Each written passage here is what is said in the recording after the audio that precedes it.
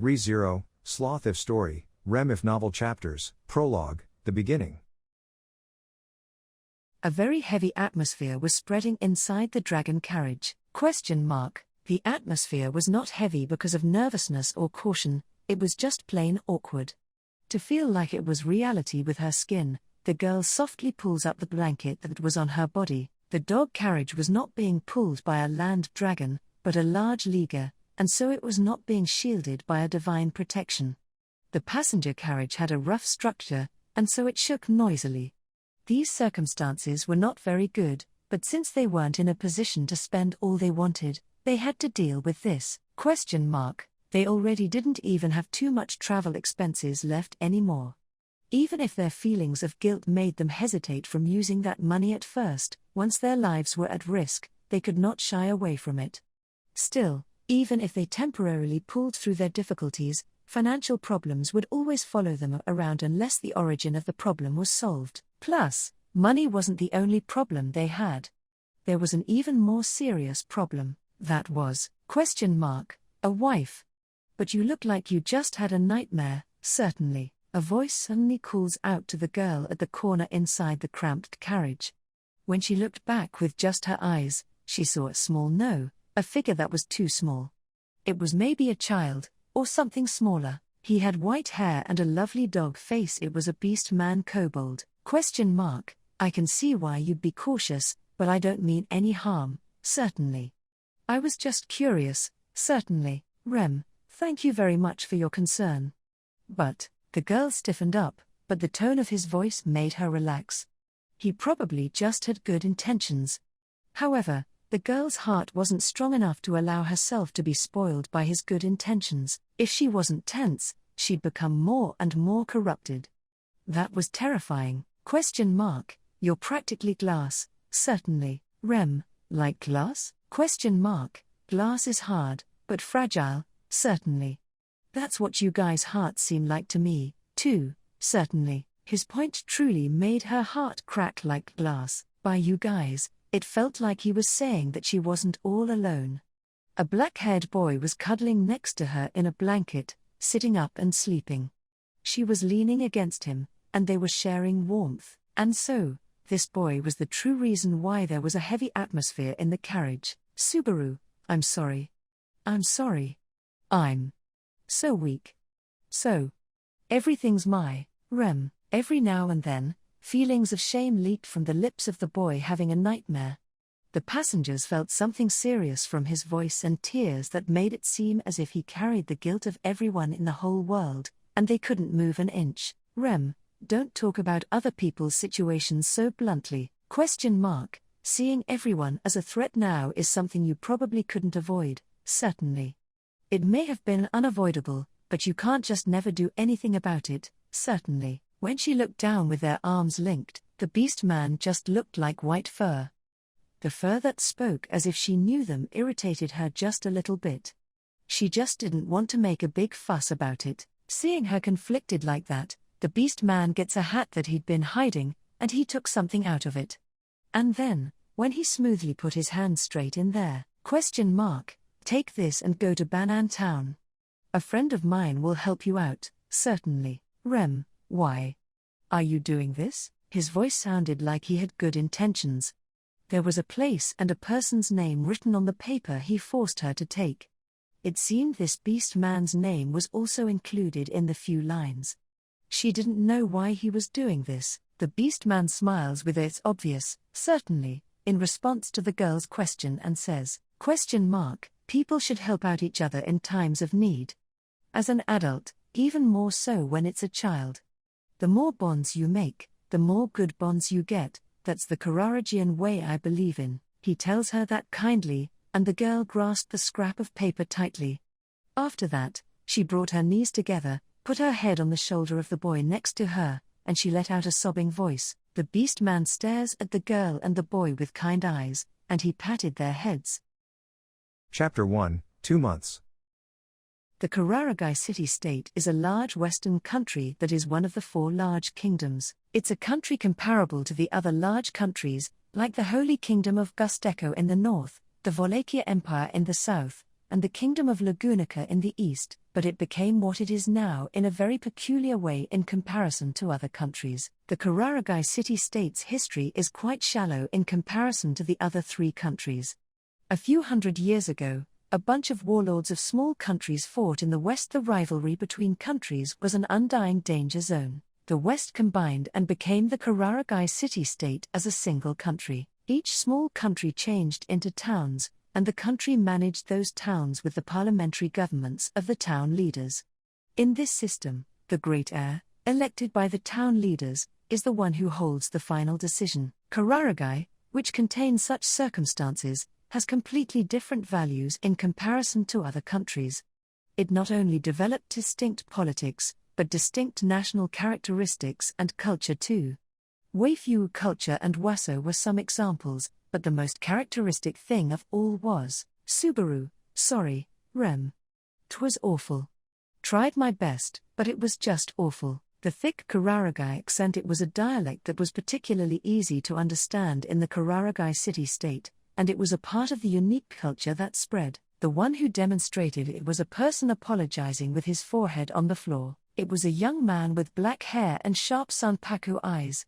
He was in a waso dyed deep blue, sitting upright in a room of tatami mats made of knitted grass, making a pathetic look. Natsuki Subaru was his name. As you could tell from his terrible Kararagi accent, he didn't come from Kararagi.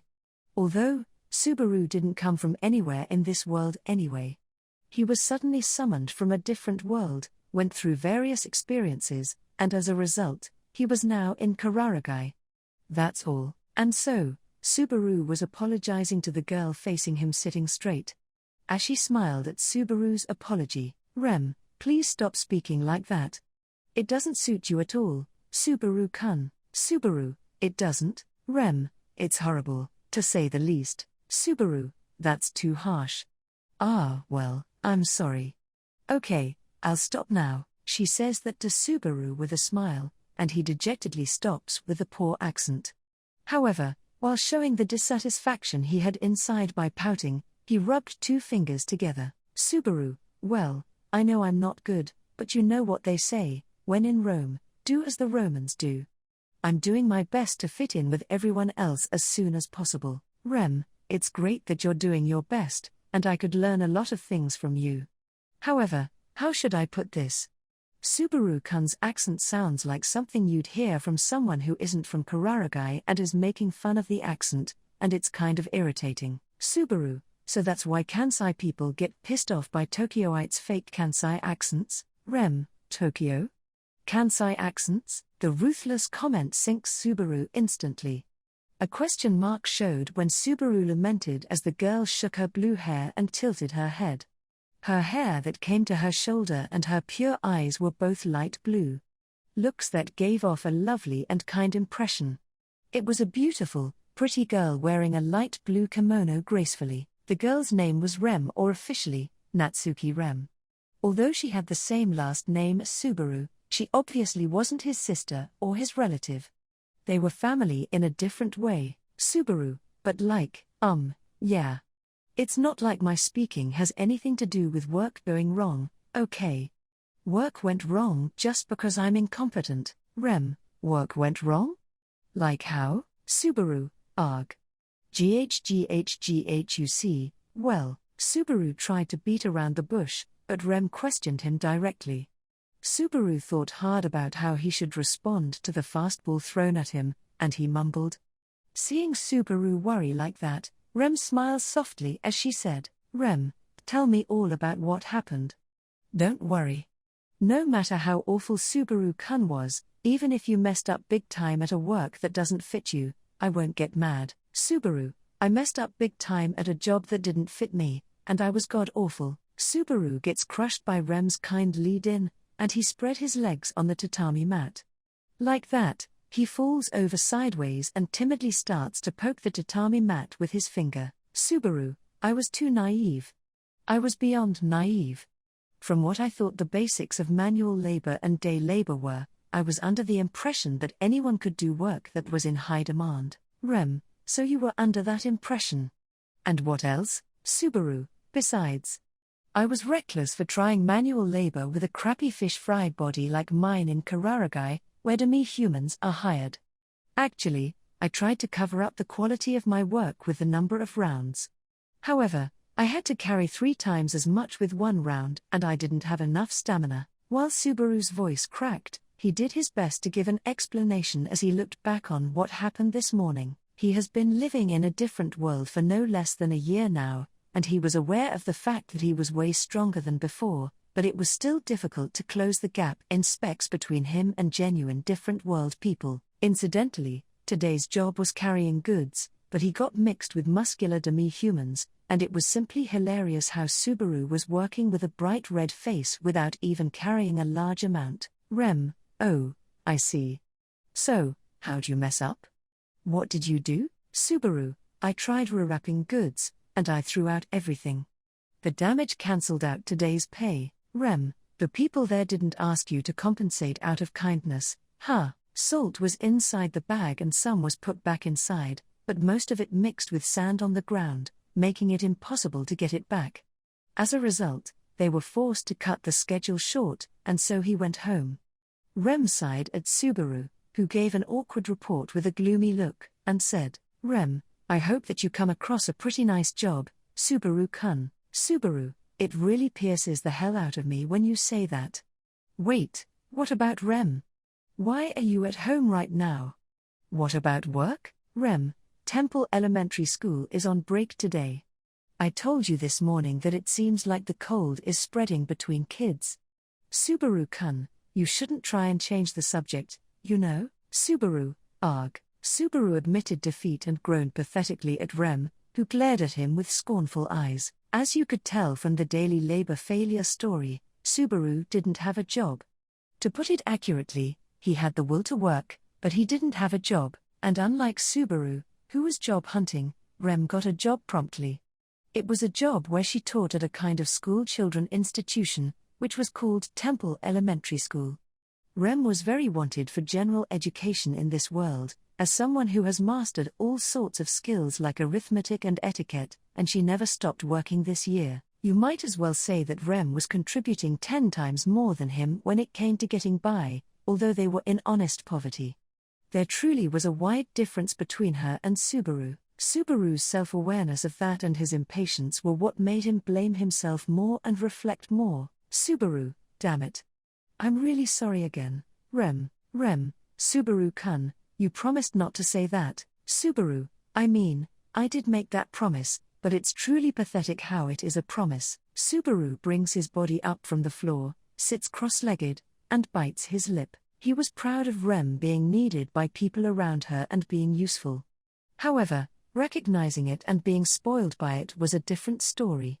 Not to mention, the one who wanted to live while supporting each other was Subaru. After all, by no means did he intend to let Rem do all the supporting and get spoiled as much as he wanted. Rem: it's okay, don't worry. They'll all realize how amazing Subaru-kun is eventually. You just haven't found a job that goes well with your great talents yet. So, keep trying. Because I'll work for money. Subaru: that's exactly how someone becomes a typical gigolo. Rem: Subaru-kun. Subaru bestirred himself and stood up before he melted in the huge, spoiling aura. Subaru leaves behind Rem, who was surprised by his energy, and he ran towards the room's entrance.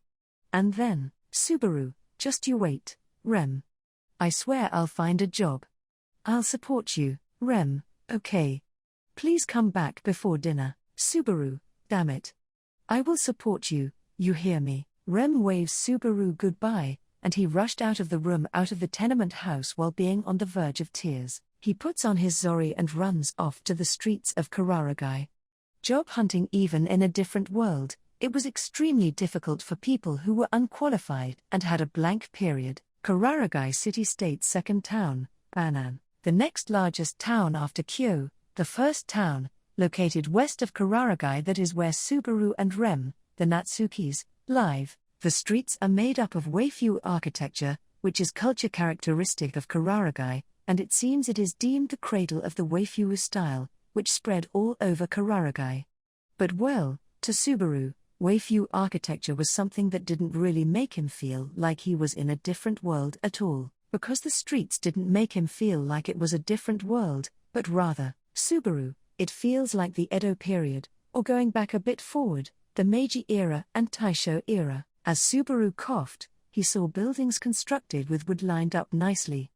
Waifu architecture, which stood on the streets, was also characteristic of the stores with open doors. People walking down the road were wearing zori and kimonos, which were waso, but they were all true different world people. Among those that had hair color and looks that differed from Subaru's common knowledge, there were a lot of demi-humans representing beasts. Japanese culture that forced itself into another world. Subaru had that impression of Kararagi customs, including the Kararagi dialect that sounded just like Kansai dialect. Subaru, it's like people in a fantasy cosplaying. Well, the material is nice, so it looks good on everyone, and it all comes together perfectly, though. It is very common for manga and games to have countries with Japanese culture in fantasy worlds in the first place. The problem was that it still felt weird actually being in such a situation. Getting used to it actually took longer than he'd expected. Only after about a year did Subaru finally accept this scene. That being said, he still had doubts even if he gulped down the weird feelings. He couldn't believe that Kararagi's culture uniquely developed from zero.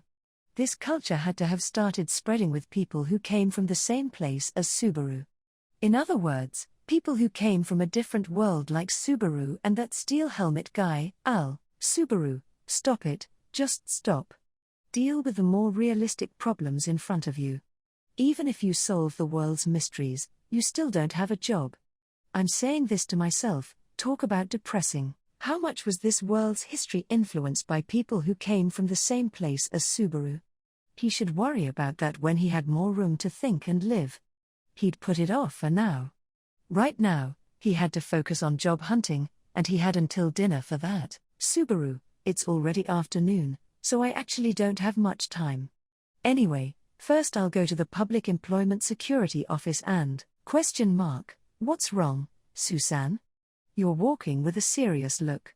What a scary face. Subaru, don't be so rude about people's serious looks. Someone made a rude point about Subaru's face as he frowned and walked around town. Once Subaru turned around to see whose voice it was, he saw a tall man right beside him.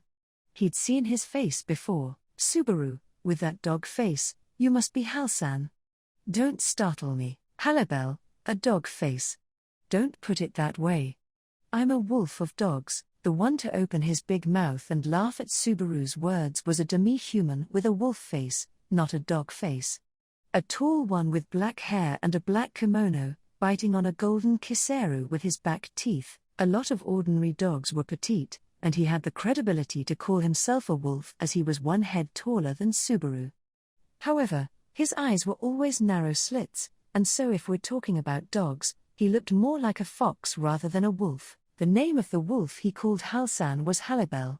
He was Subaru and Rem's neighbor of the housing complex tenement house they lived at, and you could say that he was the first acquaintance they made at Banan. Halibel, you look like you want to say, if you're not a dog, then you're a fox.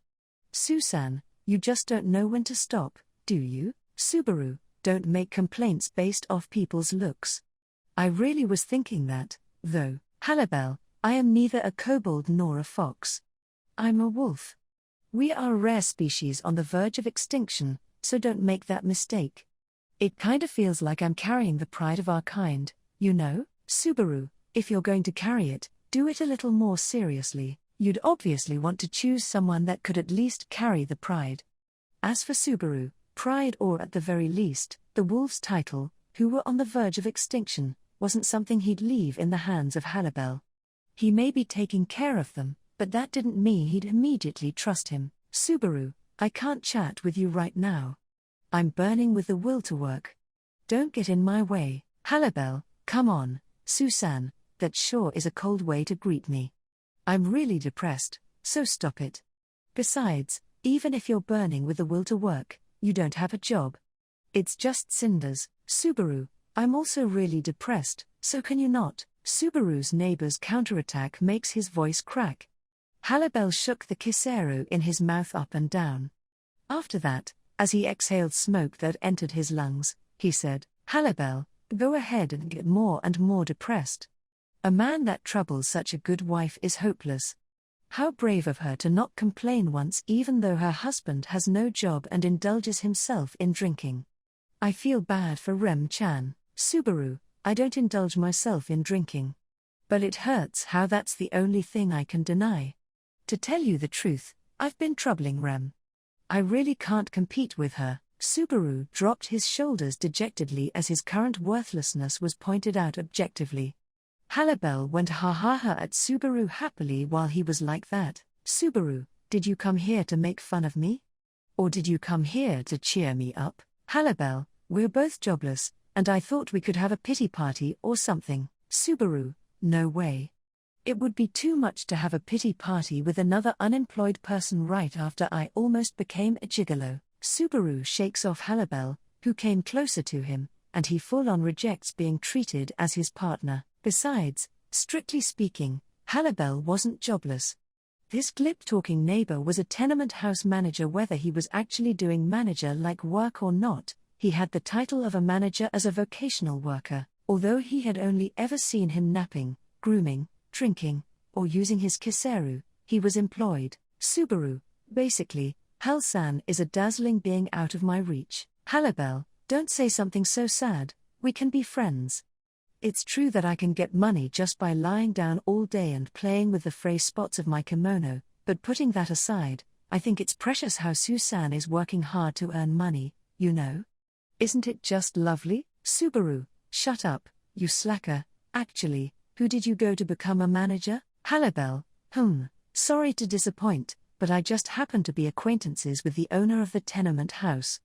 With that connection, I was able to be a couch potato. Sorry, Susan, I'm a winner." "Subaru, damn you." Subaru hisses without hiding his anger as he listened to his shaky story. In the end, personal connections meant everything in an environment where even academic backgrounds were useless. And Subaru didn't have any personal connections, even if you were to disregard the fact that he was in a different world. A man that traveled 2 worlds and failed to create relationships, that was Natsuki Subaru. Subaru, struggling alone, and to top it off, jobless. Looks like I'll just have to wait for my death. "Halibel, you have Rem-chan." Struggling alone is an exaggeration. Halibel suddenly opens his large mouth widely, and he bursts into laughter as he looked up at the sky. Subaru, seeing that dog face in the corner of his eye, sighed deeply. "Subaru, look, you know my situation.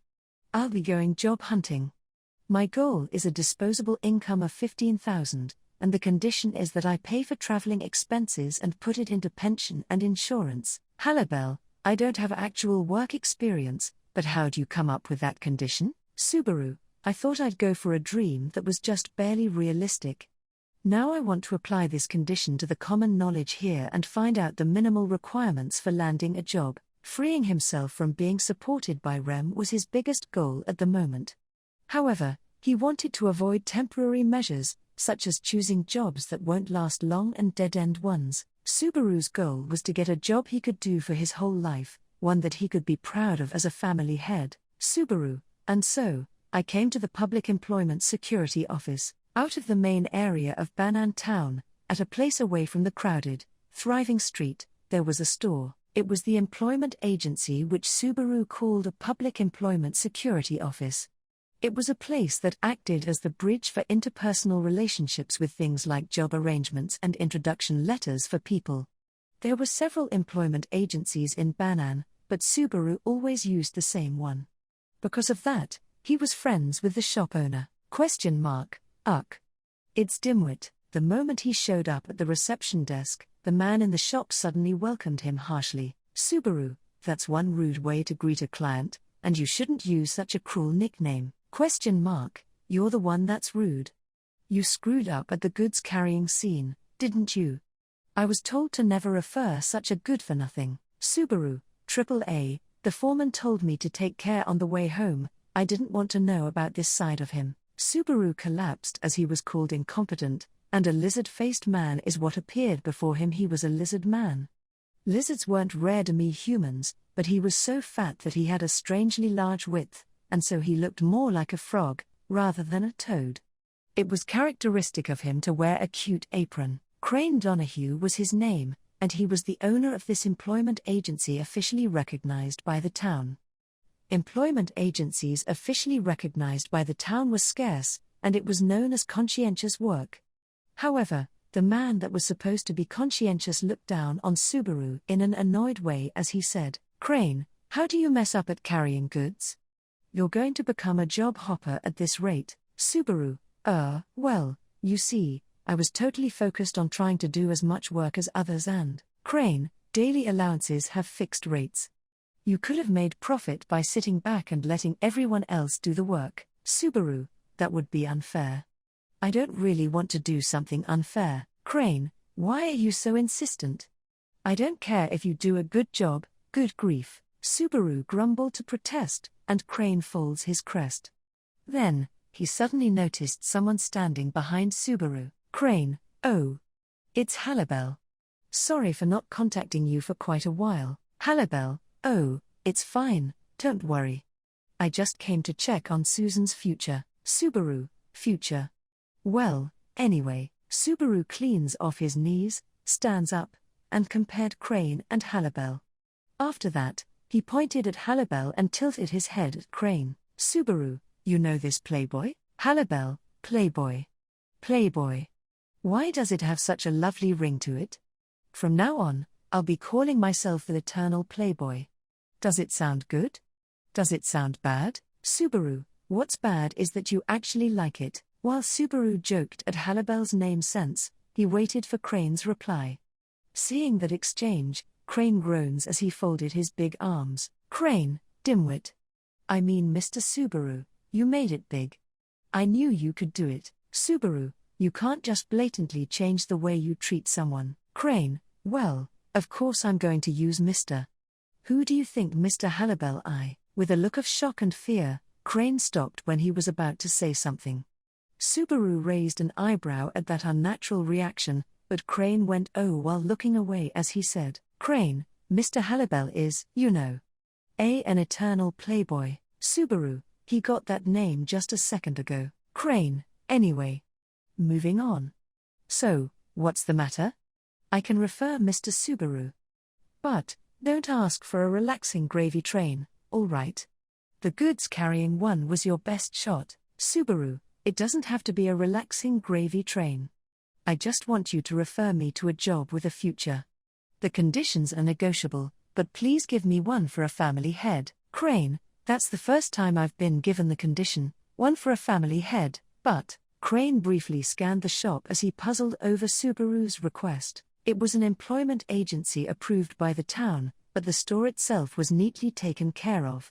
The one-floor wooden shop had minimal chairs and tables, and the bulletin board wall was filled with help-wanted advertisements and wanted people forms. People searching for jobs would select a job from the posters, and the people who wanted a job done would ask Crane and he'd put up a form.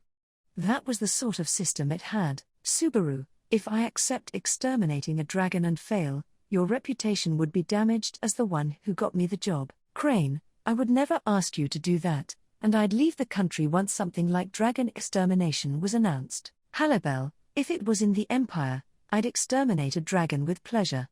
If you have a good plan to kill it, you might even defeat the kingdom's god dragon. Then you could take the country and, Subaru, oh. Crane. That's it. Let me check out that Zarestia bed search. Subaru's voice interrupts Halibel, who lit his Kisero and puffed it. Subaru approaches the wall dramatically, and once he tore off the poster, he read the contents aloud. Subaru, let's see. Recruiting investigators for the bed of the Great Spirit Zarestia. The habitat of the Great Spirit that has been a mystery for many years. The time has come to recruit members to explore it. Working conditions are negotiable, and the reward depends on results. This doesn't sound good at all. Crane, why are you talking so loudly to yourself? Also, I'll be putting that back. Give it here. When Subaru's eyes turned lifeless from the absurdity of the recruitment details, Crane confiscated the poster. Then, when he looked at the details, he groaned an oh as he said, Crane, I forgot to take this off. Applications closed quite a while ago. It's just a crappy recruitment form I left on there just because I was told to do so. Just forget about it, Subaru. Did it actually happen? Crane, there are a lot more idiots in this world than you think. Subaru felt depressed when he heard Crane reply as he shrugged. Involving yourself with great spirits would be nothing but a suicidal act. Just normally encountering them would be reckless. I just hope that those daredevils died peacefully. That was Crane's misinterpretation of Subaru's facial expression, and when he touched his own apron he said, Crane, I now know that you're so cornered that you jump at a job that's pretty much suicide. So, I really don't know if I should give you this, Subaru. So you're saying you have a job that's better than pretty much suicide? Crane, it depends. But well, you have to work for your cute wife. Crane took out an application as if to say to him, this is all I can do for you now. Subaru nervously accepts what he held out to him, and he looks at the application details. Subaru, a maid at Riften Magogi's place. Crane, it's a short-term job that lasts for 1 month. You'll be doing subordinate work, but Mr. Subaru has the skills, so, saying that, Crane shows off his apron as he pinched it. The apron was way too cute for a giant like him, but the flower pattern on it was what emphasized that impression in particular. Subaru, an old fart with a lizard face may be wearing it, but it still looks great. Crane, you put it on yourself. My wife really liked it, though. Subaru, that's just because I was sewing buttons back on. How is that related to this? Crane, take a good look at the guidelines.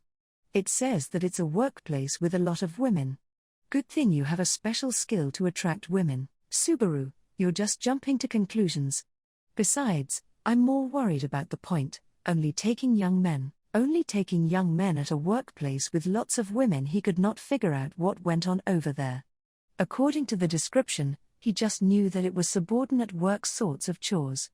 They weren't looking for special qualifications and inhumane manual labor. If only he didn't refuse being a manservant. Subaru, thanks, but would I even stop being a day laborer with this? Crane, as if you could find a lifetime job out there so conveniently. Listen up. First you gotta start from the bottom, get your face and name out there, and then you'll find your favorite after earning trust.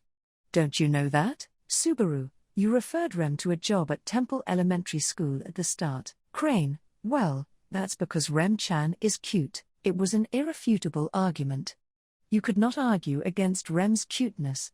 Stuff like Subaru's poor excuses weren't effective in society. Crane, Kararagi isn't nice enough to recognize an unemployed man as a full-fledged man. Subaru, I came here to look for a job, didn't I? He came to the Public Employment Security Office and was being treated coldly because he was unemployed. This was proof that, despite having the will to work, he was lacking the most important thing, trust from society. That being said, Crane's judgment was fair. Subaru dropped his shoulders in defeat. Subaru, please make me a letter of introduction. I will do my very best to be liked. Crane, yep, do your best. Mr. Riften is a brave dealer, but he's known to be a calm person. Subaru, brave warrior. Crane, brave dealer. Subaru tilted his head at the slight difference in nuance, but Clay wasn't concerned about that as he finished writing the letter of introduction fluently, carefully put it into an envelope, and gave it to Subaru. Crane, on the morning of the day after today, go to Mr. Riften, tell him that you came from me. Subaru, okay. Thanks as always. Crane, and lastly, be careful. Sheesh, don't mess up this time. He puts the letter of introduction in his pocket and left as he waved goodbye to Crane, who went back inside the shop. Then, he went back to the main street with Halabel, who had been smoking his Kisero at the street. Subaru, but, damn. Hal-san sure has a lot of free time. Halabel, why say that all of a sudden? Subaru, it looks like you're jobless, gazing absent-mindedly at other people job hunting. That's too awful. Halabel, when there's someone below you, you cheer them on, right? I'm the group that gives you courage. Subaru, courage isn't what I'm getting from this. It's more like something dark, I think. Subaru replies to Halabel cracking jokes, and he sighs. Although, Halabel still was the employed person here, and so Subaru was the one who had a low position in society. Halabel, still, you're having quite some trouble with job hunting. What did you do before arriving at this town, Subaru? Halibel's casual questioning makes Subaru hold his breath for a moment. However, he quickly smiles to hide his hesitation and he shrugs as he went. Well, Subaru, I moved from place to place in Kararagi with Rem. I'm glad we settled down this town. It's all thanks to you that we were able to rent a tenement house. You're a lifesaver, Halibel. About that, you should thank Elder instead, the one who referred you. Connections are a way of life. If you're blessed with them, that shows you have something to offer, Subaru. About that, I don't contribute much at all. It's all thanks to Rem, Subaru replies as he thought, that's the only thing I'm 100% sure about, and he stretches lightly in the crowd. As he was temporarily relieved of the burden he had thanks to getting a job, Halibel, moving from place to place in Kararagi. Subaru, sorry, Rem.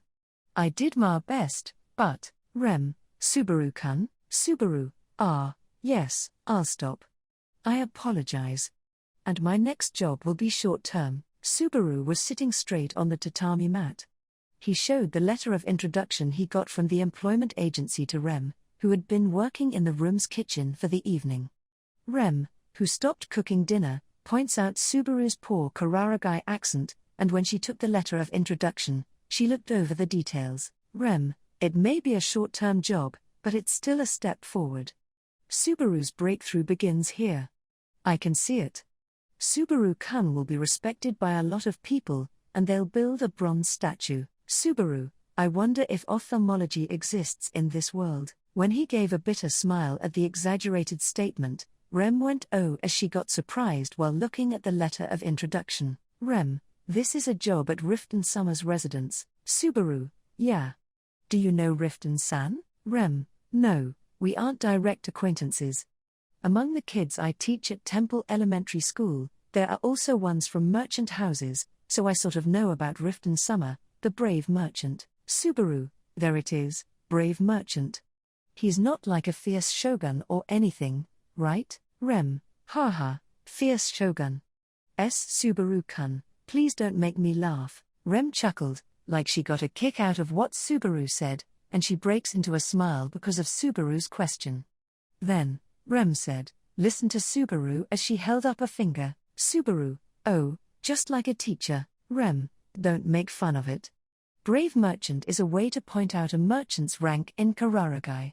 Excellent merchants are given the ranks great merchant, wealthy merchant, and brave merchant. It's an honor. Subaru, great and wealthy makes sense, but isn't brave kinda weird? Rem, because in Kararagi, where trade flourishes, achieving success in trade is practically like distinguishing yourself in a battlefield. Riften is also someone who's respected. Rem replies like that, and she looks at the letter of introduction a bit nervously. Seeing Rem somewhat uneasy, Subaru knits his brows, and he called her name. Subaru, you seem kinda uneasy. What's up, Rem? Well, according to the rumors I've heard, there are a lot of women working at Riften-sama's mansion. So a handsome, young man like Subaru-kun working in a workplace like that would be, Subaru, you're being pretty subjective. While Rem expressed her considerably subjective opinion, she folded and unfolded the letter of introduction. Subaru somehow sensed what Rem was worrying about, judging from her unease. Subaru, silly, Rem, ow. Subaru-kun? Rem holds onto her head after suddenly getting chopped by Subaru. Subaru says good grief to Rem, who had a surprised look, and he sighed. Subaru, don't worry about such odd things. Who do you think I am? Rem, I'm sorry. But I'm worried now. Riften-sama, as someone who hires tons of women, will see cute old Subaru-kun and he might not feel turned on. Subaru, ugh. That's a little different from what I thought you were worrying about. Rem's one-sided worrying dumbfounds Subaru, and he changes the topic. Subaru, but cute? Just look at my eyes. How are they cute? Rem, I just can't get enough of the manliness of Subaru-kun's eyes. Subaru, what exactly do I look like to you? There were a lot of things about Rem's assessment of Subaru that other people couldn't really understand. In any case, Subaru held onto Rem's shoulder, as if to tell her that she shouldn't worry and to calm her down. Subaru, you don't need to worry. Rem is the only one for me. That goes for when I'm at a place with a bunch of girls too, got it, Rem, Fuwa. Yi yesh, got it. Subaru-kun, as he whispered while patting Rem's head, her face turned red, and she nods. Then, Subaru also felt affection for Rem, who became submissive to him for a bit. When Rem lifted her head slowly, her wet eyes met his up close. They get closer and closer, close enough to feel each other's breath. Then, a pot whistled. Subaru, oh. Rem, kya. The sound of a pot lid falling breaks the silence. Rem rushes to the kitchen in a panic. She turns off the heat of the cooking stove that used a magic crystal, makes sure the pot settled down, and rubbed her chest in relief. Rem, haha. Subaru, haha. Then, they both smiled at each other at the same time. And so, they laughed for a while, and when that settled down, Rem clapped as she went, all right, Rem, let's eat. Subaru-kun, please set up the table. Subaru, it's more like a low dining table, though. While still feeling slightly awkward, the two of them start to prepare the food. When he moved the low dining table set against the wall to the middle of the room, Rem took off the lid of the pot vigorously. A steamy pot and the smell of delicious, warm vegetables. Today's menu was maizutake, Subaru, nobe. It's nice to have every now and then. It's the best when you have it with ponzu. Rem, I kind of wanted to eat something sour with assorted vegetables. Subaru-kun, are you fine with sour stuff? Subaru, I like it. I'm surprised. You like sour stuff? Rem, no, I really just kind of wanted to eat it, but. Rem curiously puts her finger on her jaw and tilts her head slightly. However, Subaru ignored her for now as her actions weren't unexpected to him. Besides, Rem choosing a menu giving priority to what she wanted to eat was a good sign, since it was proof that she was slowly getting out of the habit of always prioritizing Subaru in one way or another. Subaru, delicious. You did awesome today again, Rem, my. For you to be happy that you have a cute wife who's a good cook. I'm embarrassed, Subaru, well, I really was serious. I'm such a lucky guy. No matter where they moved, Rem was always good at cooking. It was tough at the start with different kitchen utensils and different ingredients, but after living in Kararagi for a year, they were adapting nicely. It's just that there were a few parts they couldn't adapt to, unrelated to tastes. Subaru, ooh. My stomach hurts. I can't move an inch. Rem, I'm stuffed. Subaru-kun, my lap is free now. Subaru, yay. I'd like to make a reservation. Rem, reservation taken. A special seat, just for Subaru-kun. Hop on. Rem taps her closed lap, and Subaru falls onto it. When he left his head on her soft lap, he felt his whole body being wrapped in happiness. Their stomachs clearly took in more than a two-person meal, and their stomachs relaxed to whatever extent they wished for. Subaru, ha. Rem's amazing. Rem, yes. But Subaru-kun is lovely too. Subaru, those two things aren't related. Rem, to me they are. Closely related, that is. Unlike Subaru's assessment, apparently to Rem, there was a tight knot linking trust and Subaru. He wasn't so sure if he was living up to that assessment. Rem is amazing were, without a doubt, Subaru's real thoughts, gratitude, and apology. Rem probably knew that too. He felt pathetic for that. Again, Rem, after resting our stomachs for a bit, let's go to the bathhouse. You have to rest up in preparation for work, Subaru, but my job starts the day after tomorrow. Rem, I know. So, Subaru-kun has to take it easy tomorrow.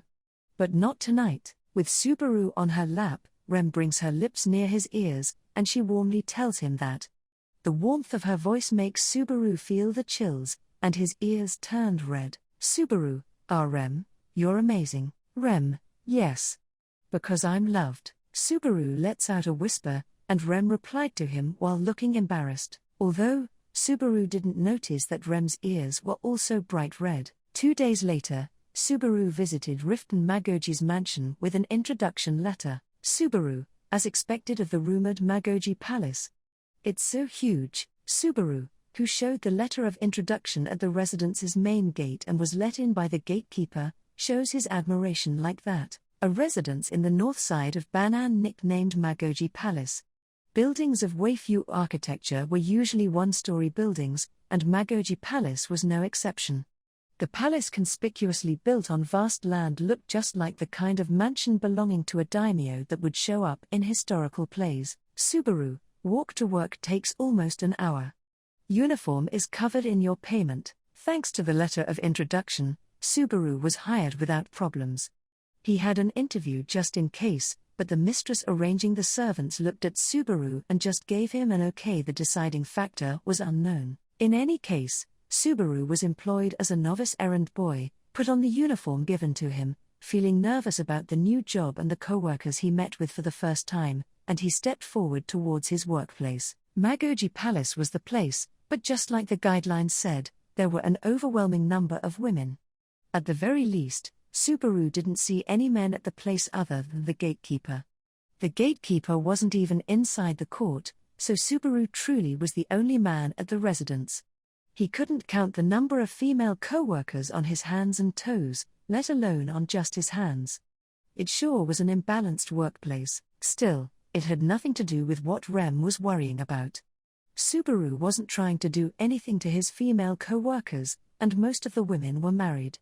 However, that was if he overlooked the fact that there were other problems constantly coming up. Natsuki-kun. Hey, can you do this for me? Oh, Subaru-kun, come here. Come-un, help me. Kya. Subaru-chan, you handsome man. That's it. You sexy guy. Then, shrill voices. He was a bit hesitant to call them that, but cheers like those came from all around the palace. They were all cheers coming from Subaru's co-workers that were working at the palace with him.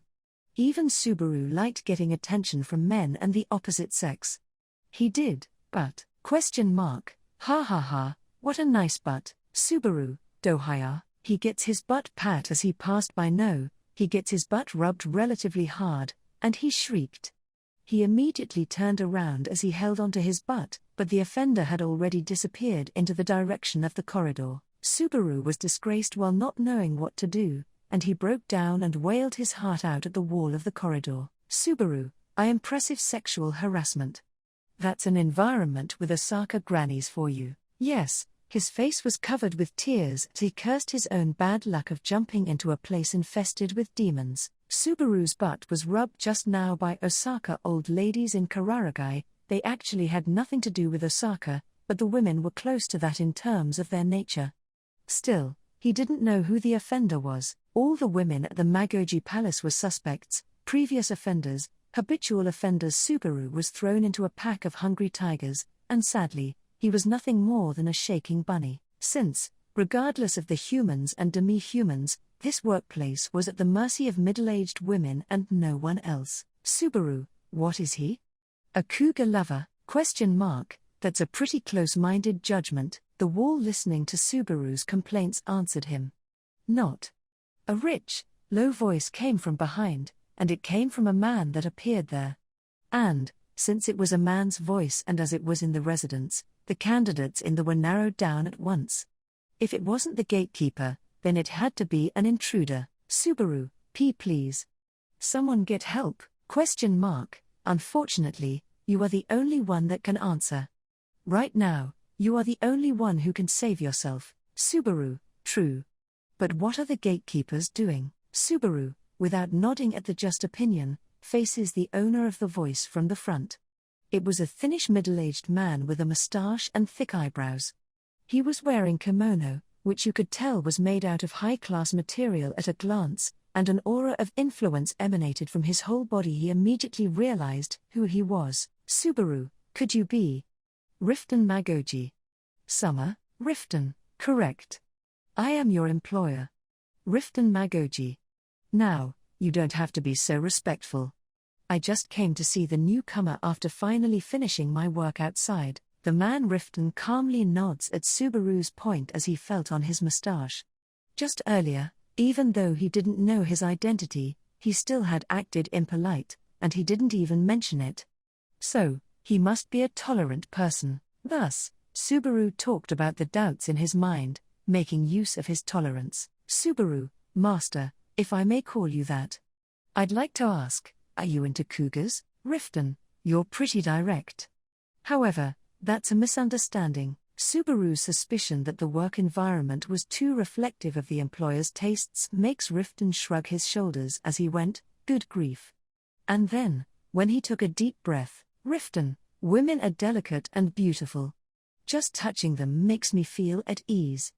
That sense of security is irreplaceable, and their open-mindedness gets more charming as they age, don't you think so? Subaru, my butt's been touched close to 1,000 times in the past few days. Riften, that's because you have a nice butt. Subaru, you are too biased with your workers. Riften, hit it, and you'll hear it.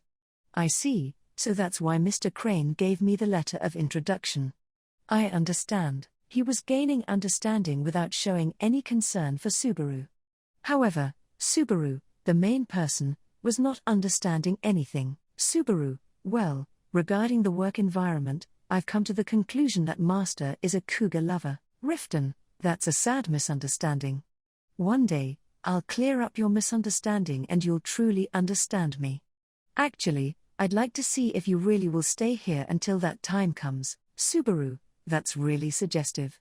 Why do you feel that way? Riften, you think you're the only man I've ever hired at my palace. Riften laughed lowly, as if the inside of his throat trembled. When Subaru looked at him, with his appearance he vaguely felt like he looked like an evil Edo period prefectural governor. As he had that thought, Subaru, I just thought that all the men couldn't take the sexual harassment and disappeared. Riften, although this is the first time I've heard sexual harassment, I can roughly imagine what it means.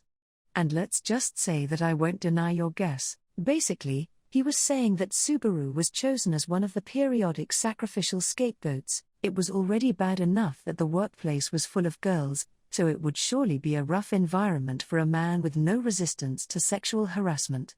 The more one had pride as a man, the more devastating the mark would be. Riften, still, in comparison with all the other men, you're kinda tough.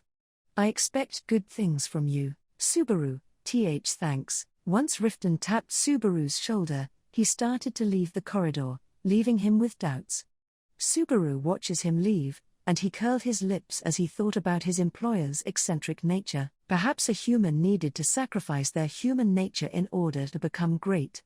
Or maybe, since he had senses that were different from others, his results were recognized as unique and he was able to move up in the world. Subaru touches the shoulder Riften tapped as he said, in any case, and sighed. Subaru, even if he has expectations of me, he's only going to be disappointed. Subaru's listless whisper reaches no one, and it disappeared into the wooden floor. Subaru-shan. Come here for a second. Subaru, okay. I'm coming now. When Subaru heard a yell from afar, he started to run as he changed his expression. As if to say, there's no time to stop moving, to his job at this busy mansion and to his co-workers. Chapter 2, 3 months. After that scene with his employer, Subaru spent a few days working at the palace. You could say that it was going smoother than one would expect. It seemed that the many men hired at the palace quickly gave up under the environment, but Subaru didn't falter. A big part of why he didn't is because, first of all, Subaru got hired because they were taking anyone as long as the person was a young man. Knowing why he was hired, he was able to do his job while taking it rather easy. He was also fortunate to not have his pride hurt by his co-workers' somewhat excessive physical contact. The most fortunate thing of all was that women were attracted to Subaru, just like Klein had claimed. Subaru-chan is a hard worker. He's so great. He's super skillful, and he's considerate.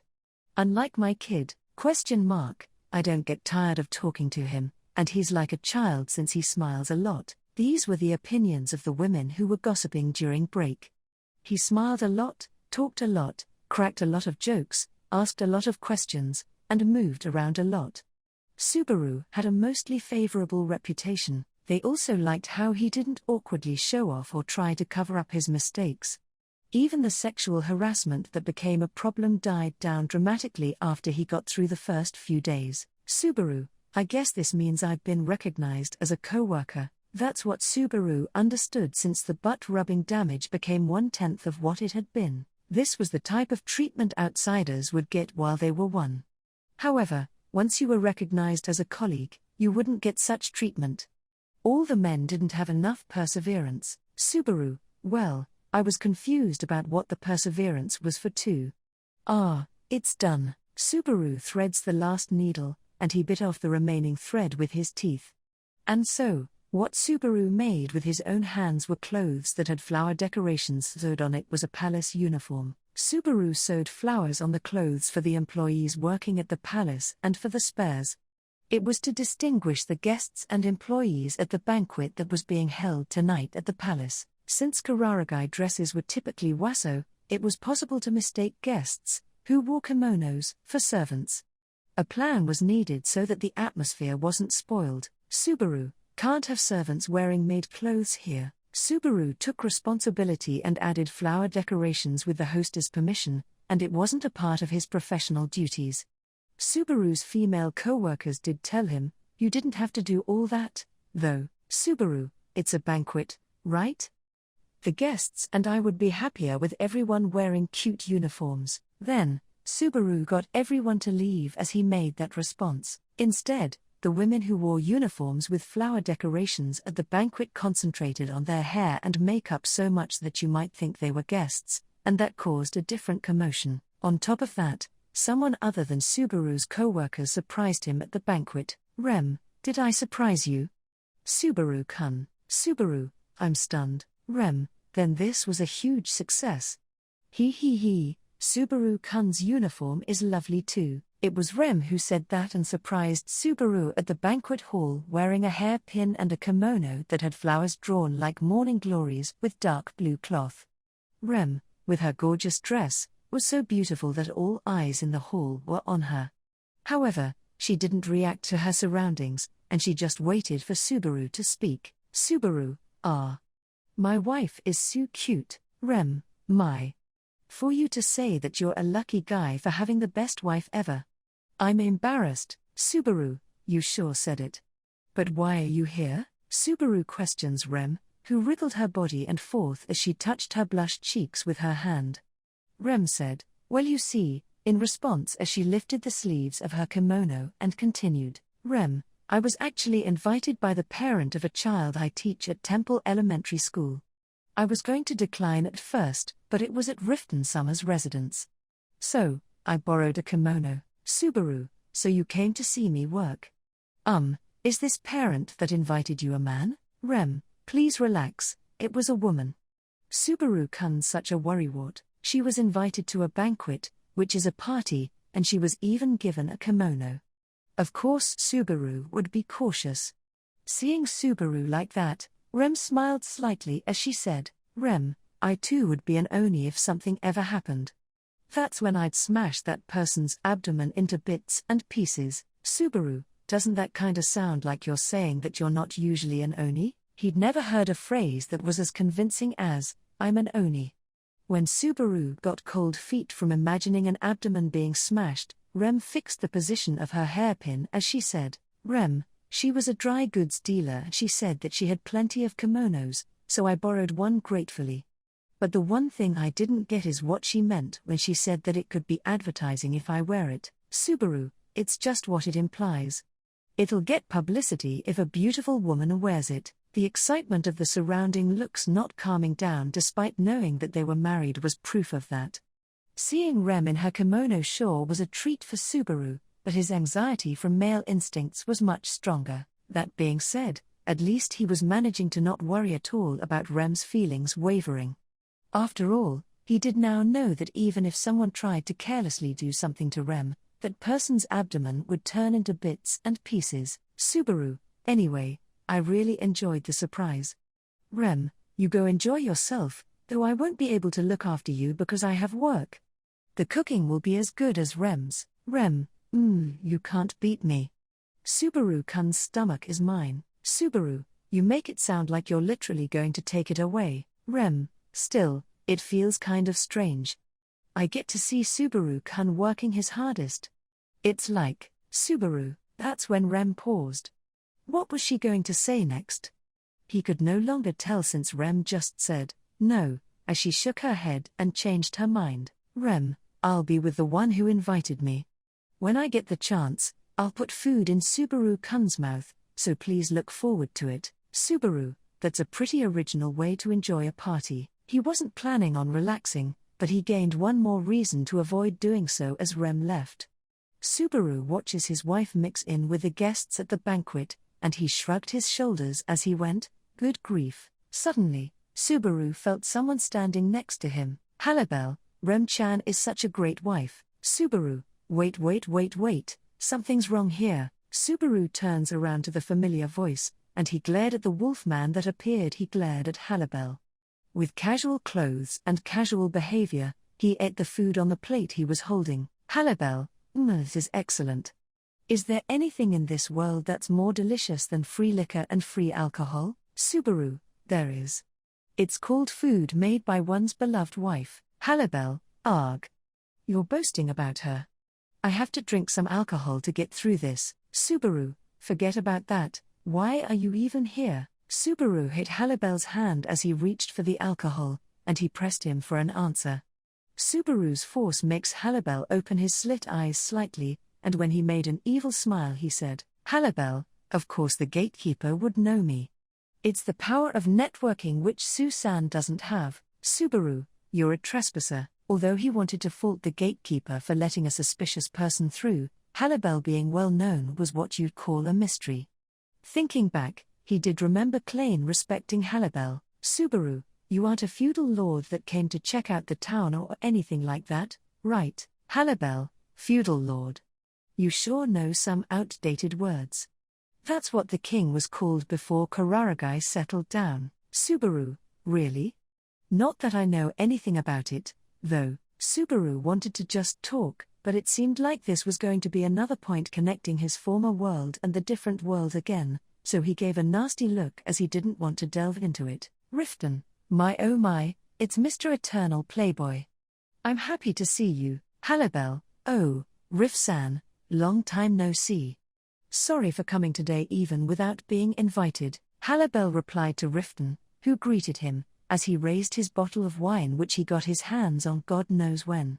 Riften calmly nodded at that behavior, however Subaru quickly bowed his head to his employer as he said, Subaru, I'm sorry, master. I will kick out this suspicious man right away. Halibel, hey now, that's cruel. Susan, Riften, I like your hard work, but that would be unnecessary. It's rare for Mr. Eternal Playboy to show up at banquets like this.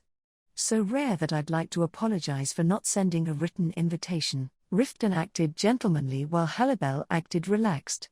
Their relationship also was a mystery to Subaru, but, if there was one thing he could point out confidently it would be, Subaru, did that Playboy nonsense actually spread? Halibel, taking what you like is the Kararagian way, after all. I'm happy that I was able to get a simple title thanks to Susan. Subaru, IRC. Hopefully you can become a sage someday. It might be difficult because of the eternal part at the front, but he couldn't give up his hope. Riften, by the way, these past few days I've been carefully observing how you work. Subaru, oh, sorry. I've been talking to guests so much that. Wait, a few days? Observing? Riften, I told you, didn't I? I have high hopes for you. I've been receiving information from the hostess, and you sound different from the men I've hired. You're more feminine than all of them. Subaru, feminine? Riften, a truly intriguing word.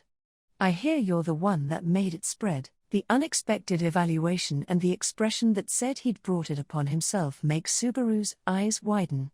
He did remember saying feminine with his female co-workers several times, but he had underestimated Kararagi people's adaptability. But, it still wasn't clear how that led to feminine being the evaluation. Subaru, so why did Master end up pointing out me being feminine? Riften, the hostess has mostly the same opinion as the other women, although your femininity isn't the only thing that's been recognized. Subaru, the same opinion. Riften, incidentally, I've heard from Mr. Klein that you've been looking for a place where you can have a long career. Subaru blinks with surprise as the conversation made an unexpected turn.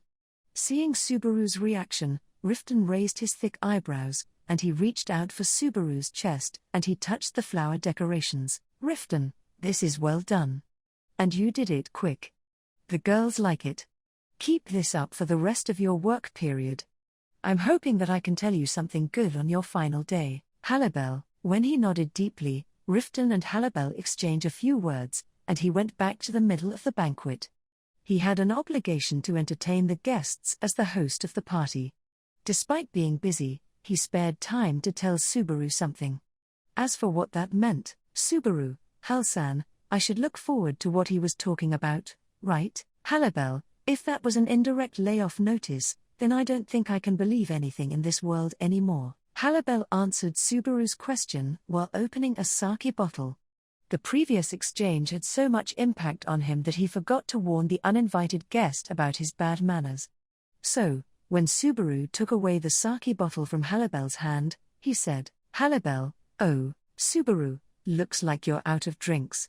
I'll go get more. Subaru collects the empty bottle as he hurried out of there. While stopping himself from breaking into a smile, he made up his mind to take the initiative and work harder than anyone else tonight at the banquet hall. He also had to deal with the uninvited guest now to do that, as he felt excited inside since it seemed he'd be able to give some good news to Rem. Rem, oh, Subaru-kun. It was after the banquet cleaning when he exited the main gate to go home. Subaru gets his name called, and the slight surprise makes him raise his face. Then, it was Rem who was leaning against the palace gate, wearing her kimono which he'd seen at the banquet. Subaru, Rem? You didn't go home with the person you came here with? Rem, I was going to, but I was selfish and said that I was going to stay here. I promised to return the kimono and hairpin I borrowed tomorrow. Subaru, that doesn't worry me, but actually, it does. If something happened while you were out this late, Rem, thank you. But the gatekeeper was there with me, so I was fine. Rem holds Subaru's hand as he rushed up to her, and she smiled at him to calm him down. When Subaru turned around as he heard her words, he saw the gatekeeper he knew giving him a thumbs up. Subaru bows his head to show his gratitude towards him, and he considers not snitching on him to the hostess for letting Halibel through. Subaru, on another note, why were you waiting here? Did you have some urgent business to take care of or something? Rem, it's nothing like that. I'm wearing clothes that I wouldn't usually wear, so I just wanted to walk home together. Subaru, Rem, I rarely wear kimonos like this. Should I have not tried it? Subaru, Subaru scratches his head with his hand that wasn't being held, and he looked away from Rem. He saw the gatekeeper looking through the gap between his fingers. You know what, I'm going to snitch on him to the hostess tomorrow. Subaru puts off that thought for later, and while feeling his ears turn red, he said, Subaru, I'm happy that you said that. Actually, I'm lame for making you say all of that. I want to show off my beautiful wife while walking home too. Thank you, Rem, yes. Please show the whole town that I'm yours. Subaru, now that's a lot of people you're talking about here. While being surprised by Rem's idea, Subaru waves at the gatekeeper, and the two of them walked back home. It was deep at night in the town Banan. The moon and starlight were not the only things showing in the twilight. Banan was being illuminated by hanging paper lanterns. Magical stones weren't blazing in them, they were candle flames, a beautiful girl in a kimono walking next to him, and a street illuminated by the night sky and paper lanterns. Subaru was not in a different world. He felt like he was seeing an optical illusion, as if he got lost in the past of his former world. Rem, Subaru-kun, what's wrong? Subaru, I just got lost in my thoughts for a little bit. I know I said that I wanted to show off as we walk, but I just remembered that I'm the type that wants to have everything to himself. I want to enjoy it at home. Rem, it's a borrowed kimono, we can't do naughty things, you know. Subaru, but what if it's just for a little? Rem, if it's just a little. Subaru's naughty statement makes Rem look down with her face turned red. While loving her profile, Subaru said, still, as he began to speak, Subaru, I didn't expect Rem to be at the party. Or I guess banquet.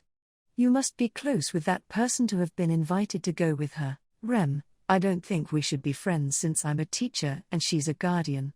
But yes, we are. Subaru, I see. I'm so glad. We've finally just barely managed to settle down in this town now. While responding to Rem, he remembered this year's journey where they moved from place to place. Although he talked about it with Halibel when he went job hunting the other day, Subaru and Rem continued to move all around Kararagi until they settled down in the town of Banan. It was because they couldn't really find work and houses, however they finally were freed from their difficult problems at this town. While wandering around, they visited Banan because of an introduction letter they got from a person they met, then they were introduced to Halibel, the tenement house manager, and they finally found a house. Rem got a job quickly, and even Subaru, who felt down because he was unqualified, was one step away from living the full-time employee life he'd dreamed of. It was smooth sailing. It seemed they were finally in a situation where they could say that, Rem, I had the time of my life tonight. Subaru-kun praised my kimono, and I got to see my husband work up close. My heart is full. Subaru, I praised Rem in a kimono, not just the kimono alone, you know? Also, I'm full because of the treats you gave me during my break at work. Rem, everything was so delicious, so I thought you'd love it too. Subaru, yeah, that was very sweet, and I love you, but, even before the banquet, for some reason women made Subaru taste a lot of food, so he was full and couldn't carry any more weight. He was currently holding it all because of the naughty arrangement they made and his willpower. Rem, plus, I was able to tell all your co-workers to take good care of you. Subaru, I'm definitely going to be teased by everyone tomorrow. Rem, he's already treated as a toy as is, so of course the women would be so delighted to be asked a favor from his cute new wife. He was now terrified of how everyone would act tomorrow after work. Subaru, the trivial but happy conversation stops. However, the silence was not something uncomfortable. It was just something that went between them naturally. Even though they weren't talking, it wasn't awkward. There certainly was a natural feeling of distance between them.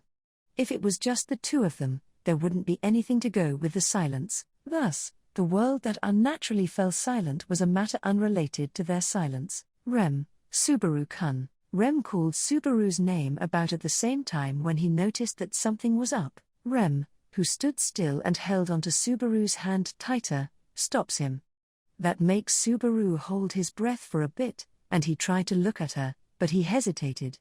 Since he knew why Rem stopped him and why she called his name, Subaru, a small person was standing at the front of the street at night. The shadow was in front of the moon, and its whole body was vague as it was under cover of night.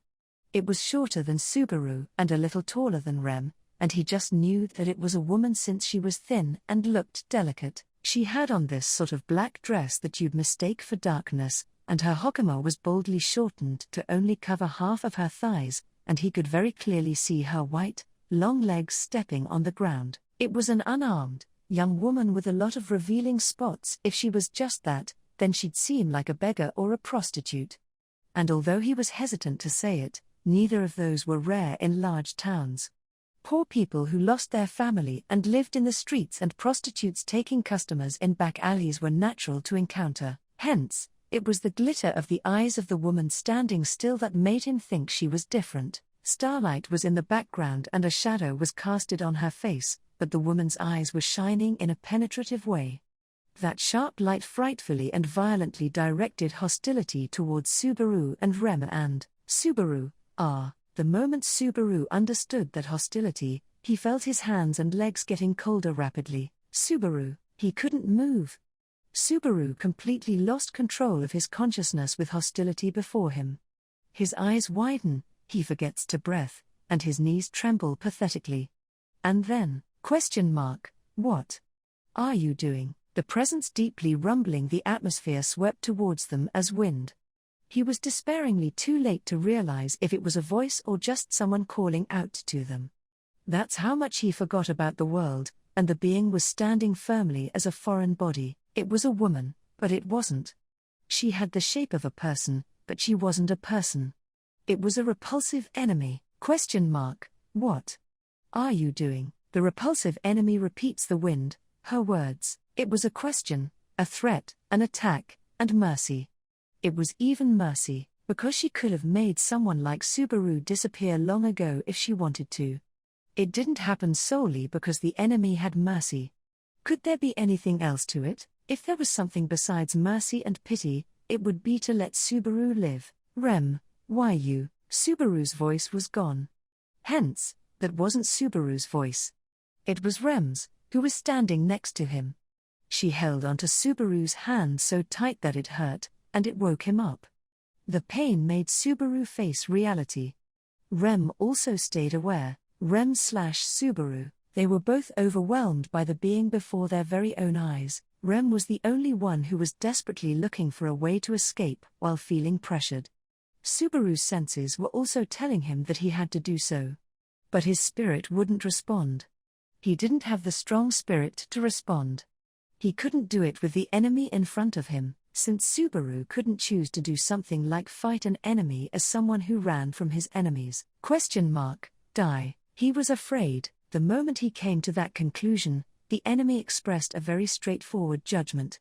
Right after that, the increasing pressure becomes so severe that it practically burns his skin, and the hostility sublimates into murderous intent. Wind blows. As if the seasonal night wind lukewarmly and gently brushed against his skin. Come here. When that fatally connected to him, Rem jumped away to the side while holding Subaru. The space they had been in splits roundly within an instant. The space split, as if it was bitten off by the jaw of a beast. Anything left at that place wasn't a living thing. And so, no doubt about it, it was the murderous intent of the women before their eyes that was left there. Rem, higher, ? Die. Since the hostility was unavoidable, Rem summoned up mana to attack and defend. However, her opponent's murderous intent was fast and strong like a sudden gust. The wind's jaw attacks Rem continuously, and she had no choice but to concentrate on dodging it. Rem, the kimono backfired. It reached down to her ankles and it was elegant, but in exchange, it restricted her actions. Even if she concentrated on dodging, she would eventually lose the ability to do so. It was getting worse and worse. Die. Her murderous intent gushes out again and again as the shortest chant using the smallest amount of words, leaving no way out. It was too tall to jump over for Rem, who was holding onto Subaru. And first, even if she were to jump high, they'd become easy targets. As for the option to escape to a place with lots of crowds, she wasn't so sure if the women had the mentality to hesitate in sacrificing people, so that would be the very last option. Rem frantically racked her brain and struggled as much as she could to find one of the few chances of winning. Subaru couldn't move since he was being held in her arms as he was swung around by the force of her jumping away. When the hostility turned into murderous intent and was acted upon, he even lost the willpower to act brave. Despite knowing that he had to move and think. Die. Without budging an inch, the woman repeats a chant of death. Die. The wind's jaw eats the sky, the ground, and the town. Die. The enemy was so much stronger than him that it wouldn't even be an exaggeration to say that it was like a cat playing with a mouse. A way to turn things around, a suggestion that'd turn the hopeless situation around, an attack to paint over the distress. Subaru, he had no time to find all that, and he couldn't buy any more of it. I don't want to die. Subaru's mind and body become chains, and that thought alone was what coiled around him, like a strong curse. Rem, if I could at least. Rem forces her voice out of her throat in response to the raging wind that was trying to kill them. Subaru knew what was going to come after her interrupted words. She was going to say this, if I could at least just save Subaru.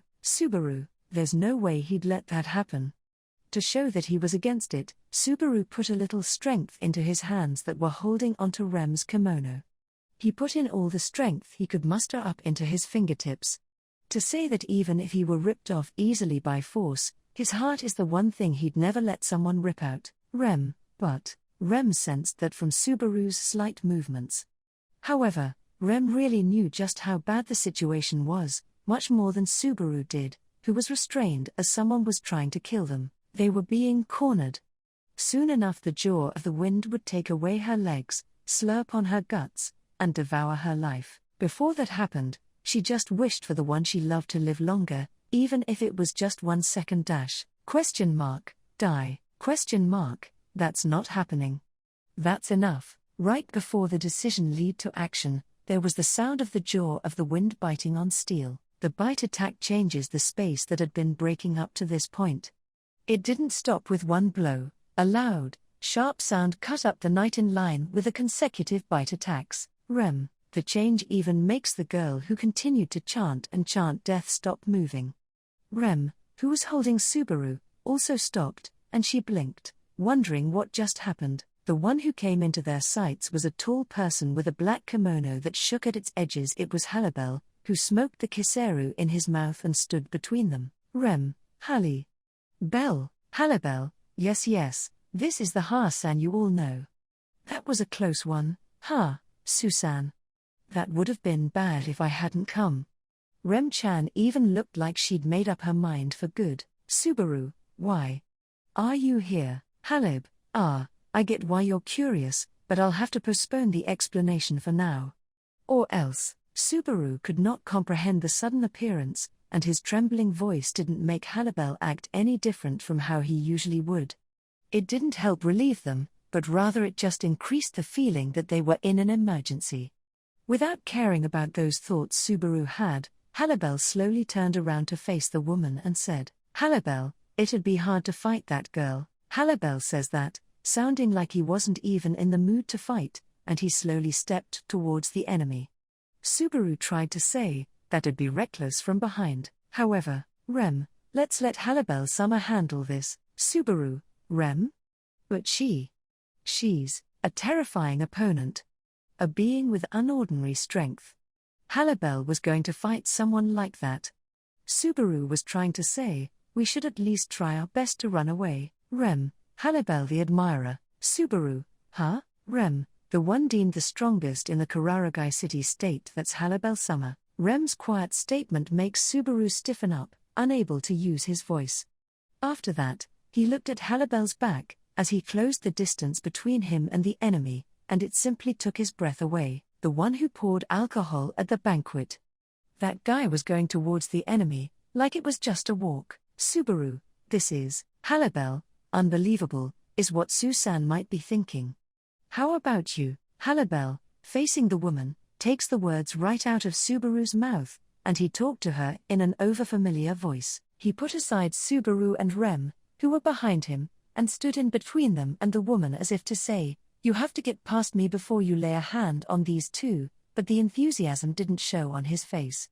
Halibel was being aloof, just like he would be whenever he took naps at the tenement house. The woman also kept the same attitude. The woman standing still didn't show any interest in Halibel's appearance, and she kept directing the unlimited hostility towards Subaru and Rem. Anything standing in her way would get smashed thus. Die. The invisible murderous intent becomes wind, and the attack cuts the space into the shape of a globe. The bite attack went for Halibel. A threat at the end of death that went through defenses and relentlessly devoured its target. There was only one way to protect himself against that. Don't let the bite attack reach him. Halibel puts his hand inside his kimono, and he threw something at lightning speed. An object that was thrown at such a speed that no ordinary person could have seen it, that collides with the wind. The bite attack didn't crunch on Halibel's guts, it stopped at a completely different place and crunched on the thrown object. Halibel, it doesn't matter if I can't see it. My nose is extremely effective. Halibel, oh, but don't get me wrong, okay. I'm a wolf of dogs, and that's one of our important aspects. Halibel would always say something to relieve tension whenever he first met someone. After that, she turned her head slowly, although it wasn't as if she'd understood him. Obviously, the woman looked at Halibel with her piercing eyes, and it was the first time she looked at someone other than Subaru and Rem. Halibel, oh, so you finally look this way? Die. Halibel, there. Halibel causes the bite attack to misfire yet again by throwing. However, the woman changed the priority of her murderous attack, and firepower focused on Halibel at once. Die. Halibel waved his arms and demolished all the murderous winds wildly fired all at once. After brushing away the first gust of wind, Halibel went, all right, as he gained some momentum and said, "Halibel, it seems you took interest in me, so how about I meet your expectations? D. Halibel, ho ho. Which me would you like to get killed by? Halibel steps on the street with his Zori, and he roughly shook his body left and right. An irregular feeling, and footwork that was captivating in a way. Right after that, a Halibel's body shook strangely. Halibel, now, Halibel, which me would you like? Halibel, I'm the devoted type. Halibel, and I'm like a bossy husband. Subaru, wah? It was not the woman who raised a surprised voice upon seeing an unbelievable phenomenon, but Subaru, who was being protected in the back, and it was just natural to do so since he saw Halibel say a bunch of words unanimously as 4 people. Halibel, by the way, my strength isn't divided into fourths. I'm 4 people, and my strength is quadrupled. Halibel, I begged and begged my parents for siblings, and then more came. Halibel, sorry, that was a lie. Halibel, I saw myself in the mirror and pulled them out. Halibel, sorry, that was a lie too. The 4 Halibels crossed their arms, smoked their kizaris, and randomly talked as much as they wanted. It was like coming into a bad dream. But the 4 Halibels were not just illusions, they were all there and felt real. The 4 Halibels, fighting power quadrupled. Halibel, who did not multiply, but cloned himself. Seeing that right before her made the woman stop acting for the first time, it was doubtful whether the continuous bite attacks would work on Halibel, who could now act as 4. The possibility of having her invisible attacks defended against and getting hit with a severe counterattack increased immediately. Whether or not the woman still had the sense to make such calculations was unknown, however. Die. Halibel, is that all you can say? Seems like you have some pretty complicated family circumstances. The woman bent her knees and jumped. She easily jumps onto the roof of a building next to her, and she looked down on Halibel and the others while cracking the roof with her bare feet. The moon was in the background, not one bit of the light in her eyes weakened, and it looked so beautiful that it was beyond human understanding. Halibel, who stood as 4 on the ground, and the woman dressed in black with the moon behind her glared at each other. It felt like time it was going to continue forever, but Subaru, Rem, the 2 of them did not break the stalemate. It was Subaru, who could only be there as a spectator. Halibel looked back at Subaru, who held onto Rem as she became dead tired in his arms and his voice trembled. Taking advantage of that chaos, the woman tries to blend in with the night sky. Halibel, sh. 3 of the Halibels wouldn't overlook that. The throws attacked the woman from 3 sides, and 2 of the shots were repelled by the wind. However, the 3rd shot drawing an arc slips through the wind, and the thrown object the kunai pierces the woman's thin back. The woman gets injured, lets out a slight groan, and she tries to flee. Halibel sharpens his hearing and looked out for the disappeared woman's movements for a bit. There was a possibility of her taking advantage of the darkness and continuing the fight. Still, it was apparent that the woman withdrew, knowing that she was at a disadvantage. As a result, Halibel was satisfied and, Halibel, guess one should be fine for now. Anyway, Subaru, Halibel.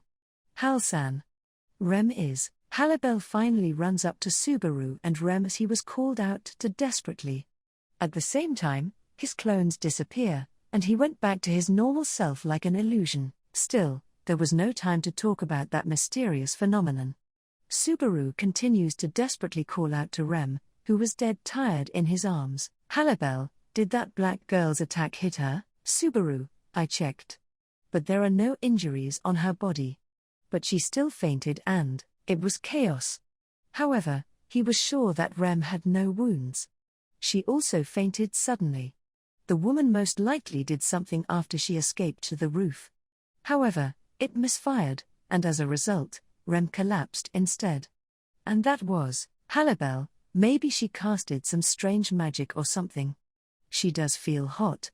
It feels unreal, but it could be an illness. Subaru, Halibel, that look sure makes me feel nervous.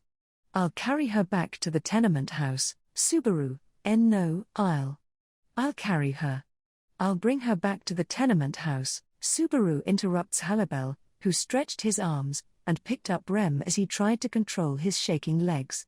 Subaru stood up, and for just a moment, his words made Halibel ponder something in his slit eyes. However, he quickly said, "Okay," with a deep nod. "Halibel, then you carry her to the tenement house. I'll call a magic user, and we'll meet up with you guys in your room. Use a light street with a lot of crowd to go back." Subaru, "Yeah, I'll leave it to you." Subaru immediately began to run with Rem in his arms without any objection. He had a desperate look and his thoughts were covered with uneasiness, but he still had strength to walk. He wouldn't run out of strength before getting to the tenement house. Halibel looks at them go off, and he takes one deep puff of his kiseru as he said, "Halibel, anyhow." The wolf man gives out smoke, and he ran off to the street at night, searching for a magic user. "It's all my fault." Subaru, ha. "It's all my fault. It's all my fault. It's all my fault. It's all my fault. It's all my fault." Subaru, "It's all my fault." Subaru, ha. Subaru rushed to the tenement house with rough breathing, wide open eyes, and a bright red face. He couldn't feel Rem's weight in his arms. He was just one person holding another in his arms as he ran, and yet the burning heat of the blood flowing through his body wouldn't let Subaru stop, as if it had become magma. Subaru, he sprinted as fast as he could. Even though he tried to not shake, it still wasn't perfect. There's no way it was comfortable. And yet, Rem, who was unconscious, had not reaction. That was way too terrifying. Magic, illness. Halibel's worries bound Subaru's mind with the chains called anxiety. The black-clothed woman that appeared his fear of that enemy was completely disappearing from his head right now at this moment, being targeted with hostility, being exposed to murderous intent. They were all trivial matters, compared to the reality where he didn't know what was happening to this precious girl right now at this moment. Subaru, damn it. Subaru did not choose a direct route while dealing with his impatience, he chose the streets with the most crowds. Once he came out of the space that was unnaturally empty by crossing two streets, he saw everyday life, as if nothing had happened, and he felt everyone walking the streets at night looking at him. A man changed his expression and ran through the street while holding onto a girl. It was a miracle that no meddlers with a weird sense of justice stopped him. Still, he wasn't hoping for a miracle like that. Right now, there was only one wish he'd like to be blessed with. "Subaru, please. Rem." He just prays sincerely for Rem to be safe, for her to open her eyes, call his name, and smile at him. That's all. If Subaru, as someone who couldn't do anything back in that situation, had the right to shamelessly beg for a miracle, that would be the only thing he'd wish for. Nothing else. Subaru somehow made it back to the tenement house as he desperately prayed to the heavens. He forces the slide door open with his feet and puts down Rem in the dark room. He did not wipe his face dripping with sweat. When he turned on the light in the room, he spread a futon in a hurry, and he moved Rem onto it. "Subaru, Rem. Answer me. Rem." Even though he called her name, there was no response from Rem, who kept breathing painfully. With a sorrowful look, Subaru gently loosened the sash of her kimono, and he took off her sleeves. The borrowed kimono was tangled everywhere, and it seems she had dropped the hairpin that she had on her hair. It was as if the Rem he saw this night dressed up, smiling gorgeously, was just a dream. "Subaru, Rem. Please." He scoops up water into a bucket and wipes Rem's forehead and the back of her neck with a wet towel. He feels a fever from the forehead he touched. He couldn't tell if it was a slight fever or a high fever. Currently, Subaru himself was in a condition where his anxiety and agitation wouldn't die down, and he couldn't say that he was at a normal body temperature. Right now, he had no choice but to wait for Halibel to bring a magic user as soon as possible. Even here, there was not a single thing Subaru could do. "Subaru, Rem." Subaru holds onto Rem's hand as she laid down on the futon, and he prays at the girl's thin fingers. "Nothing happen, please. Please, wake up, I beg of you. If you could just wake up safely, smile like nothing happened, and then call my name." Subaru, who knows how long his praying lasted, When Subaru heard a sound behind him, he was in a trance. It was the sound of a door opening. No doubt about it, Halibel had arrived with a magic user. Hoping for that, Subaru turns around, and he was tried to say, "Take a look at Rem, ? Huh? What's up with that pathetic look? I can't bear to look at it." The woman leaning against the side door with her arms crossed says that in a contemptuous tone. That makes Subaru's thoughts freeze completely for a moment. It was a woman dressed in a kimono. She was wearing a pure white dress that was completely clean. She was wearing the white kimono with the right side over the left, and it looked like burial clothes. However, her dress hokama was shortened to the middle of her thighs, and he couldn't find any sign of death's shadow in her freely exposed long, thin legs and white skin. The tips of her short, milky white hair were made into an uneven shaggy cut. Her sharp almond eyes were deep indigo blue. Although she had provocative facial features, they made an oddly beautiful face. It was beauty created because it was unpolished and uneven. It was like an accidental beautiful face that was created as a result of a wild animals putting together whatever they thought was beautiful. It was an uncanny work of art made up of truly beautiful things without even being particular about beauty. An unordinary beautiful face that would take anyone's breath away and make them lose their sense of reality. Subaru looked at that with his very own eyes, but the woman's beauty wasn't why he stiffened up. He had a memory of the woman's face, although vague. And it was also a very recent memory. Hello? I'm talking to you. Do you even hear me, Subaru? Why you? Oh. You can talk after all. Can you cut that out? It freaks me out when I get ignored. After Subaru's trembling voice made the woman open her eyes wide, she put her hands together in front of her chest. And then, she had a slight smile on her face, a ferocious smile a carnivore would have upon finding its prey, and she said, "If you die before I kill you, that would dishonor the Shinigami name." Subaru, the woman. The second attack of the woman that had continued to chant death makes Subaru move on impulse. He grabs the water bucket near Rem's pillow and throws it as hard as he could at the woman. He wasn't expecting it to do damage. He just needed to keep her in check. In fact, the woman had dodged the thrown bucket and the water thrown out of it with a displeased look. Subaru, roar. That's when Subaru tackled the woman from a low position in order to grab onto her waist. He'd have a chance if he pushed her down and got on top of her. He'd smash her head with all his might. He was going to do it. He was prepared to do that easily with all the anger and energy he had right now. Can you not hug me just because I'm cute, Subaru? Ga? The low charge at her stomach gets blocked. The woman backs away easily, and when she grabbed the back of Subaru's head with her right arm as he was bent forward, she immediately held him to the ground by brute force. Subaru's nose hits the wooden floor, and he sees sparks. His face gets crushed by such brute strength that you wouldn't believe that they were thin arms. He grinds his teeth, and he bends the lower half of his body like a shachoko while having his face on the ground. He goes for the woman's head with his imperfect heel attack, and she brushed it away with her free hand in an annoyed manner.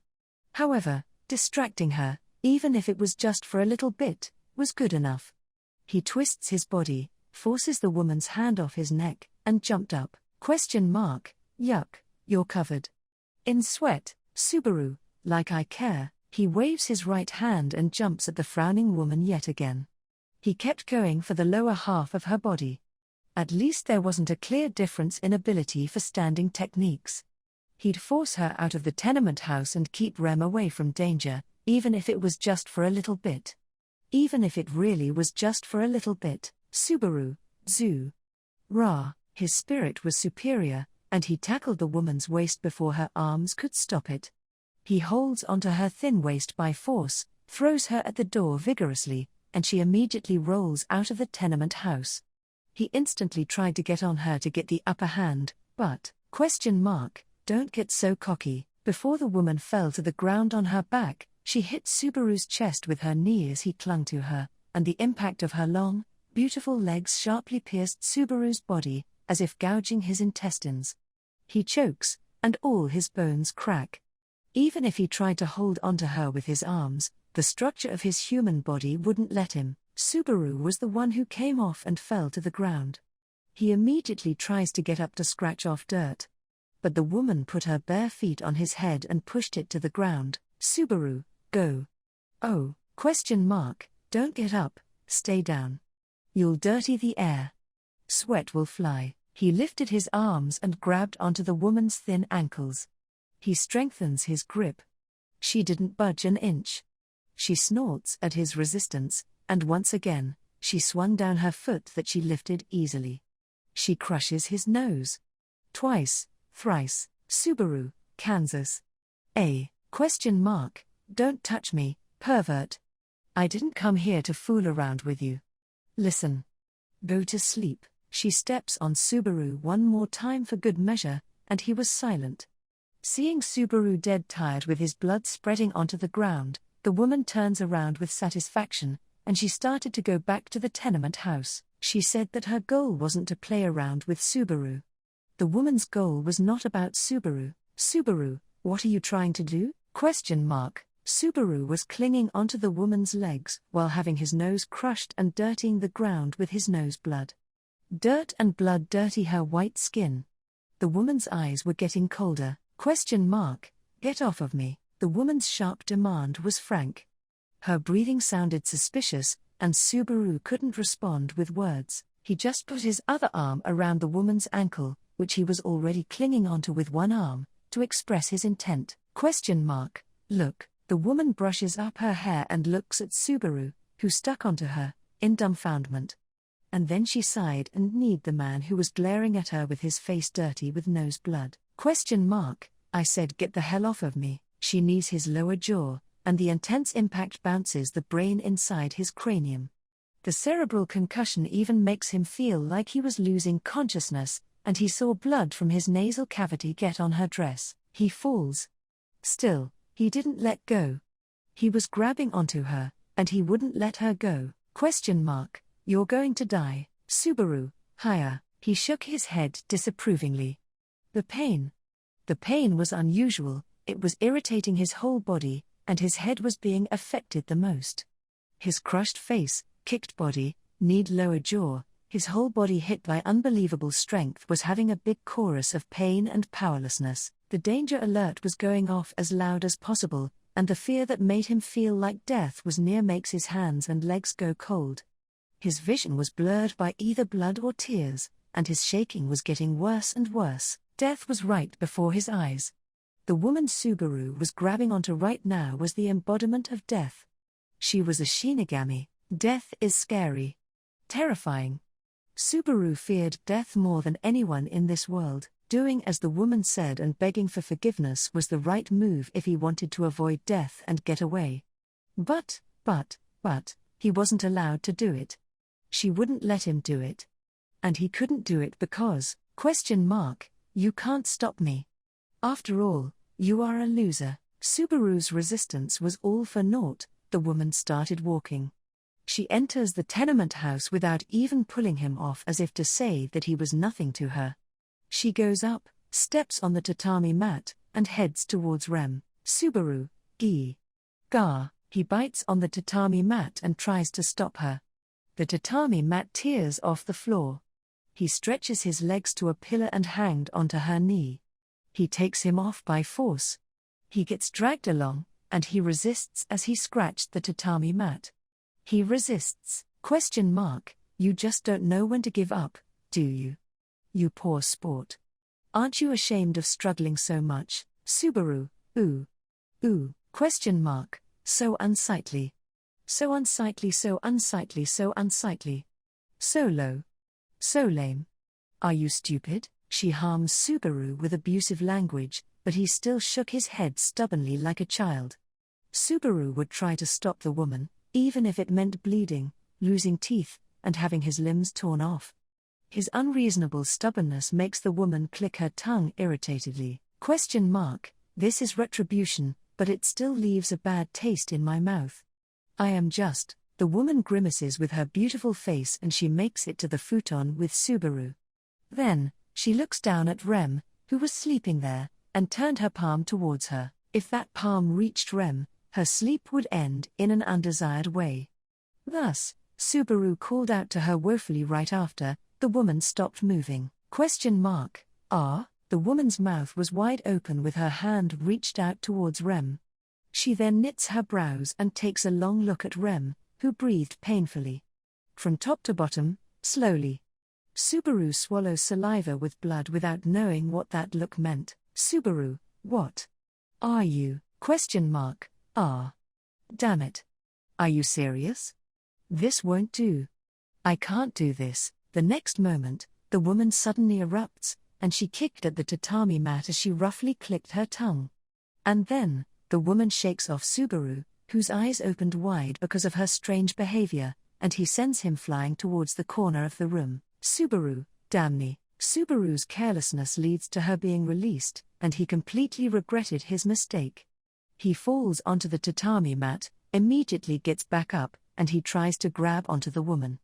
Then the woman attacked his face with her bare feet. Subaru, Georgia, calm down. Good grief, what a noisy man. With a dumbfounded look, the woman looks down on Subaru, whose shout was stopped by her kick, and he collapsed onto the tatami mat. After that, the woman points at her own nicely shaped nose as she said, your face looks pretty ugly now. Can it be fixed? Subaru, sure sucks to be a human. Since if you get scarred, it stays there. The woman says just that, and she alternates between looking at Subaru and Rem in an annoyed manner. He could tell that the emotion in her eyes wasn't peaceful. So, he had to get up and restrain her. However, his body wouldn't listen to him. Time is up, huh? Guess I have to go. Subaru, stricken with a sense of helplessness, Subaru gets left behind, and he hears the woman let those words out. Her eyes were not looking at Subaru and Rem, but at the open entrance. She then went towards the entrance towards the tenement house, just like she said, without doing anything to Subaru and Rem. Subaru, why? Just curse at your bad luck. Tremble and regret as much as possible. He was unable to put together the words to stop her, and he had no clue what the woman's sharp parting remark meant. Subaru just stayed silent, stained the tatami mat with the blood coming from his nose, and he could only watch the woman leave. Then for a while it was just Subaru and Rem, who was breathing painfully, left in the room. Halabel, Susan? Are you okay? What happened? Halabel arrives late to the chaotic situation. When he was called out to by the dog face that rushed up to him, Subaru moved to breath heavily from his nose clogged with blood and his mouth as he said, Subaru, take care of Rem. Subaru says that to the wolf man taking a look, and his consciousness disappeared. With this, the treatment is over for now. Now you just have to rest. The old healing magic user says that, and he wiped off the remaining traces of blood on Subaru's face. The old magic user actually quickly finished the treatment after he examined Subaru, who was half alive. Because of that, he went from having wounds all over his body to having serious body bruises, and the dull pain in his nose settled down to a level where he could ignore it. Now he'd have no trouble doing the very least, standing and walking. Halabel, Susan, how are you? Think you're good? Think you're gonna die? Subaru, when I bite with my jaw, I feel pain that feels like my body is getting joint locked, but I'm not dying somehow. Thanks, but, Halabel, hold it. I know that you want to prioritize Rem-chan.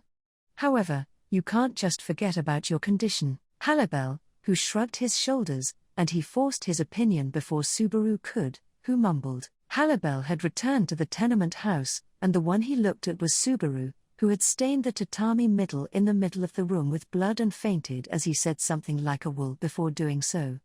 Rem was sleeping on a futon, and if Subaru were to debate who was having more of an emergency, unfortunately he'd have no chance of winning. But, in Subaru's heart, he still wanted to prioritize Rem. Halabel, Rem-chan can't do whatever she wants, of course. However, that goes for you too. That's the decision I came to fairly with Sensei. You owe me, right? Forgive me in consideration of that. Subaru, owe you, for letting them live in the tenement house, and for saving his life just now he kept getting more and more indebted to Halibel.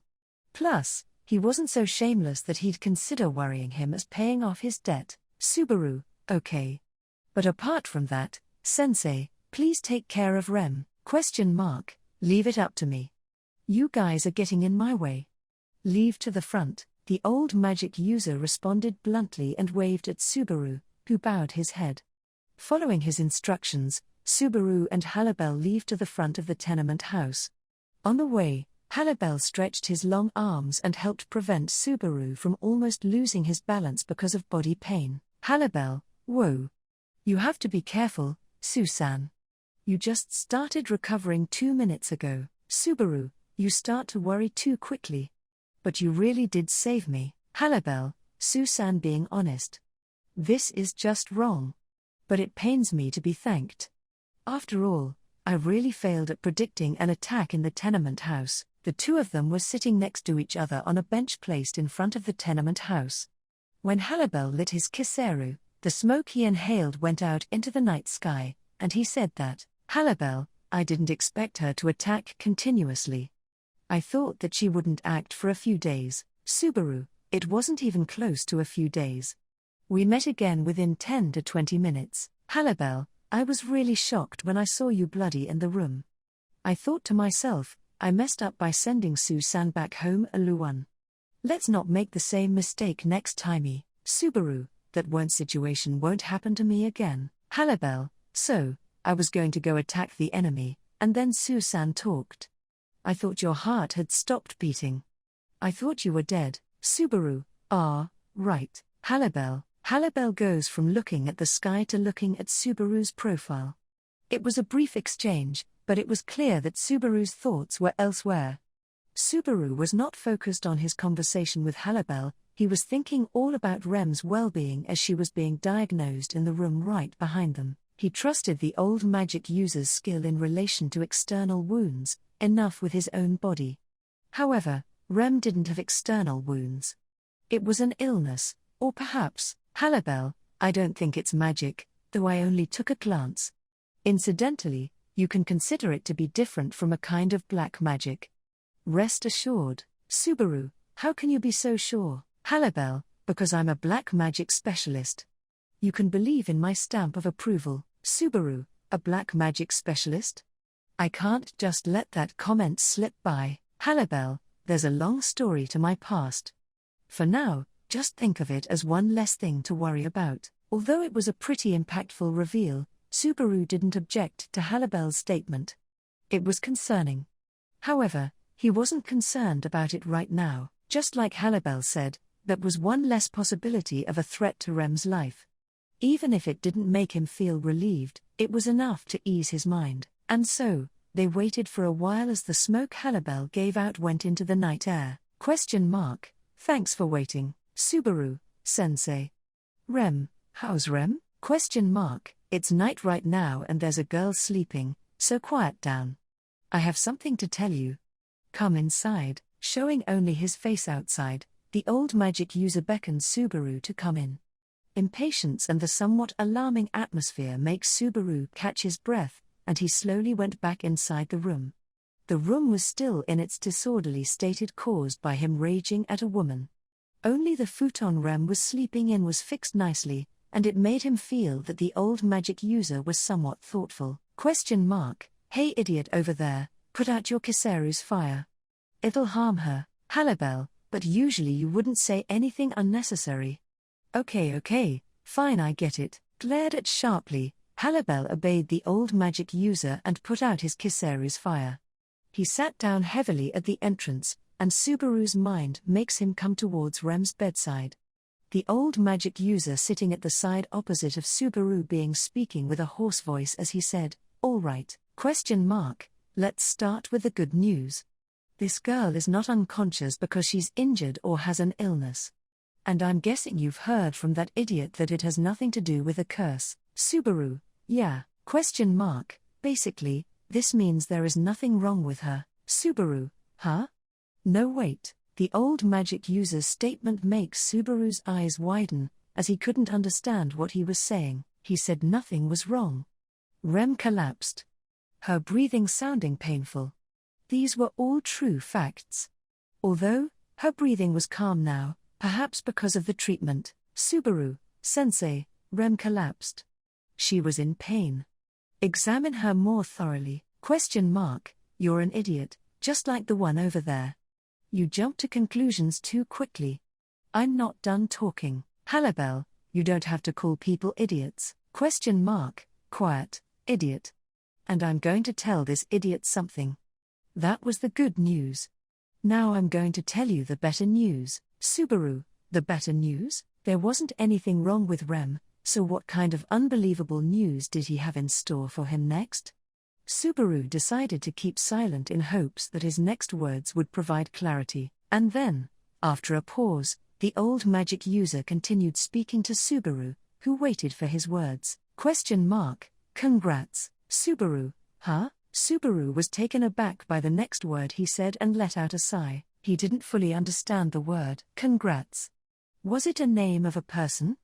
A name of a place? Whichever one it was a different world proper noun that Subaru wasn't familiar with. What did it mean? Subaru, so you're saying Rem can be saved because of, congrats? Hey, playboy. There might be someone who's dumber than you are. The old magic user scratched his head with a dumbfounded look as Subaru questioned him with a stiff expression. Halibel scratched his head similarly as he went, well, and tried to make him see the matter his way. Halibel, shouldn't you have told him in a different way? I'm not surprised that this confused him. Subaru, what do you mean, confused me? Please just tell me. What's happening to Rem? Halibel, you see, Susan. Bye, congrats, he means congratulations. And I congratulate you too. Congratulations, or rather, congrats, the word that was repeated to Subaru, who was confused. That word meant, your wife is pregnant. It's your child. Subaru, pregnant. She's pregnant? The old magic user's explanation shocked Subaru as his eyes opened wide. Pregnant, congrats, congratulations, all that goes around inside his head, beating up his brain. Subaru continued to be confused as the magic user looked at Rem with a serious expression. Don't worry about her being unconscious. She just exhausted herself so much that she became lightheaded. She'll get up soon if you let her rest. Collapsing is not something that should be praised, though. Halibel, she does push herself way more than your average wife, after all. We can't learn anything from what happened tonight. That being said, this doesn't mean that we could be completely relaxed, either. Halibel was murmuring about how Rem ended up exhausting so much that she fainted. It's true that they couldn't learn anything from what happened tonight. They weren't going to get attacked frequently like that. Still, it wasn't like they had fought off the enemy, she just retreated on her own for some reason. He couldn't possibly believe that everything was over now. Halibel, but she really didn't kill you when she could have, Just like Halibel said, the woman had plenty of chances to kill Subaru and Rem before he arrived. She was hostile enough to make him tremble, and yet nothing happened with it. It was also true that she settled down. That's how they escaped death, by the skin of their teeth. Her true motive was still not clear at all, though. Halibel, Susan, are you okay? Subaru, Halibel taps Subaru's shoulder, as he wouldn't participate in the conversation, and he looks at his face. After doing all that, Subaru finally returns back to reality, and his eyes met the slit eyes in front of him. His mind and heart were a mess with chaos and confusion. It seemed Halibel could tell, and so when he made eye contact with the old magic user and they nodded at each other, he said, Halibel, Susan, we'll be leaving for the night. The girl from earlier shouldn't come now.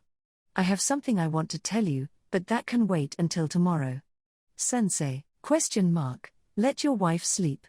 You should get some rest tonight, too. Halibel, so that's that. Halibel and the old magic user take turns speaking to Subaru, and he nodded at them in silence like a doll. When he made that slow movement, Halibel grabbed onto Subaru's head, and then he forced him to turn around to Rem. Halibel, Susan, you have to be the first one Rem-chan sees when she wakes up. Got it, Subaru, got it. He tells Subaru something else again, and his eyes finally vacantly settle on one place. Halibel makes sure Rem was in his black eyes, and he quietly gets up with the old magic user as they leave the room. He was helped countless times in this night alone. Subaru really should have stood up and saw off the two of them, but he didn't have the energy to stand up, and they didn't want him to do that. They put the fallen door back up, and the helpful guests leave the room behind. Left behind, Subaru silently reaches out for Rem's hot hand as she was lying down on the futon.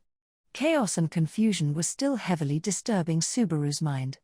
They told him to rest, but even if Subaru was shameless enough to sleep in a situation like this, he wasn't going to be irresponsible. First, he was going to wait for Rem to wake up and make sure that she truly was safe. Subaru had to make sure of it before he could think about anything else. Subaru, Rem. Subaru shortly calls her name, and he continues to gaze at the girl's face as she slept. Only the breathing of Subaru and Rem, the married couple, was left in the room. A few hours had probably passed since then. It was about to be the break of dawn when Rem nervously opened her eyes slightly. Rem, Subaru. Kun, the color of the sky changes into signs of morning, and the dim light faintly shines on the room through the window. A weak light was in Rem's bright, light blue eyes in this scene that was shaded a color between black and blue. Subaru. Good morning, Rem. Rem's voice, which made it sound like she was dreaming in a way, brings Subaru back to reality. Subaru's thoughts were engulfed in a swirl of stagnation in these past few hours he spent staring at Rem's sleeping face. The tumultuous day, the busy banquet at night, suddenly having his life threatened on the streets at night, getting severely hurt at his own home he arrived to, the opinion of the old magic user that came afterwards, his thoughts on all of that were put on hold. It felt like he kept having recurring thoughts, and it also felt like he kept looking away from them. In any case, he waited for Rem's awakening as an excuse to avoid wanting an answer. The time he could have used to run away ended, and it was now the time to face the situation. Subaru, Rem. Rem blinks with her tired eyes, and she slowly moves her head while being half awake. In the middle of doing this, she notices Subaru holding onto her hand, and she happily broke into a smile as she went, Hee, Rem, what's wrong? Subaru-kun. You were holding my hand while I was sleeping. Rem's flower-like smile slowly stiffens, and she starts to open her eyes. Her consciousness gets freed from the cage of slumber. She puts her thoughts in order as the memory of last night came back to her vividly. Rem holds onto Subaru's hand harder, and when she sat up in a panic she said, Rem, Subaru-kun, are you injured? I fainted, and then. Why? Subaru, calm down. Rem. I'm fine. And I don't have any injuries now. Subaru hid the second disaster that happened in the tenement house, although he did hesitate a bit. If he made it clearer, the traces of Subaru getting physically abused in the room would become noticeable. However, she wouldn't be able to tell with the current dimness anyway. It was okay to cover it up, just for this moment. Fortunately, Subaru's reply didn't make Rem suspect any chaos, and she was relieved. Rem, thank goodness. If anything happened to Subaru-kun after that, I would be very. Subaru, I hate to admit it, but it's all thanks to Hal-san. To Halibel. He fought off that suspicious person. Rem, oh, I see. Halibel-sama did. I'll have to thank him later. It seemed that her memory was clear to a certain extent, and that she remembered Halibel coming in to help. In fact, it seemed like Rem clearly remembered things that happened up to the point where she was about to faint. Once she closed her lips tightly, she continued with so as she said, Rem, what happened to me? Subaru, you. Rem, what I remember is that Halibel-sama showed up, and then I focused on my forehead to protect you as much as possible. However, that's when my consciousness faded away and, with her free hand, Rem touches her forehead, the spot where her horn appears, and she knits her thin brows. Her poor condition and fainting. Rem had no idea what the cause of those things was. Rem, I've never fainted like that before. I'm sorry, Subaru, why you don't need to apologize. I should be the one doing that. You're always saving me. I wasn't able to move promptly in a time like that. That was really pathetic of me. Rem, no, that's not true. Rem's apologetic attitude hurts him inside. Subaru shakes his head at her apology, and harshly condemned himself. He could not be afraid anymore, and that also went for the powerlessness and cowardice he described to her. He was being spoiled by Rem's feeling of guilt and delaying important news for as long as possible. After confirming Rem's safety, his thoughts would move one step forward. He had to move forward. Subaru, Rem, listen. The truth is that you were examined by a magic user. After you suddenly collapsed, Rem, okay. Subaru had a determined look, and Rem nodded with seemingly stiff cheeks. With a serious look, he told her that she was examined by a doctor. It was natural for her to be nervous. However, Subaru, with how he was right now, really did not have the composure to show concern for her nervousness. He hesitated many times and wet his dry lips. Seeing Subaru do that, Rem closed her eyes as she said, Rem, Subaru-kun, please let it out. Whatever the truth is, I'll accept it. Subaru, Rem, even if it's that I don't have much time left, I'd like to spend it with Subaru-kun and Subaru, apparently, you're pregnant. He interrupts her with that, Rem, huh? He's going to let me know that I have a serious illness. Rem was preparing herself for something like that, and so she was taken aback. Rem opens her eyes, and she was looking at Subaru dumbfounded. Subaru nods at her, forgets about the dryness of his lips, pushes away his hesitation, and repeats himself, Subaru, Rem, you have a baby inside of you. A child, and it's ours, Rem. Hearing those repeated words, with her eyes wide open, Rem rubs her stomach with her hand that Subaru wasn't holding onto. She still couldn't tell with how it looked. It could be a misdiagnosis. That's how unreal it felt. A new life was inside of Rem. And it was theirs. Subaru, were there any signs? Something that seemed weird. Rem, I had a slight fever. For a bit. I just thought that maybe I was tired. After finally settling in one town and being relieved, my body was tired. That's what I thought. Rem answers Subaru's awkward question while choking. He was bothered by the fact that Rem didn't tell him about the noticeable symptoms of her slight fever, but he understood how she felt. It was when their lives were finally starting to settle down. She didn't want to use her poor health as a reason to interrupt that. Subaru would have done the same thing if he was in her position. Rem, a child. Inside of me. A child. Subaru-kun's. And mine. Subaru, you fainted because you've been acting different. You're in this condition where you get tired more easily than usual, and you've been getting exposed to danger, getting tense, exhausted. Rem, I'm sorry. Subaru, like I said, you don't have to apologize. I've always been the one who should be apologizing. He made Rem overwork herself, which he shouldn't have done. Even though he didn't know that she was pregnant, that was no excuse. He selfishly brought Rem with him, and he was a burden to her because of his own incompetence. They did not finally have an everyday life, even a dangerous situation like that was just like how they were before. Subaru, he couldn't forgive himself for that. The one who couldn't even move in his last moment. The weak one who couldn't even accomplish his goal of not letting that person get close to Rem and was saved just because she was fickle. The one who was always hurting Rem, Natsuki Subaru. Rem, Subaru-kun. Subaru, what is it? The hesitation in Rem's words becomes clear. Subaru notices her agitation, and he spoke as kindly as possible with his voice to get her to relax. As he did, he had only one thing in his mind, which was that he wanted to keep her away from him after all the times he's hurt her. Rem nervously begins to talk to Subaru as he felt that way. Rem, Subaru-kun. What do you think? Subaru, what do I? By that do you mean, Rem, we have a seed child. About that, do you regret it?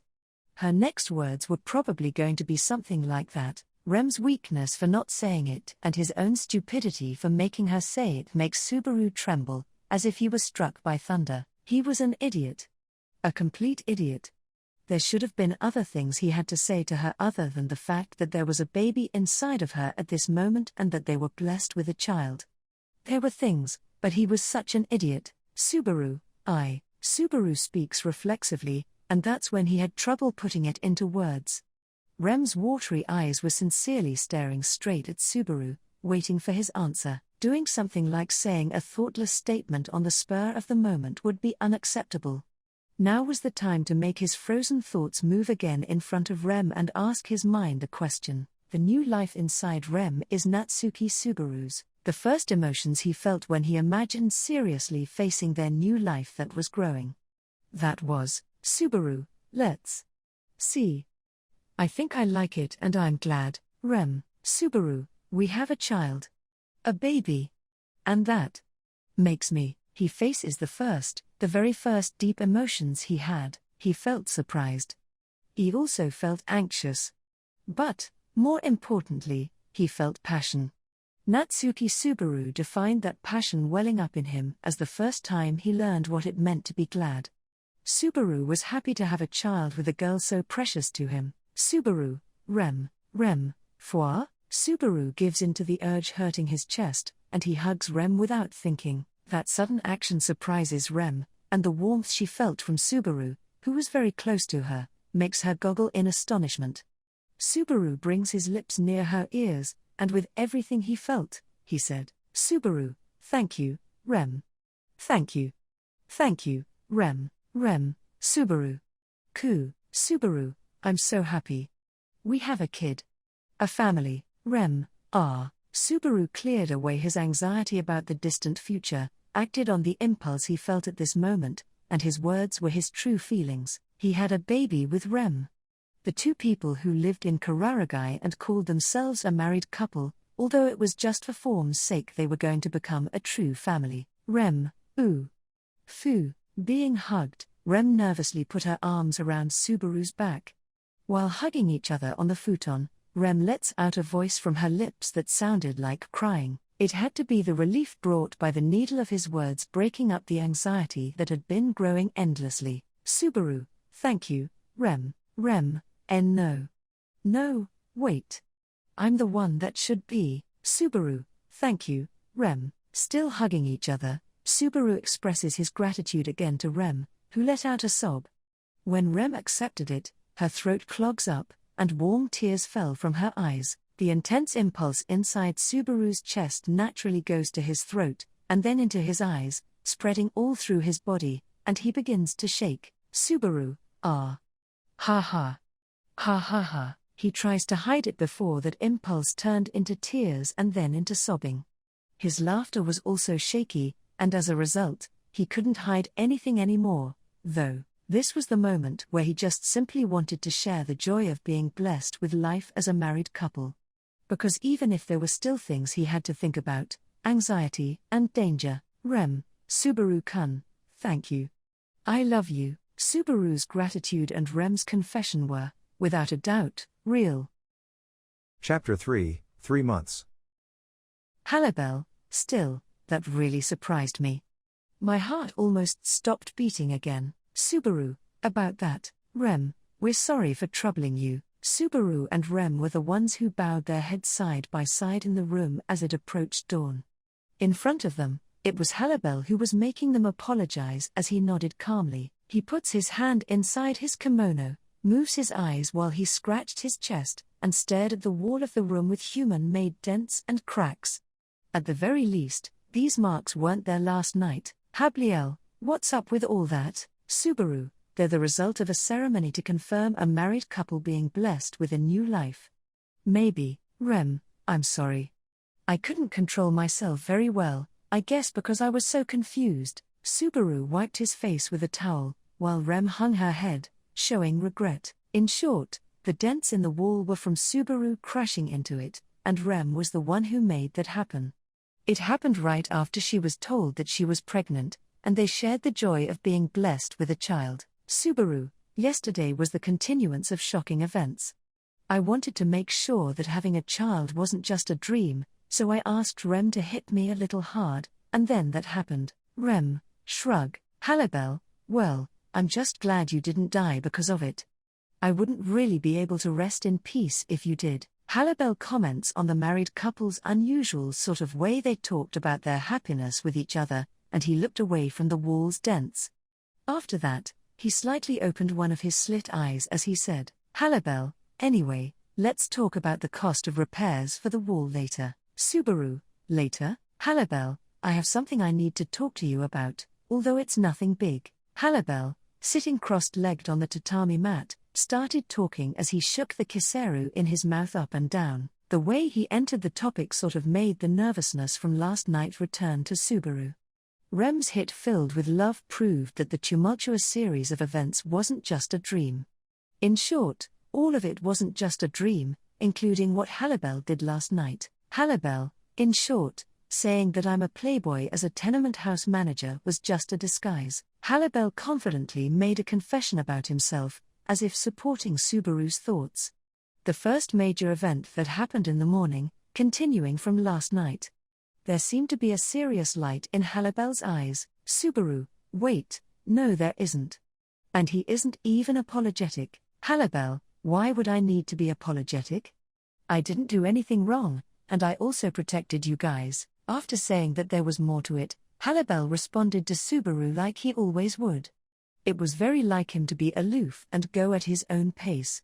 He just accepted that, since he could even be confusing by suddenly starting to use an authoritative tone, like his personality had changed. Anyhow, while Subaru fixed the position of Rem's futon blanket cover as she reflected upon herself, he said, Subaru, so about why you came out with that revealing, shocking truth. Rem, sorry, Halibel-sama. Kind of figured. Halibel, what? How embarrassing. If you did, then that's really embarrassing. How embarrassing. Subaru's eyes were half open, while Rem's eyes looked down awkwardly. Listening to their replies, Halibel looks up at the ceiling, and he sighed dramatically as he opened his big mouth and said, God damn it, Subaru, hold on. You sigh stuff like, God damn it, but aren't you said to be famous? Actually, I did sort of figure judging from the reactions of people around you, but you didn't even try to hide your name. So, being found out and being troubled are things you brought upon yourself. Rem, I also heard a lot about Halibel-sama the admirer. So I thought you were testing us at first when you said that you were a tenement house manager. Halibel, so I've been found out since the beginning.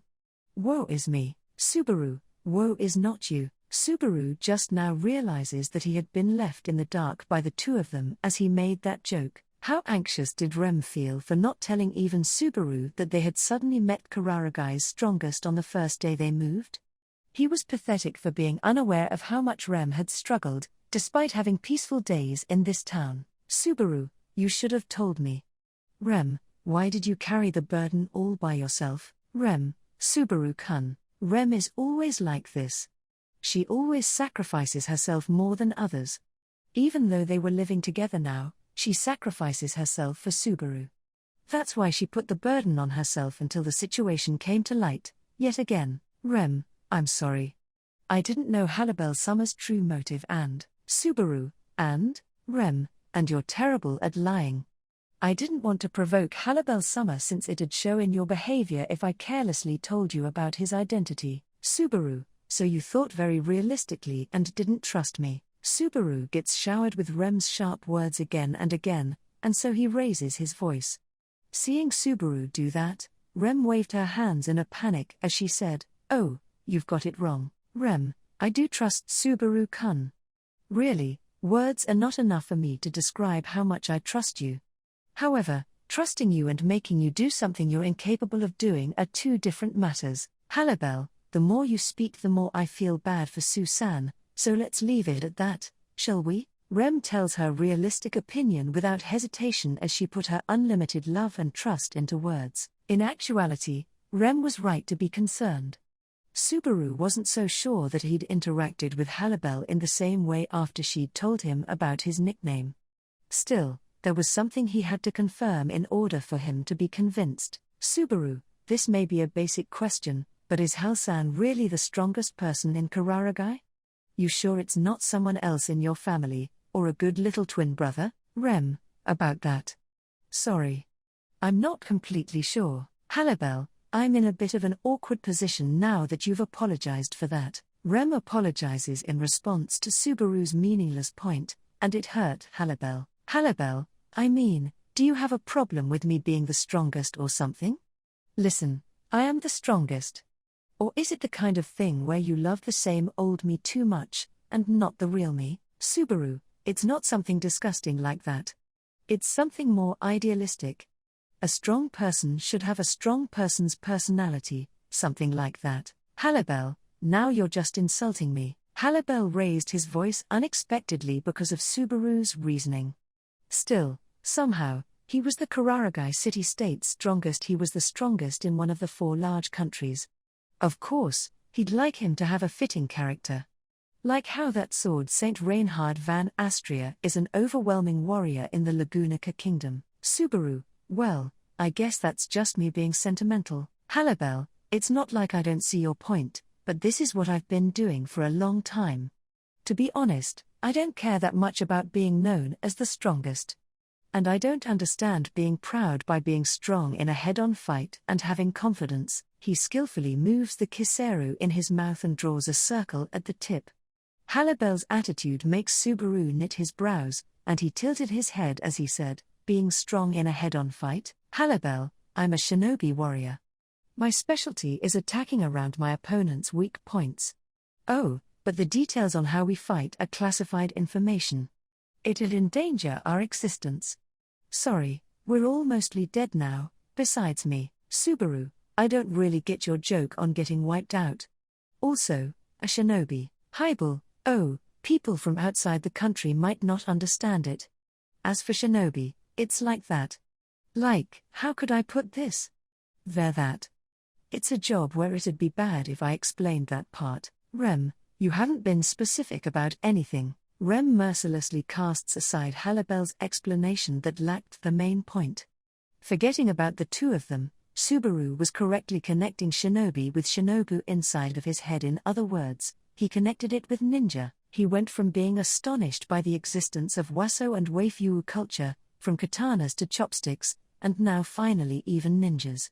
Because of this, Subaru didn't have trouble understanding it. He didn't, but because of that, Halibel's confession now had a different meaning. He was obscuring various parts of his confession by joking, but there was some truth in his main point. That is, there was going to be some catch after finding out that he was a ninja. Subaru, Halibel, Susan, you look pale, are you okay? Subaru, what do you want from us? Subaru, cheeks stiffening with caution and nervousness, questioned Halibel, who sat cross-legged. Next to him, Rem also gets affected by the nervousness, and she gripped tight onto the futon blanket cover. Halibel could become a foe or an ally, depending on how he acts next. And if he turned into their enemy, Subaru would have no chance of winning while holding Rem as she was pregnant. Halibel, if, say, in this situation, I said your lives, what would you do? Subaru, I would. Halibel, Subaru, I would make excuses and say that we've been neighbors all this time. Rem and I are newlyweds, she's pregnant, and I'd shamelessly beg for our lives in desperation, appealing to your emotions. Probably, Halibel, I see. Subaru's voice and facial expression were truly serious, and that was his reply to Halibel's question. After that, Halibel sighed, and his eyes opened just slightly in surprise. However, Rem, who listened to the same declaration Halibel heard, smiled at Subaru's reply. She reached out for her husband and held onto his free hand as proof of her trust. Halibel sees the 2 of them unite like that, and he changed the way he held onto the kiseru with his hands. And then, Halibel, wahahaha. Susu sounds so lame. So uncool. Making that face in front of your wife, appeal to my emotions, ahaha. Subaru, you're laughing way too much. Halibel, oh of course I'd laugh. Ah, ha. Ha. Ha. I'm gonna die of laughter. So this is what you were trying to do. An ingenious scheme. Subaru, that's groundless, and I did reply seriously. Halibel, I know. After laughing his ass off, Halibel wiped away the tears he had from laughing too hard. Then, being looked at by Subaru's displeased eyes, the wolf man raises his hands as he said, Halibel, ha. Man, that cracked me up. Sorry for laughing. But, you can relax. The hypothetical situation was absolutely hypothetical. After all, Even if I really did have a job where I'd get in trouble for getting found out, it would be horrible to act without changing my name. Subaru, that's true. Halibel, besides, it would be too counterproductive of me to get rid of someone I saved. If I was going to do that, I might as well not have bothered saving you yesterday. Subaru, he touches on the attack that happened last night, making Subaru tremble as he remembered the predicament. In truth, if Halibel hadn't come, Subaru wouldn't be alive right now. The baby inside of Rem wouldn't be alive, either. On top of that, the baby would have been lost without them ever finding out about its existence. Subaru, I'm really sorry for saying this so late. Hal-san. Halibel-san, thanks a lot for yesterday. You are a lifesaver. You saved me, Rem, and the baby inside of her. Rem, please let me thank you too. Thanks to you, we didn't end up losing our, child. Thank you very much, Halibel. Wow, how sincere. I'll gratefully accept your thanks since it makes me happy, though. Seeing Subaru and Rem quickly bow their heads, Halibel cheerfully smiled.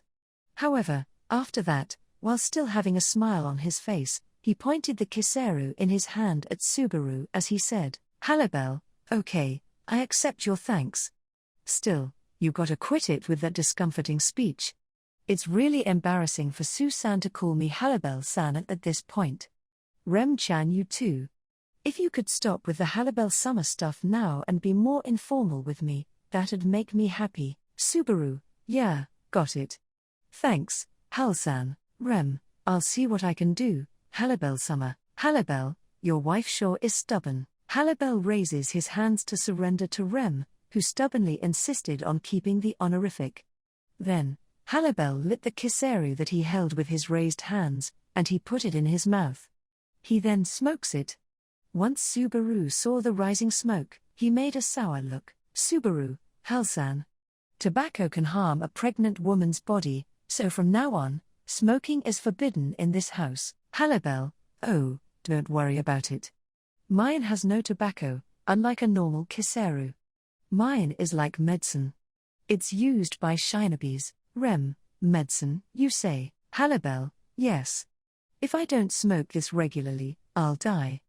And then we'd all be wiped out. Subaru, there you go again with jokes on getting wiped out. His excuse sounded like a joke, but the wafting smell of the smoke made Subaru think otherwise. The smell of the smoke Halibel put out certainly was different from what you'd call tobacco, although Subaru wasn't very knowledgeable about it. It did not have the smell of tobacco, but the smell of medicine, but it's not like that'd be good for a mother's body, either. Subaru, anyway, refrain from doing it when Rem's here.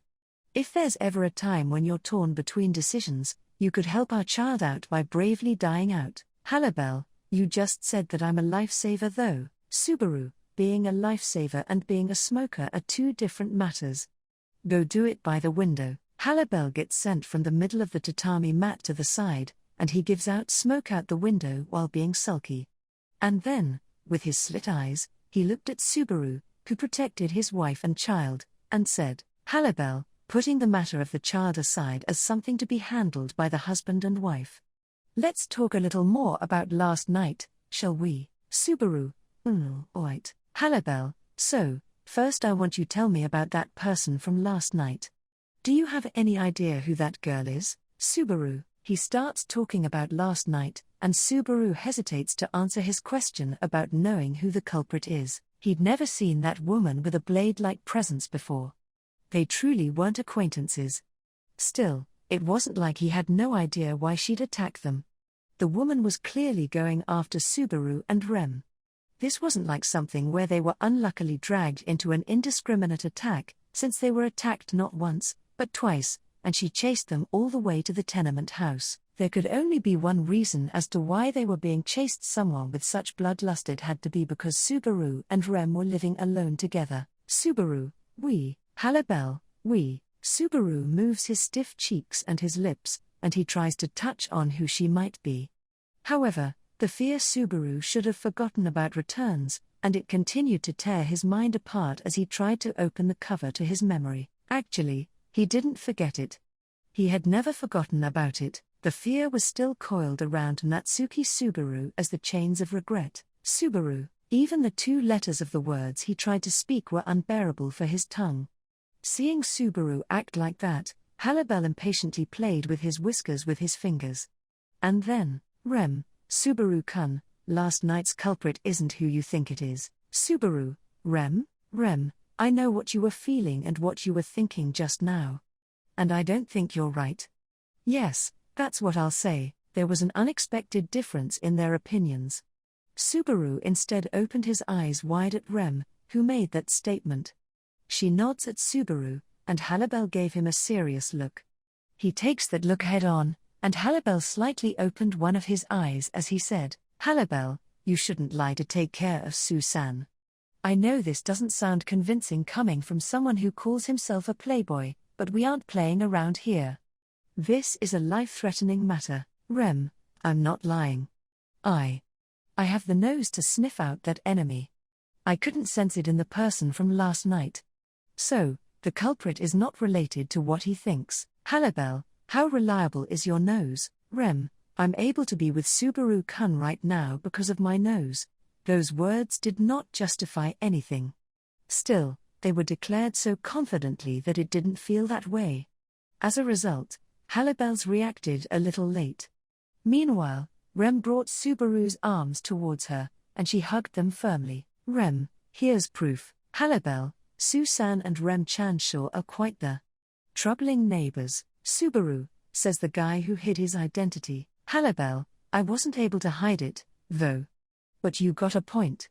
Then I guess we're neighbors in the same boat. We're friends at this tenement house, so let's get along and work together. Halibel suddenly smiles, and he faced the two people who were close to each other as he suggested to work together.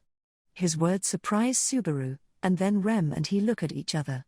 They didn't understand his true motive. Kararagi's strongest was going to help them in this situation where they had no allies and were being targeted by an enemy of unknown affiliation. It was a charming proposal, but he still wanted to know Halibel's intentions before jumping at it. What did he have to gain from supporting Subaru and Rem in this situation? Subaru, I don't get why you'd help us out so much. Halibel, don't stress over complicated things. Elder asked me to take care of you guys, and plus you have no friends. Fussing over pros and cons is a part of Kararagi, however losing friends is an extraordinarily heavy loss.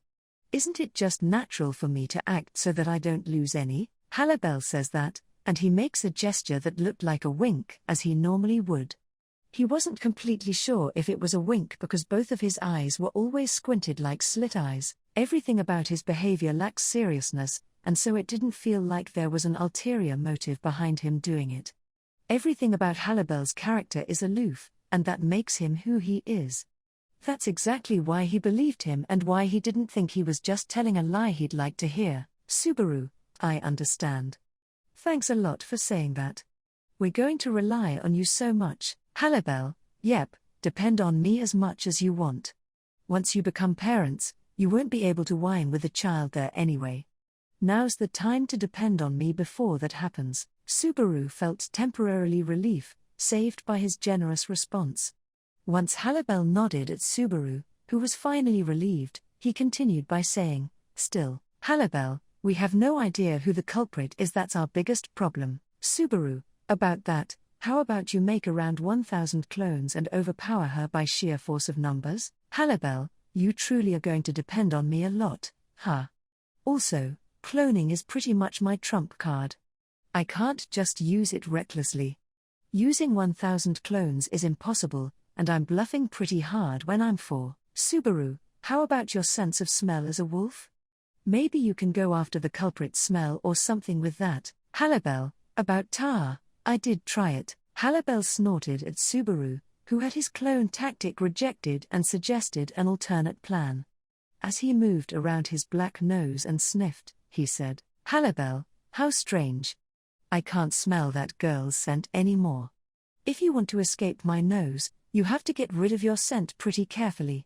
I guess she's just that skilled. Subaru, this means she's taken countermeasures against Hal-san. In this situation, what's terrifying is that woman's meticulous planning.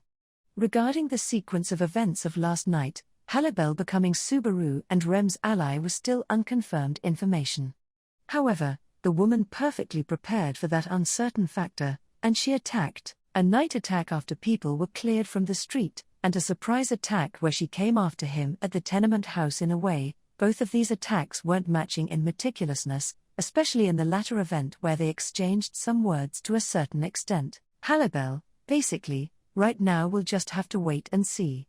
No unnecessary sacrifices will be made this way, although I did talk about this with the town's policeman just in case. It'd be problematic if the town became covered in bodies after picking a fight carelessly. Subaru, it makes sense to clear out people. You think they'll find her? Rem, you shouldn't expect much, I think.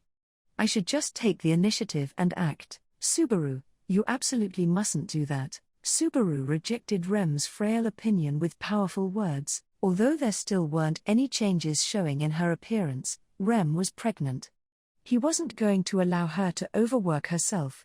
He even wanted to make her take a break from her job at Temple Elementary School and rest at the house.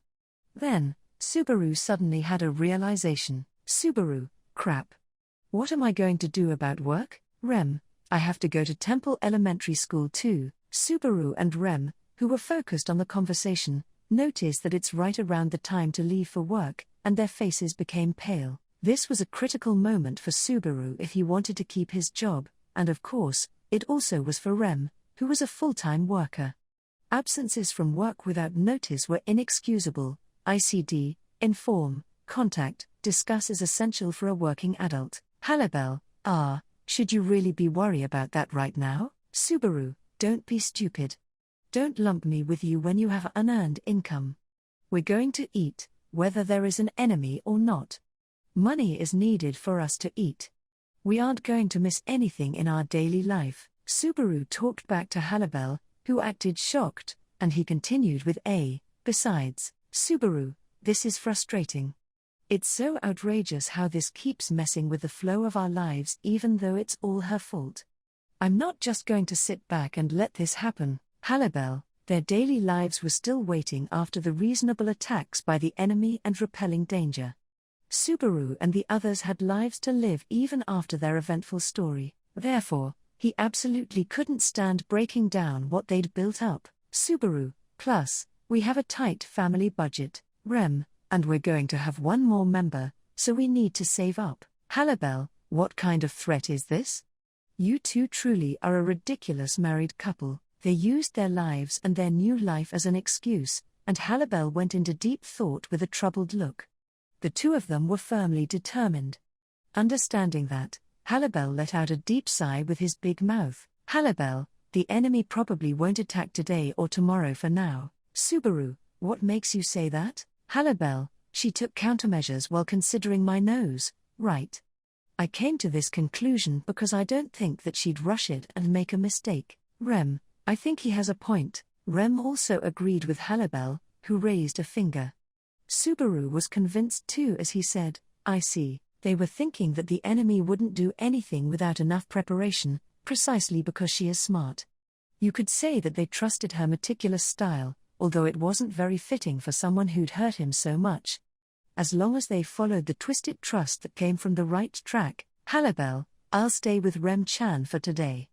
That way, Susan can also relax, and the doctor from yesterday can come too once it becomes fire time. Subaru, got it.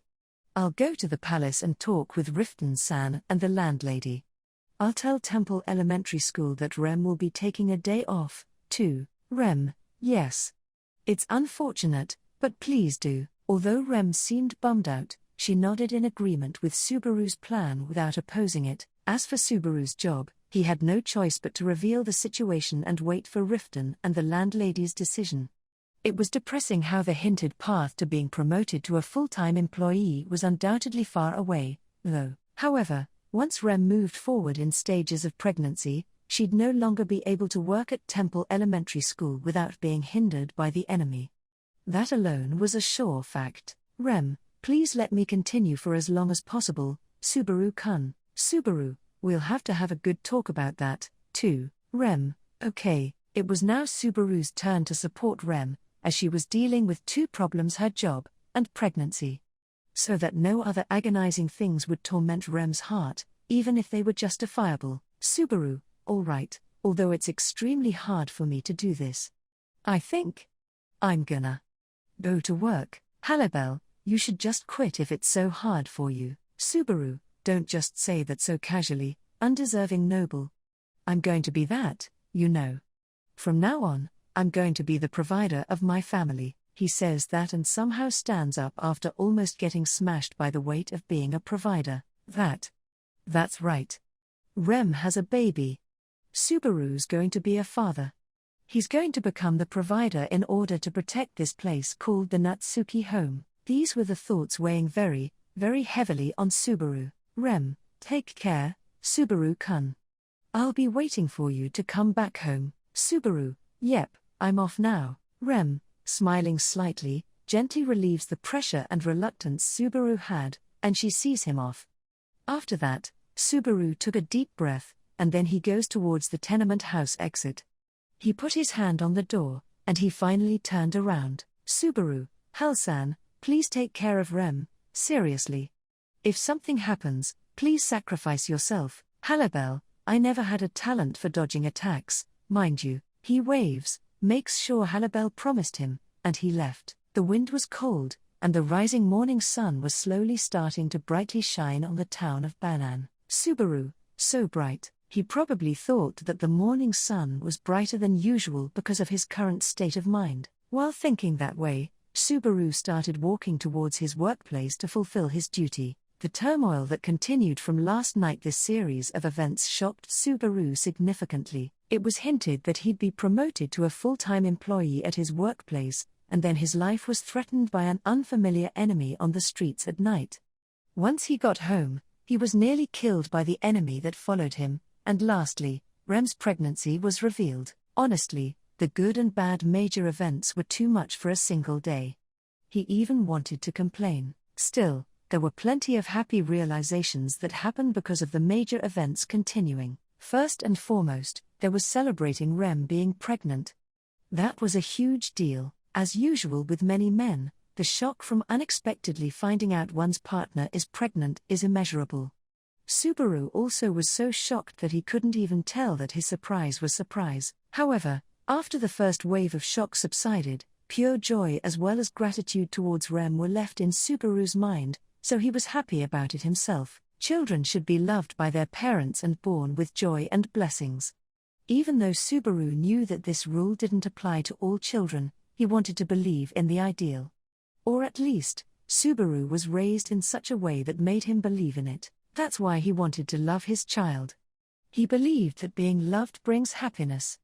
That being said, always being worried about not being prepared enough is an entirely different matter. And then there was the second realization: they realized they were blessed with the people around them. First, they were able to settle down in Banan town thanks to the connection they made with the person they had met on their journey.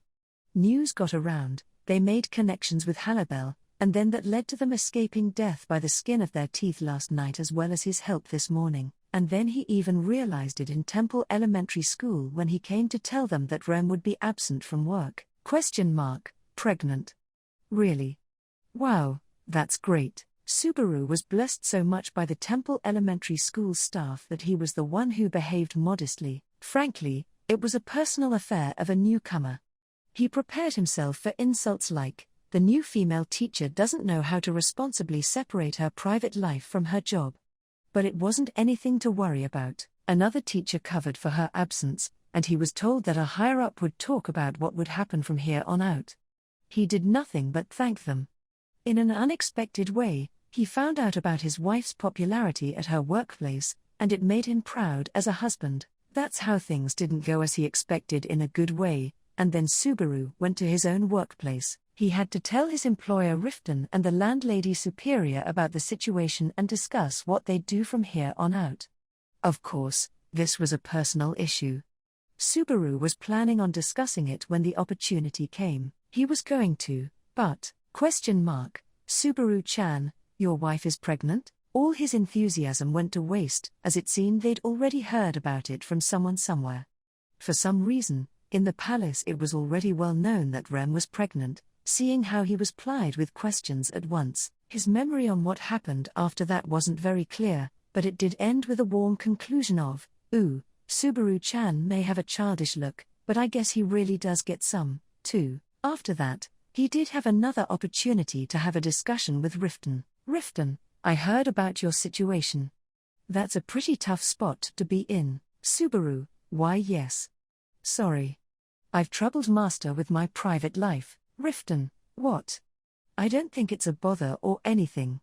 A new life means the birth of a new client." "Subaru, you are so open-minded." He reveals the situation to Riften in the tea room, and the way he accepted it dumbfounded him, rather than surprised him. Seeing Subaru react like that, Riften continued speaking as he said, "Also, Riften, I heard about what happened last night from Mr. Halibel. If there's anything on your mind, feel free to talk about it. The ladies and I will listen to what you have to say." "Subaru, well, I appreciate it. However, why are you doing this?" "Riften, why am I being so nice? I told you, I have high hopes for you. I invested the asset hope in you. Of course, I'd try everything so that I could recover my shares." Subaru's extremely understanding workplace and his employer's powerful words were starting to move him to tears. However, it was too pathetic of him to look like that. He was being spoiled too much. "Riften, I'm sure that the ladies will respond nicely, too. That's the trust you cultivated." "Subaru, it's only been about 2 weeks." "Riften, 2 valuable weeks, that is. That's all there is to it." He basically tells Subaru that it's no big deal, and now was the time when he had to look up. Everyone at the Magogi Palace became true lifesavers to Subaru in this moment. He was fortunately blessed with lifesavers, neighbors, and with people at his workplace. The tumultuous day let him know that he was blessed with many things, including a child. All the more reason for the mysterious woman to cast a shadow on his happiness. For Subaru and Rem, the enemy was too unpredictable. They had no clue as to why they were being targeted, according to Rem. Still, that beautiful, cruel killer would definitely show up again. Even with Halibel, the one renowned as the strongest of Kararagi, they couldn't achieve relief easily. And so, Subaru quickly left home and hurried on home, depending on the kindness of everyone at the palace. He'd return the favor, no matter what. So, he'd depend on them, just for now. Connections helped him out with one urgent matter.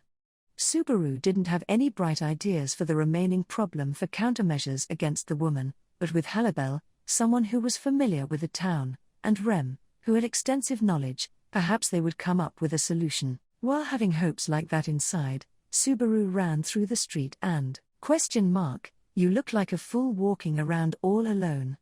Are you even trying to protect your woman?" Right in the middle of the street, he was convinced that Halibel was quite off with his foresight. "What are you playing dumb for? Look, can you take your eyes off me?" The woman showed up in front of Subaru in an extremely unashamed way, like it was no big surprise. He was in town in the middle of going back from the Magogi Palace to the tenement house. He managed to leave work early in the afternoon thanks to the people around him being considerate, and so it was currently in the afternoon with the sun high up that was obvious. However, there were surging crowds walking past each other, and they were practically sticking out like sore thumbs. In fact, the woman's inhumanly beautiful face charmed people, and it wasn't suitable for spying at all, for better or worse. If she had the same objective as last night, then perhaps the street being unclear was some sort of blunder by her, or maybe she was going to attack him despite all the attention. Subaru muffles his voice and looks at the street. Nobody could tell that this woman, who was standing in the middle of the street as if she owned it, was a dangerous person. If she attacked with as much force as she did last night, many people would get harmed, especially if the attack was as vicious as her first one was. He could not imagine the amount of damage it'd cause. "Subaru, I messed up. I thought you were cautious, clear out people, prepare for the enemy, and find out where he ran." He was inclined to believe that she wanted to secretly accomplish her objective and was going to at least carry out those things cautiously. This was the result. She had the whole town hostage, and he couldn't act. "Subaru, how cruel it is for you to be such a sharp woman." Huh? You sure can be rude out of nowhere. How could you greet someone like that? "Subaru, everyone around are hostages, and if I run away, you will show no mercy. That's your plan, isn't it? The woman squints, her eyes were cold, and she had on the same white clothes from last night. The well-dressed woman's waso being pure white without a single stain, although that wasn't a very rare sight, and her beautiful face being eccentric created this ethereal sort of harmony. That's what he'd think if Subaru never found out that this silent person standing, looking like a painting God drew, was actually a sadist who hurt him and made him suffer. ? Well, whatever. We can talk for a little while we walk. Subaru, what? ? It's too noisy here, and we're going to the same place anyway. You do know that you aren't in a position to refuse, don't you? Jerking her chin, the woman overbearingly tells him to walk with her. The people around were being held hostage. It was frustrating, but he had no choice but to do what she told him. If only she hadn't said those unforgivable words. Subaru, you're going to the same place. Which means? No way, you bastard. ? The home you and your woman live in. Some mutt is taking care of her right now, right? That's why you're here. If its owner is here, wouldn't you feel more at ease if he had a collar? Subaru, don't be ridiculous. Why would I let? As if I'd let you come with me. I won't let a dangerous woman like you see Rem. ? Shut up, Subaru. The woman grumpily says those two words to Subaru, who firmly denied her request. Hearing the sharpness of her tone, Subaru feels an illusionary knife stab his throat, silencing him. His blood was freezing because of the woman's sharpened hostility. It was the pressure from last night that very well might make one fall to their knees, practically disgracing themselves. However, Subaru, like hell anyone would let you see Rem. ? Wow. I'm kind of impressed. I thought you were gonna be a coward and freeze up. The woman's slit eyes widen, and she said that to Subaru, who opposed her as he bit his lip. After that, she pointed a finger at Subaru, whose face turned red from anger and agitation, and said, ? Still, I won't listen to you. And besides, you've got it all wrong. Subaru, I've got it all wrong? ? I'm not trying to kill you guys. Not right now, that is. The woman shrugged her shoulders as she opened the hand she pointed at him, waving it. She had calm actions and calm behavior, however, this was the same way she acted last night when she beat up Subaru. This woman is capable of beating Subaru to death while smiling, after all. Subaru, how can I believe you? ? I'm capable of killing anyone I want to kill. When I thought to kill you yesterday, I had plenty of time to do so. And yet, I didn't kill you. So, I have no intention of killing you. That was some poor logic for proof. And yet, it had undeniable weight. It was the sort of truth that was pride and a fact, and you could only call it a self-evident truth. The woman was an enemy. She had both hostility and bloodlust. However, she left without taking Subaru and Rem's lives, showed up the next day, and told him that he was headed towards their home. Subaru, I have no idea what you're thinking. ? You want me to tell you right away? What are you, a baby? Doesn't your female partner have a baby? If you're gonna to be a parent, how about you be a little more independent and use that noggin of yours? Subaru, seeing as you've changed after overnight, are you taking me to the tenement house to apologize or something? ? Ha, that's rich. It's a good thing I'm not planning on killing you, huh? The woman scoffs at Subaru, and she starts to walk with her back turned on him.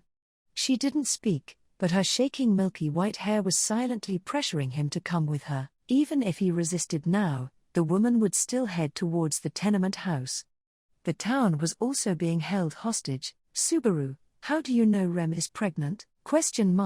Because I could tell by looking, obviously. Can you not assume that I'm similar to a slow male like you? Subaru, Rem didn't notice, either. ?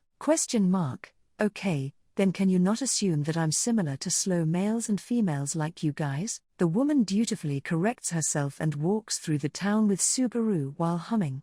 It was unfamiliar, messy humming that didn't have a melody or anything really, but something about it sounded nostalgic. That being said, Subaru didn't stop being cautious of the woman one bit, and he kept thinking about how he'd have no way to tell the two in the tenement house if she ever let her guard down.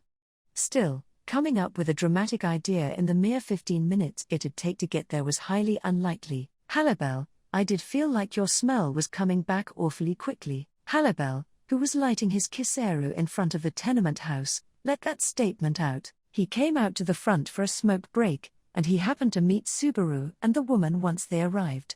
When Halibel stared at the two of them with imperceivable emotions in his slit eyes, he said, Halibel, the day after you discover your wife's pregnant, you bring back another beautiful woman. What's that say about you as a man? ?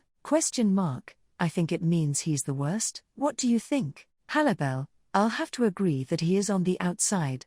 But this isn't the time to be joking around. ? Halibel, who took smoke into his lungs and breathed it out from his nose, ponders something. Then, he slowly stands up, and he looked at the women as he cleaned off his butt. ? Can you not get cocky just because you're huge? Halibel, now that's a new false accusation. You're such a beautiful woman, so you could at least let me win in height. ? One who enjoys being praised by a mutt is merely a mutt of a woman. There was no way to get along with this woman.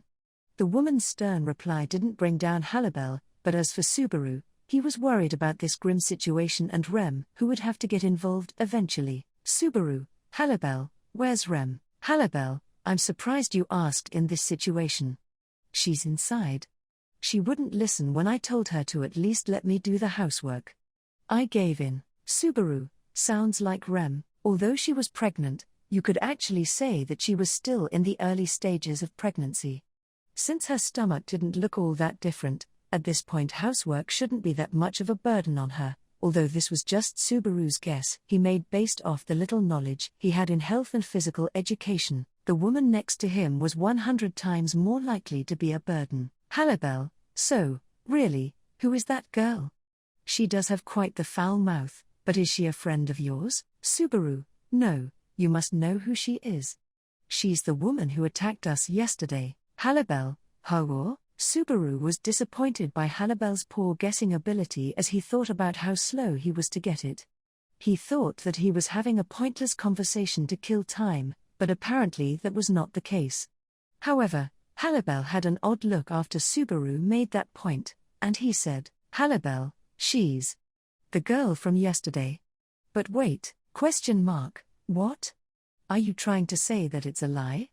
Are you trying to say that I don't look like someone who'd do something like that? Can you not make me laugh? I threw this guy all over the room, beat him to a bloody pulp. Wait. Come to think of it, yesterday you disgusted me with all that sweat you were covered in. What are you going to do to make up for that? Subaru, nothing. My body is shaky as hell now, be satisfied with that. The woman interrupts Halibel, and in the middle of talking, she heats up with anger as last night came to her mind. Seeing that unreasonable behavior, which was like an outburst of anger, Subaru tries to appease her rage by reasoning that he could still feel the pain from the bruises on his body. And then, once this ruckus suddenly began in front of the tenement house, it happened. Rem, I'd like to talk. The tenement house door opened, and the one who stepped foot into a dangerous situation was a blue-haired girl. It was Rem. Rem finished up the housework, and when she loosened the tied sleeves of her kimono, she smiled at Subaru. Rem, welcome home, Subaru-kun. You're quite early today. You really wanted to see me that badly? Subaru, yeah, I sure did. To be honest, it hurts when I'm not with you, even if it's only for one moment. Rem, well. Yes, I feel the same way. Oh no, now I'm blushing. ? Can you not? The married couple's innocent exchange makes the woman's displeasure explode in a different way.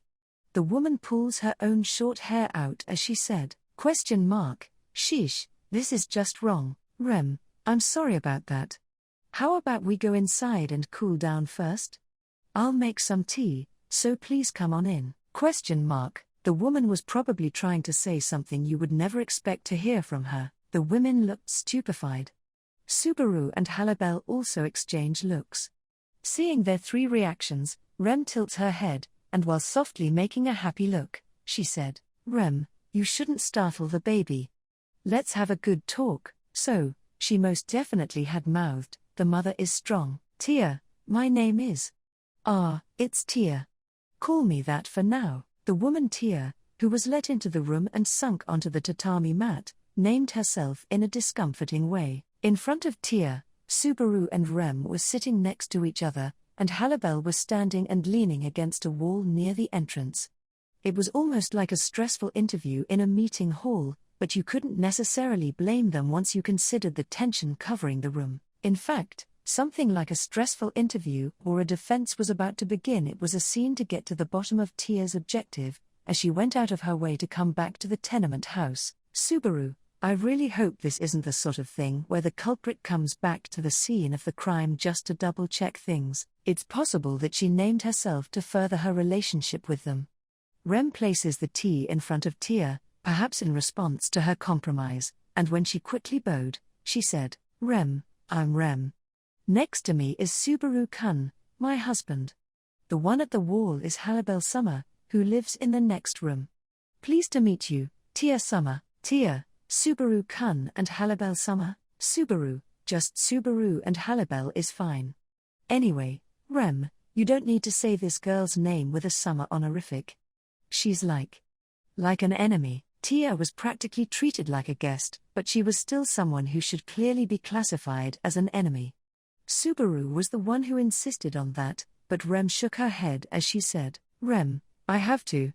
Since Tia Summer has been invited, she's a guest. And you're treating someone who just came to talk poorly. She came here because she had something to talk about. Isn't that right, Tia Summer? Tia, Humphrey, I think I like you a little more than that male. Rem, was it? I'll keep that in mind. As for the male and the mutt, they're a no-go. Tia, being in a better mood because of Rem treating her politely, took a sip of her tea. She choked. Tia, ouch. So hot. It's so hot, Rem, oh, I'm sorry. Are you okay? Tia, impressed. I let my guard down, and then this happens. You're a tough one, Subaru, you just inflicted pain on yourself. Quit it, otherwise this conversation will go nowhere. With his hand, Subaru stopped Rem from apologizing to Tia, who wrongly resented her as she displayed her inability to take in hot things. It seemed like he'd misread Tia's character, as she's been having listless interactions. However, Subaru would never let his guard down. He was staying alert for when she'd strike like she did last night. Tia, the male seems to have a sickness of becoming tense and pointlessly marking his territory. Whatever. I'll finish this business quickly, just like you want. I don't have much time, either. In fact, I'm very busy. Subaru, business. Tia, like I said, I didn't come here to kill you. That does depend on you guys, though. At the end of Tia's statement, her voice turned cold, and once she put down her teacup, she looked at the front with her sharp eyes. And then, Tia, for mercy's sake, I'll assume you did it on the spur of the moment. So, don't worry about the whole retribution thing. Give back the light ball instead, she declared that as she stared at Subaru. No, she stared at Rem. That was the first thing that confused Subaru. Tia's eyes fell on Rem and she literally thought nothing of people like Subaru who were right next to her. The next thing that confused him was the light ball Tia talked about, as he had no idea what that was. It seemed Rem didn't either, as she said, Rem, light ball? She tilts her head, and a question mark appeared. However, Tia wasn't happy with that answer. Tia, respond carefully. Yes, is the only answer I want to hear. A wrong answer will cost you parts of your body, Tia tells that to Rem as she stuck her hand out in front of her and pointed at her with a white finger. Her quiet voice sounded calm, but it was fake. There was anger hidden within her tone, and it was just counting to the time when it'd blow up. Tia directs her anger at Rem by saying that her answer would affect the outcome, and she meant it. In this coercive negotiation, it was as if she was saying that people like Halibel wouldn't be able to deter her. Subaru, hold on, Tia, no. Choose your words wisely, and that goes for you too, not just Rem. Make one wrong move, and your female partner's fingers won't suffice. Subaru, what are you, a devil? Whatever, doesn't matter, just listen. What is this light ball? Tia, playing innocent, huh? It's what you guys stole. I don't know what you call it, but it's my light ball.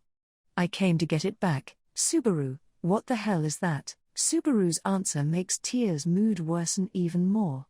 But no matter how much anger she had inside, Subaru would not give her the answer she wanted. This is because Subaru truly had no idea what the light ball was, and of course, neither did Rem. Even though she said they stole it, it was a bolt from the blue. Even if she ranted about it, they couldn't imagine what kind of object it was or how important it was to Tia. But, Tia, I warned you. Choose your words wisely.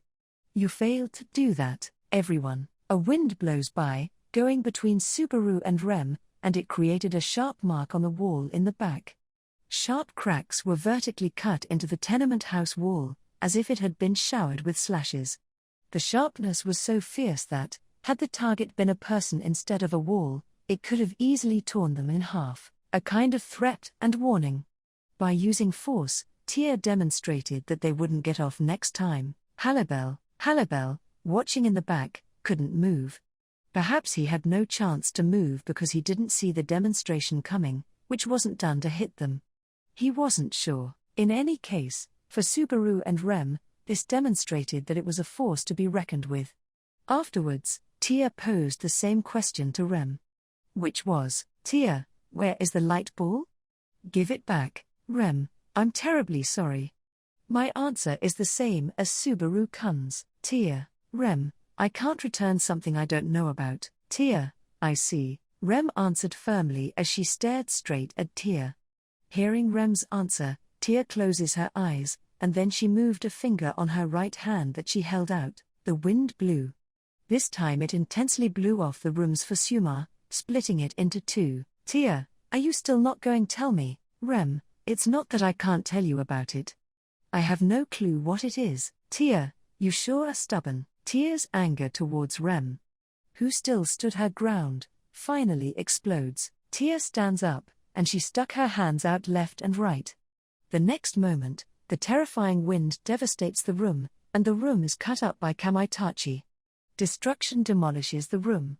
The wall, the fusuma, the shelves, the tatami mat, the tea table, everything gets destroyed, falling in the room.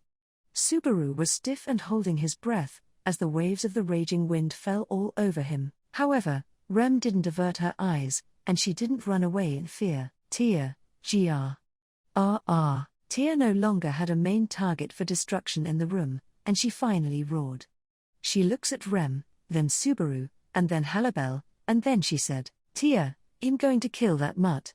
Are you still not going to give it back? Rem, nope, I can't. Halibel, I mean, there's kinda no other choice with how the conversation's going, but aren't you treating me too poorly here? Rem's strong will stubbornly pushes aside Tia's desperate threat. Now that it's turned out like this, even if Tia were to cruelly kill Halibel, her wish wouldn't be granted. Tia, well, I guess it'll help my mood just a little bit. Halibel, Susan, may I cry? Subaru, I feel you. You say, little, because, like, when things don't really work out, you get deeply disappointed. Halibel, not exactly the kind of support I was hoping for. Subaru, seeing Halibel sulk unhappily out of the corner of his eye, let out a brief sigh. Looking around the room, there were traces of destruction all over the place. However, Subaru and the others were all uninjured. Once one saw that, even Subaru could tell what was going on, no matter how slow on the uptake he was. Subaru, you really don't have any intention of killing us. Tia looked at Subaru, who came to that conclusion, with her eyes filled with anger and hatred. However, her sharp eyes couldn't kill people, no matter how much bloodlust they had. The room was cut up by Tia's anger, but that anger was not bloodlust. This is because she has no intention of killing them, just like she has been saying from the start. The threat was simply a threat and nothing more. In fact, it was like she was making an abnormal amount of effort to avoid harming them. Subaru, and yet, yesterday you nearly killed me. Tia, I didn't know Rem had a baby at the time. Subaru, so that's why. Tia, oops. Tia let the cat out of the bag with a sulky look. It was too late for her to shut her mouth. In other words, Rem, you didn't kill us because Subaru-kun and I have a child. Tia, you stole the light ball. A sin is a sin. However, that sin is yours. The baby has nothing to do with it. Taking its life would go against my beliefs as a Shinigami. Subaru, Shinigami. Hearing Tia express her thoughts, Subaru takes a brief look at Halibel. He felt like Tia had called herself a Shinigami last night, but he couldn't remember things very clearly from the time when he was nearly killed. Seeing Subaru give him that look, Halibel tilted his head slightly to indicate that he had no idea what she meant. It was a self-proclaimed name, and nothing more. Even with that granted, her power was little too much for the name. Subaru, in any case, you won't kill us. You're even avoiding hurting us. So, Tia, give it up? There's gotta be a limit to how impudent a thief can be. I'm going to get the light ball back. If the baby gets in my way, then I'll just have to wait for it to be born. Subaru, that'd take too long. First of all, while being torn between her beliefs and anxiety, Tia shows that she won't give in one bit. Seeing Tia's distress, Subaru looks at Rem, wondering what they should do. When Rem nodded at Subaru's look, she spoke while kneeling upright, not even breaking down within the wind. Rem, Tia-sama, like I've said many times, I have no idea what this light ball of yours is. I'll repeat myself again, I am not the one who stole it. Subaru, Rem was always with me. Rem had no time to do something so outrageous, and she'd never do such a thing, either. Why are you accusing us anyway? Was there some sort of deciding factor? Tia, isn't it obvious? It's the nose, Subaru. Tia answers Subaru's question confidently, pointing at her own nose. Hearing that answer, Subaru grimaces, and he lost his breath as his chest was struck by an unexpected force. She found them by relying on her sense of smell. Chills and understanding were what welled up once he heard that things that were expected. Tia sniffed out Subaru with her sense of smell and came here. Tia, judging by that look, you must know something. Protect your female partner all you want, it's no use. Rem reeks of the smell of a thief. Subaru, hearing Tia's triumphant words, Subaru loses his voice for a moment. Then, he thoroughly thinks about the words she said and says, Subaru, Rem? Not me, Tia, huh? What's this, you trying to protect her with an awful tearjerker act? Sorry, but my nose can't be fooled. My nose tells me that Rem is the culprit. Tia sternly points at Rem, and she declared that once again with a triumphant look. She was aggressive in anticipation of Subaru feeling guilty, based off his reaction. However, it was not the kind of guilt Tia was hoping for. Thus, a very complicated atmosphere started to spread between Subaru and the others. Tia, what? You people. Are you trying to belittle me with those looks? Subaru, we're not. Rem, there has to be some sort of misunderstanding. Tia, I am not wrong. My nose is absolute. Hey, mutt. You have a dog-like face, so you must get it, right? Halibel, why would you think that I'd take your side? Are you my wife? Tia, like hell I am. Tia's white face turns red, and she yelled as she stamped her feet. It no longer looked like she had the intimidating air that she had in the beginning. She was just a lone girl who dug herself into a hole. After Tia breathed heavily and glared at Subaru and the others one by one. Tia, you aren't returning what you stole. You're looking down on me. Who do you people think you are? You're gonna regret becoming parents if this is how you act. Subaru, let's stop all this emotional denial. Also, how about you give it up already? You made a mistake. None of us stole whatever that light ball is. Tia, no I didn't. Rem had to have stolen it. There's no way I'm wrong. Rem, okay, well, Subaru couldn't figure how to deal with Tia, who finally started throwing a tantrum. Rem was the one who interrupted Tia, who was acting stubborn like a child, which was improper for how she looked. Rem, Tia-sama, it seems you think that Subaru-kun and have stolen something. Rem softly speaks to Tia, as if she was trying to reason with an unreasonable child. After that, Tia's face stiffened, and then she turned around to face Rem. Tia, for the record, you are the only one who did it. This male doesn't seem to know about it. Rem, Subaru-kun and I do everything together and go everywhere together. Understand? Tia, I understand, Rem said, good, and raised her finger at Tia, who was quickly discouraged from acting the way she'd acted before as she nodded. Rem, I want to get back your stolen light ball. However, we don't know what it is. If you don't believe me, would you wait until you are convinced? Tia, until I'm convinced. Rem, if your nose is correct, then we are the ones who are lying. If you keep an eye on us, eventually we might expose ourselves. That's what I mean. Rem jiggles her finger as she says, what do you think? Leaving the choice up to Tia. The suggestion would take up quite a lot of time, but Subaru thought of it was a temporary measure to temper a child. However, after Tia pondered the suggestion for a while, Tia, sounds interesting. All right, I'm in. Subaru, oh really? Tia, it's as Rem said. She'll get busted eventually for sure, so I'll wait. Tia sticks out her somewhat busty chest, and she answered Subaru's doubts confidently. But it was still hard for Subaru to believe her choice. She snorted as she saw his face. Tia, I'm not lying. I'm confident in my nose. Look, there's no way I can lose. If I'm wrong, I'll even give you the light ball to make it up to you. Subaru, attacking us to get it back creates an infinite loop. In any case, if Tia has accepted Rem's idea as a good one, then the problem was solved. Or at the very least, Rem and Subaru shouldn't have to worry about being hurt by Tia anymore. Subaru, that's if we could trust that she isn't lying, though. Rem, it's fine. I believe that Tia-sama really is telling the truth.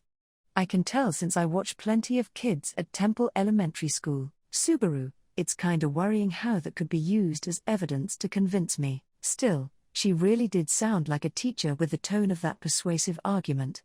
In other words, Rem successfully convinced him because she was gifted with the skills of a female teacher. Subaru, impressive, sensei. That was well done. Rem, of course. But when you're with me, I want to be called wife instead of sensei. Subaru, good point. As expected of my wife. She's the cutest girl ever and she's so reliable. Rem, there you go, well done. Rem praises Subaru, who corrected himself, as if she was playing around with him. Seeing her smile, Subaru scratches his head. He thought to himself, I'm no match for her. Tia, who quickly noticed them whispering to each other, glares at them angrily. Tia, hey. What are you two whispering about? Is it about the light ball? Subaru, even if we were the culprits, we wouldn't be so stupid enough to whisper about it in front of the owner. How long are you going to stay here anyways? If we've reached a conclusion, then, Tia, what are you saying? I told you, I'm keeping an eye out until you slip up. I'm staying here. Subaru tilted his head as he listened to Tia's tone, which made it sound like she was saying, why are you asking something so obvious? Subaru, staying here. For how long? Tia, until you slip up. Subaru, Tia, it's still pretty crowded with 3 people in this room, though. I better not be staying with that mutt. Not only would it be cramped, but I'd get covered in fur. Subaru, you're going to stay here? She makes a threat from an unexpected perspective, and it causes Subaru to raise his voice as he practically screamed. Hearing that, Tia breaks into a smile in great delight. Tia, that scream, oh yes. I finally get to hear it, makes me kinda happy. Subaru, I'm being serious here. As if we'd live with you. This is a house for a husband and a wife, use your head. Tia, isn't Rem already pregnant? What's wrong with me staying here? Subaru, well, when she asked Subaru about his thoughts, something prevented him from replying, even so. It seemed Tia was not messing around, and she was saying that it was a genuine question. If they were having sex just to have kids, then Tia's viewpoint would be correct. Subaru, but then at night we'd be missing something needed to keep family happiness. Tia, stare. Subaru, stop. Don't look at me like that. Even if you do, you still can't live with us. Tia looked at Subaru doubtfully, but he still stood his ground while giving excuses. Besides, even if she disregarded the thoughts of the husband and wife, 3 people would be too much for the room, just like Tia said. Subaru, Halsan, the manager and landlord, wouldn't even allow it anyways. Don't forget that you're the one who destroyed this room and beat me to a pulp. No landlord would be bold enough to negotiate deposit and key money after she destroyed the rent so much. Subaru hoped for that in his statement, and Halibel nodded with his arms folded. Halibel, yeah, Susan's right. First we have to talk about compensating for the room. Subaru, that's not the point. Halibel did not listen to Subaru telling him that this wasn't about the landlord. Tia, me? Compensate for this room? Rem, Tia Summer destroyed it, so that's a given. That goes for our damaged household goods, too, if you could. Rem looks around the room devastated by wind that was now a mess, and she makes that request to Tia. Things like shelves and furniture were destroyed by the wind slashes. Of course, the tatami mat and walls were, too. There was some cutlery that barely avoided being damaged, but the clothes in the wardrobe and the futon in the closet were probably different. The daily necessities they obtained by managing with the little income they had were destroyed. It was a bit tear-inducing. Rem, I'll help clean up, so Tia Summer, you can use this room.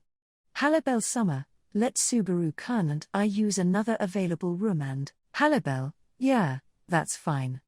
As you know, the tenement house is full of free rooms. Pick whichever you want and move over. Rem, thank you very much. The broken tableware piles up, and the damage to the memories depress Subaru. Rem and Halibel, the realists, put aside his sentiments, and once a room was assigned, they set a plan for the future. Tia, who had seized the initiative in the beginning, was left behind by the quick progress, and she scratched her cheeks while being taken aback. Tia, how should I put this? You guys are like tough. Subaru, I'll have to agree with you on that. This was the only time Subaru agreed with the beautiful, unreasonable killer. Halibel, Susan, got a second? Halibel beckoned him and brought him out of the tenement house when Tia started to reluctantly obey Rem, who diligently worked on cleaning the room. Rem seemed to be enjoying herself, sleeves tied as she completely focused on cleaning the room, and nobody could stop her now that she'd enter such an intense state.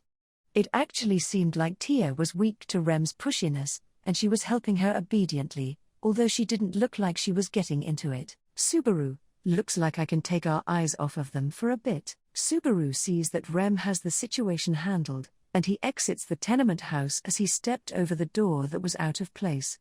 It was already after sunset.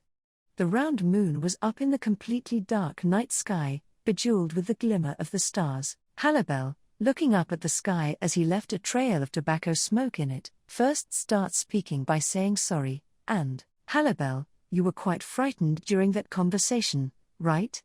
Sorry for not doing anything. Subaru, it's not anything you should apologize for. Is what I'd like to say, but I was really frightened. Especially when Tia started to destroy the room. Subaru shrugs and uses the conversation as a chance to talk about why they had to clean the room in the first place. Halibel just watched things play out in the destructive wind without moving an inch. Rem didn't move to show that she'd stand her ground. So, as for why Halibel didn't do anything, stayed silent, and watched the mayhem. Halibel, she had no bloodlust. No hostility, either. So, I was able to tell that she wouldn't hurt anyone, even though she acted up like that. You might not understand my reasoning, though, Subaru, of course I'd know once I could tell those things were missing. Although I was late to notice, I also came to that conclusion once I saw the end result. It's just that, Halibel, once you considered Rem's safety, you wanted me to stop her? Yeah, I had a feeling you'd think that, so that's why I thought I'd apologize. Halibel knocks the ash off his kiseru, apologizes once again, and bowed deeply. As long as it was rational, Subaru had no complaints for him. Plus, Halibel was helping him out of kindness. It would be too arrogant of him to blame him just because of that decision, considering how he hasn't paid him back yet or rewarded him. Subaru, although, I'd appreciate it if I had a say next time. It's not guaranteed that I won't move carelessly and almost get hit by the wind, you know? Halibel, if 1 to 2 of your limbs fly off from the sharpness, the doctor can put them back on just fine. Subaru, once I let my head fly off, I'm dead. Getting hit somewhere meant death. Considering how he didn't get hit, he got lucky. He felt very relieved knowing that he lived by the skin of his teeth. Halibel, I'm glad that you forgive me. I kind of felt down for arriving too late last night, too. When you were beat up, Subaru, really? Halibel, forgetting about the title as Kararagi's strongest, I do regard myself as a shinobi. And so, being outsmarted sure isn't something to be pleased with. Halibel shows his pride, and Subaru tugs on his chin as if to say so that's how it is. When he heard of ninjas, things like information warfare, undercover agents, assassination, ninjutsu, and all sorts of roles came to mind, but perhaps those were like characteristics of spies from ancient times. Messing up with counter-espionage sure would be a failure for a ninja. Subaru, in that case, why don't you let one of the people working for you handle it? Since you're the strongest ninja in Kararagi, aren't you the leader of shinobi groups or something? Halibel, shinobi groups. We have no dangerous gatherings like that. I've never even seen any other ninjas outside of myself.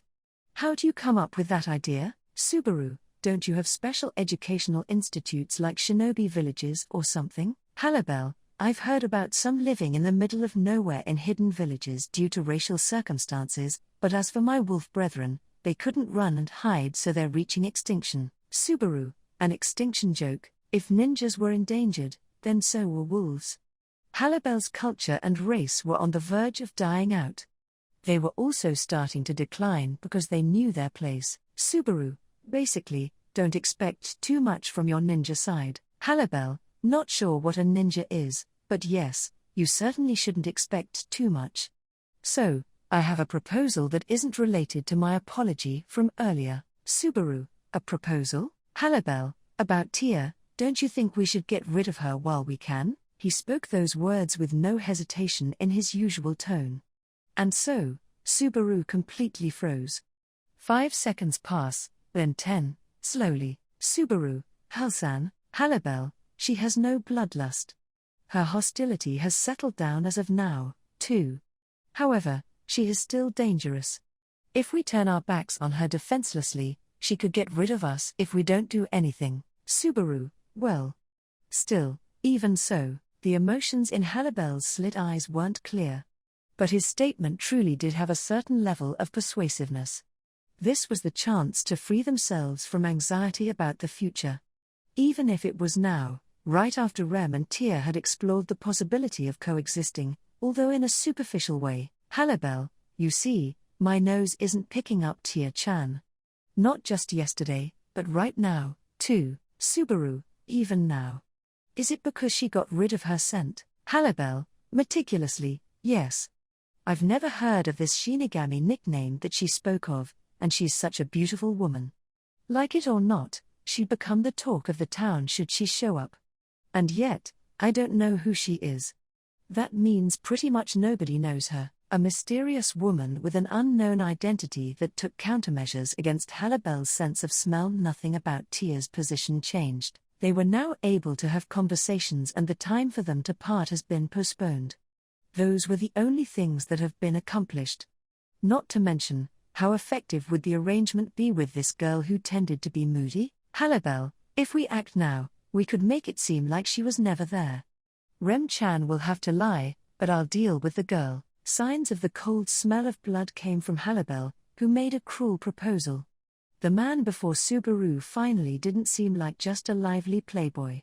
It was the first time he could tell that he was a shinobi deemed the strongest in Kararagi, but at the same time, he could also tell what Halibel was expecting as he gave off a cold, intimidating air. Subaru, sorry, Halsan, for making you play the bad guy, leaving you to hold the bag. Halibel, Subaru, but you don't need to play the bad guy.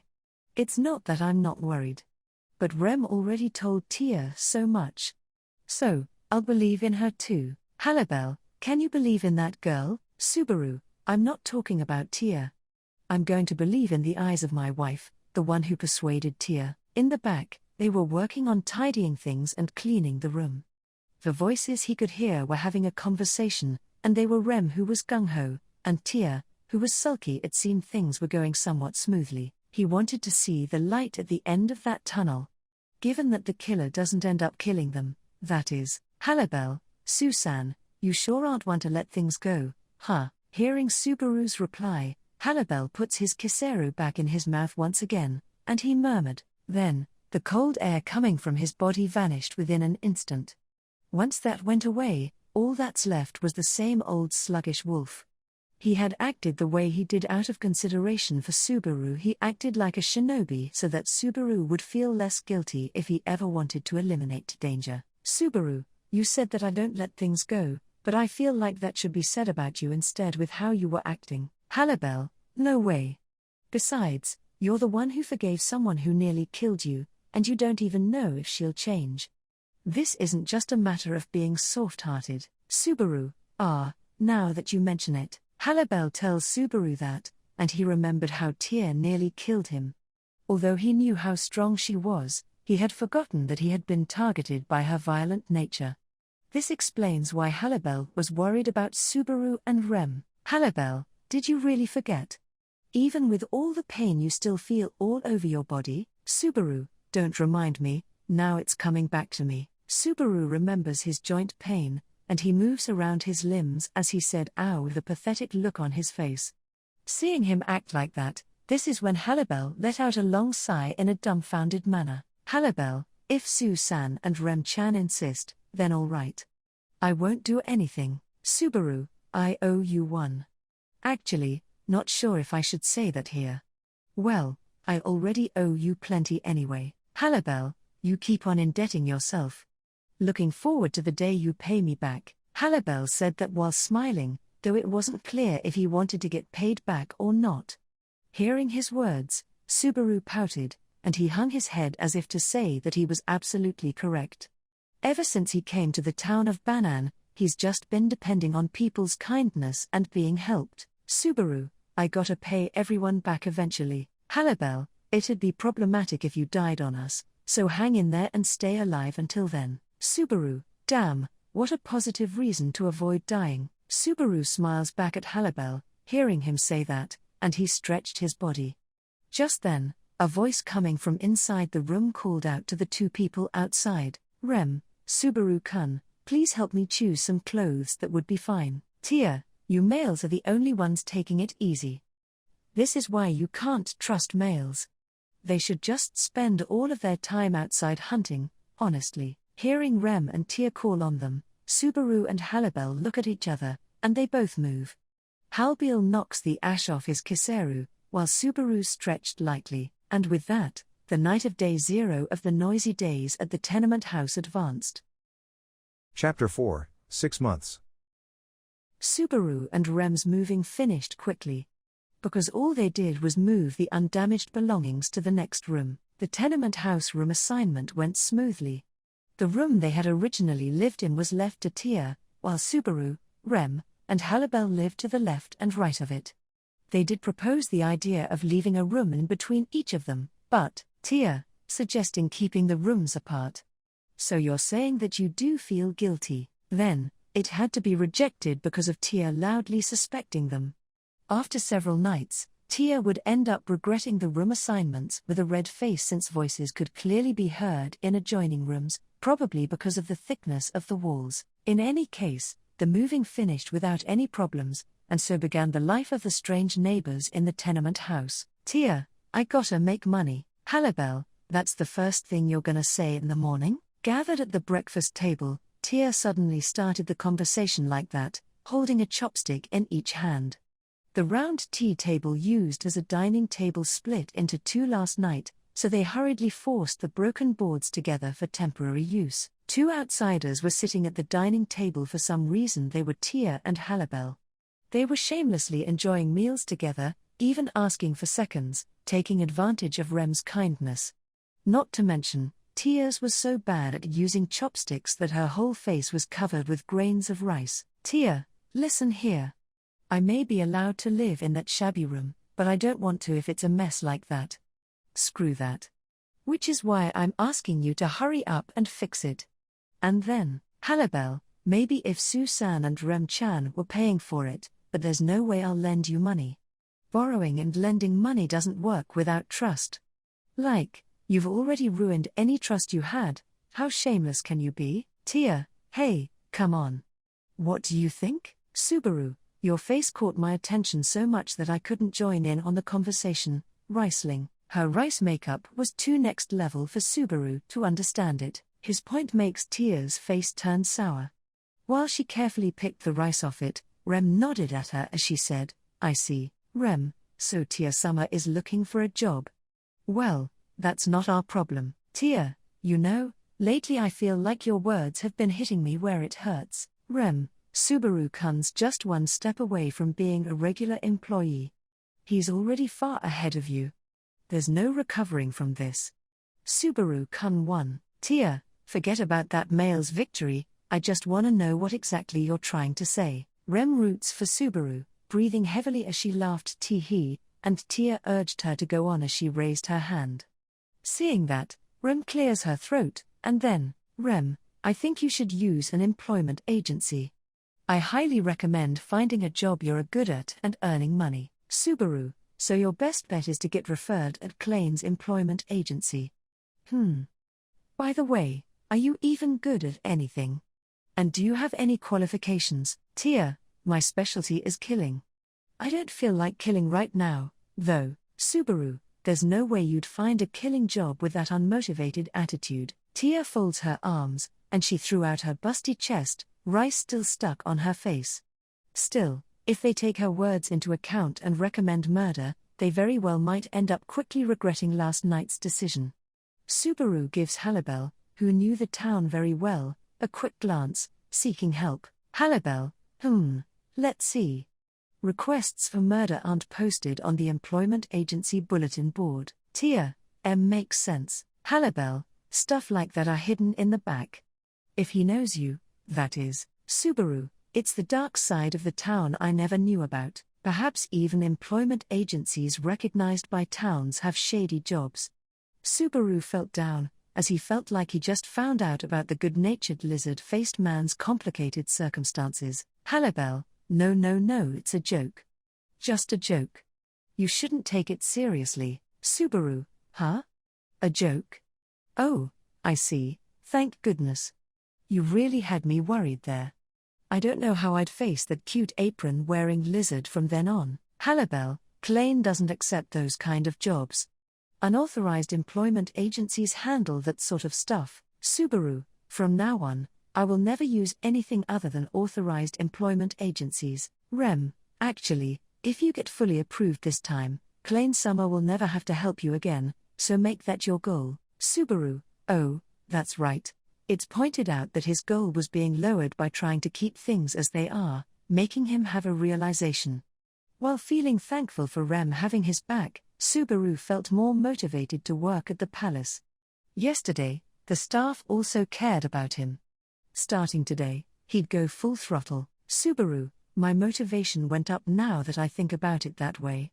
All right, let's go to work. Rem, yeah. Tia, no.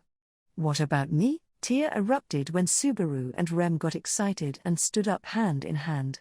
With her hands, she threw the food left on her plate into her mouth, chewed on it and swallowed, and then, Tia, introduce me to this guy I don't really know. And then I'll do a killing job. Subaru, you idiot. Who in their right mind would let you do a night job like that? Halsan, tell her. Halibel, I kinda do classic night work as a shinobi. That said, I'm not too sure about letting you kill, so how about you try something else? Like suppression requests or bounty hunting. Halibel cracks his knuckles, and he gave those conditions, causing Tia to tilt her head. However, the adventurous ring to it made Subaru's eyes widen. Subaru, bounty hunting. Suppression requests. That sounds awesome. Rem, what kind of work are they exactly? Can Tia-sama do them? Rem had a pretty realistic reaction in comparison to Subaru, who thought adventurously. Rem sees Tia's side of the dinner table, which she got extremely dirty. She sees that she lacks things like the ability to do delicate tasks and etiquette, and hoped that the job wouldn't require those sort of skills. Halibel, the main jobs are catching evildoers popping up on wanted posters, sometimes beating them up. And then there's also the evil beasts that show up every now and then. Tia, basically, hunting. My specialty. It was like Tia's eyes shined for a moment. And then, when she energetically stood up from the tea table, she grabbed Halibel's neck as he tried to have a quick smoke, having finished his meal. Halibel, Tia, now, show me the way. I have no idea what to hunt, after all. Halibel, wait. Susan. Rem-chan, Subaru, see ya.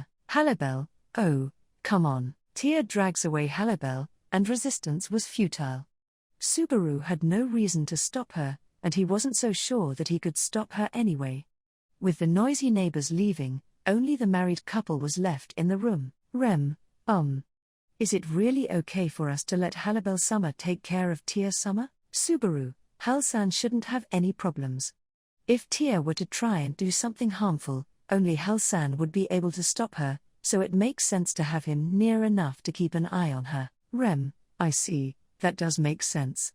Plus, moss might grow on Halibel-sama's body if he doesn't work like everyone else every now and then. Rem encouraged Halibel, understanding and moderate sharpness showing in her words.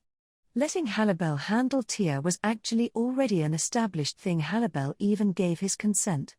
That last interaction was just like something a play would regularly have, nothing more. Fortunately, Halibel didn't have to stay with Subaru and Rem anymore to protect them, since he now had a good grasp of the tendencies of Tia, the attacker. Hence why he didn't need to worry about working while being in constant fear of when she'd attack. Subaru, now I just have to worry about if I'll become a full-time worker and Rem's stomach. Rem, as of right now, I believe that I could work without any difficulties. Subaru, it's going to be our first child. I don't want anything to catch us off guard. Although, from the little knowledge I have, I remember that most childbirths take 9 months and 10 days. Going off Subaru's knowledge, it would take roughly 10 months to go from pregnancy to childbirth. However, there was no way to find how long she has been pregnant. He guessed about 3 months, since her stomach didn't look all that different. Besides, there was another problem. Rem is an only a demi-human species, although they didn't look like it. Could a normal human's knowledge really be applied to having a feel for when she was pregnant and when she'd give birth? On top of that, there was also an irregular condition where it was a mix between a human and an Oni. Subaru, is there anything else we can do on top of keeping in touch and seeing that healing doctor? Rem, I'm sorry. I don't know much about this stuff. In a time like this, Subaru, Rem, in a time like this, maybe we should find an experienced midwife. Rem hesitates, unable to find the right words, and then she says that. The reaction was unnatural, however Subaru did not say anything about it and just nodded as he said, yeah, he knew what Rem was going to say. There was an unspoken agreement between Subaru and Rem to not never touch on that subject. Subaru says all right to pull himself together and put that matter behind as he continued, Subaru, let's just live like we always have until your stomach starts changing. However, if you aren't feeling well, tell me right away. Even if it's just a slight fever. I'll get mad this time if you don't tell me. Rem, understood. But if you do get mad, what would you do? Subaru, you know. I'll lock you in the room, and I'll watch over you the whole time. Meanwhile, I'll borrow from Halsan for our living expenses, making us go into deep debt. It'll be tough times once the child is born. Rem, that's so terrifying. I won't let your idea become reality. Rem giggles, bringing herself close to Subaru since the fear was too much for her to handle. He embraces Rem's slender body, and they hug each other in silence for a while.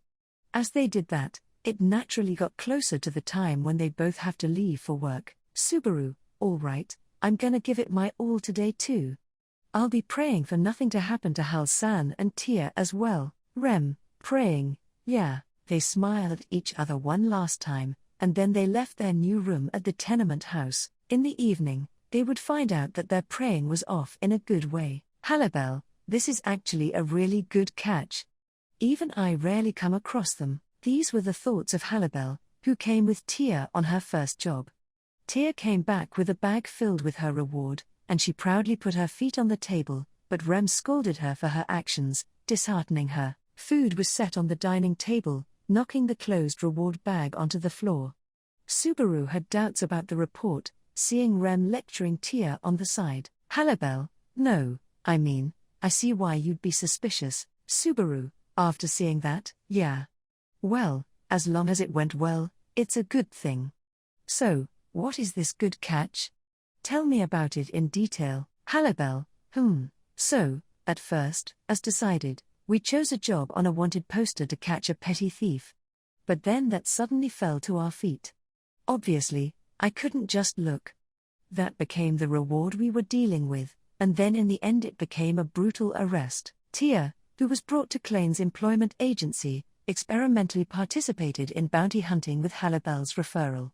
Basically, they chose a random wanted poster on the store bulletin board, correctly tracked down the wanted criminal, and cornered him. Halibel, it was a petty crook committing theft at stores.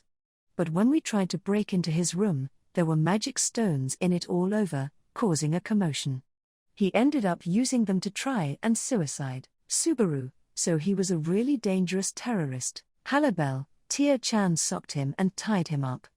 And then he said that he knew even more dangerous smugglers and that some of them are in town.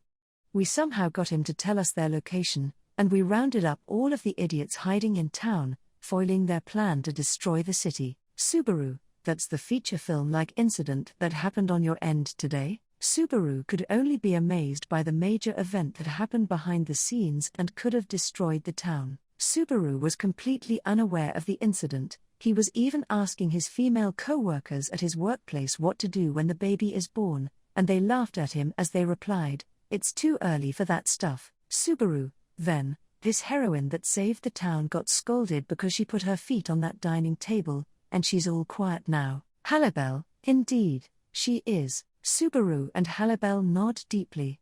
In their eyes, they saw Rem hesitantly explaining the importance of manners to Tia, who was completely afraid. Rem did not scold people by yelling, the way she did it spoke to the heart, and so it was rather painful emotionally. Rem, and so, manners are important. That also goes for showing respect to the people you eat with and the food you are served. Do you understand? Tia, yes, I understand. I understand. Rem, Tia-sama, Tia, I had told you, I understand. Perhaps this was a result of knowing that she was going to be a mother.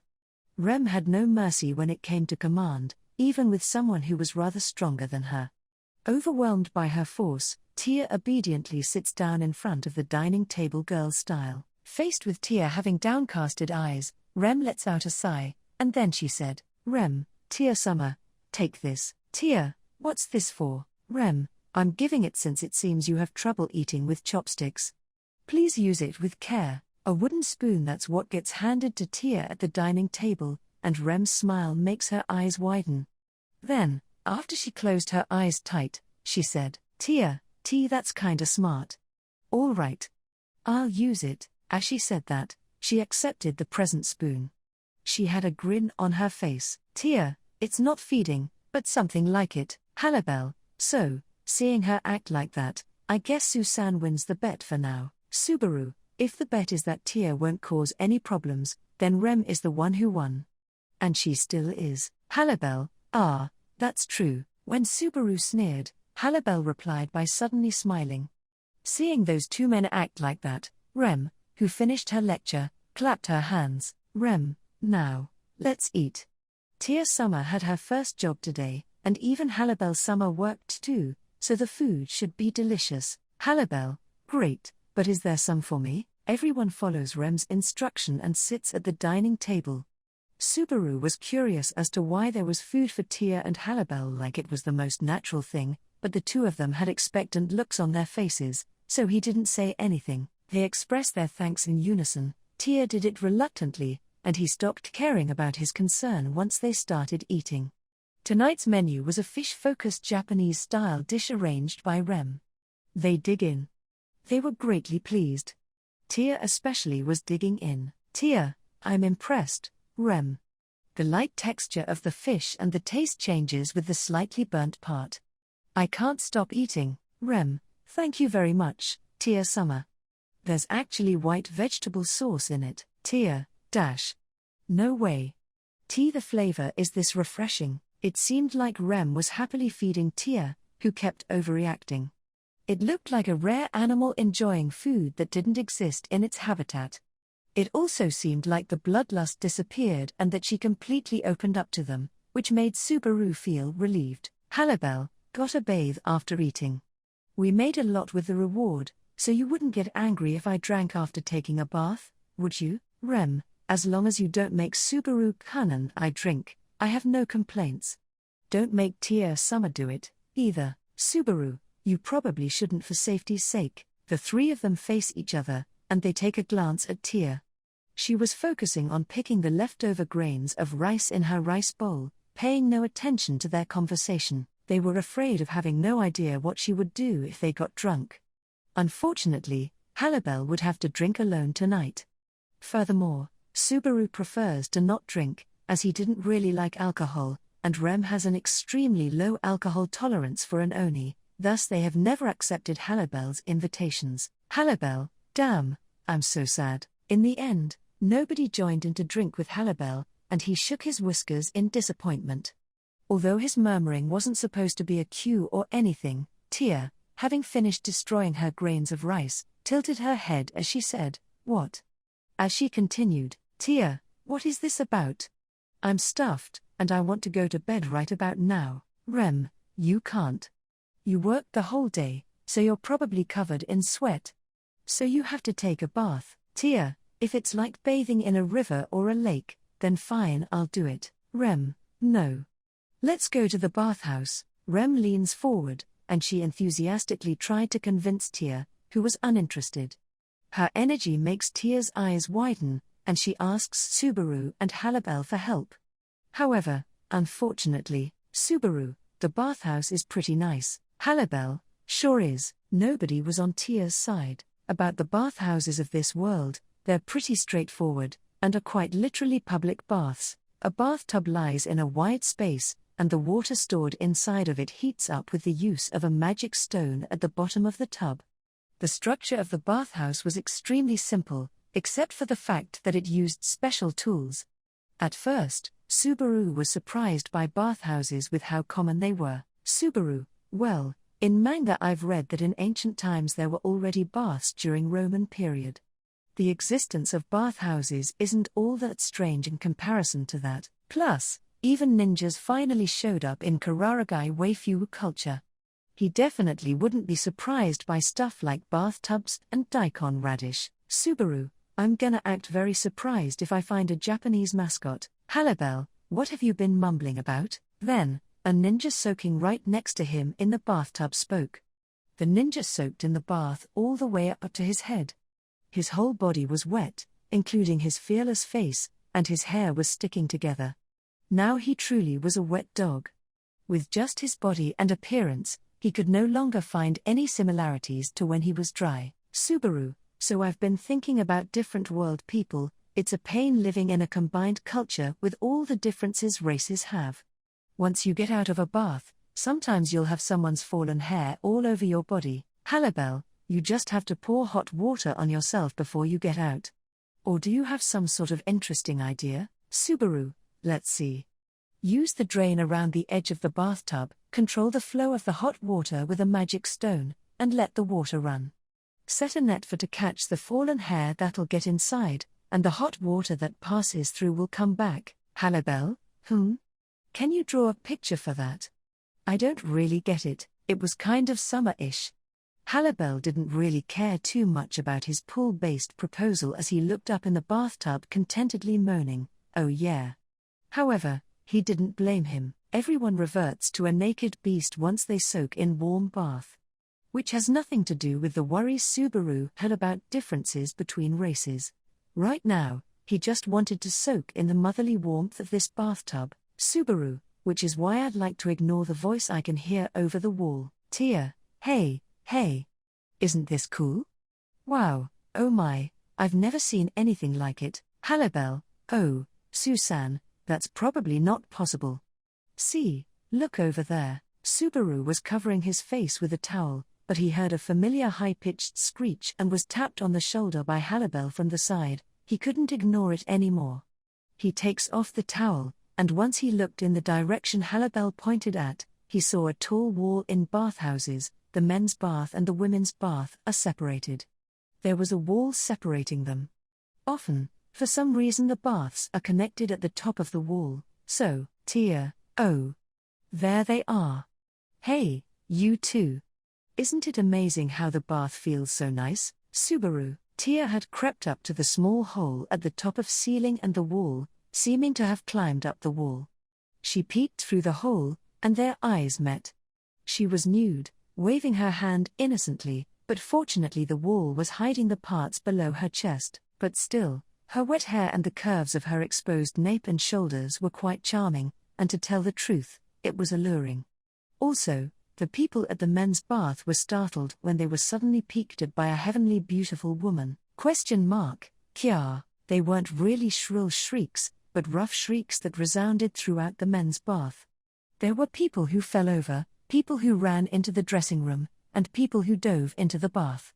Tia looks down at everyone running in confusion, and it makes her blink in surprise. Tia, don't really get what's going on, but it does feel nice seeing males running away. Subaru, like anyone cares about your fetishes.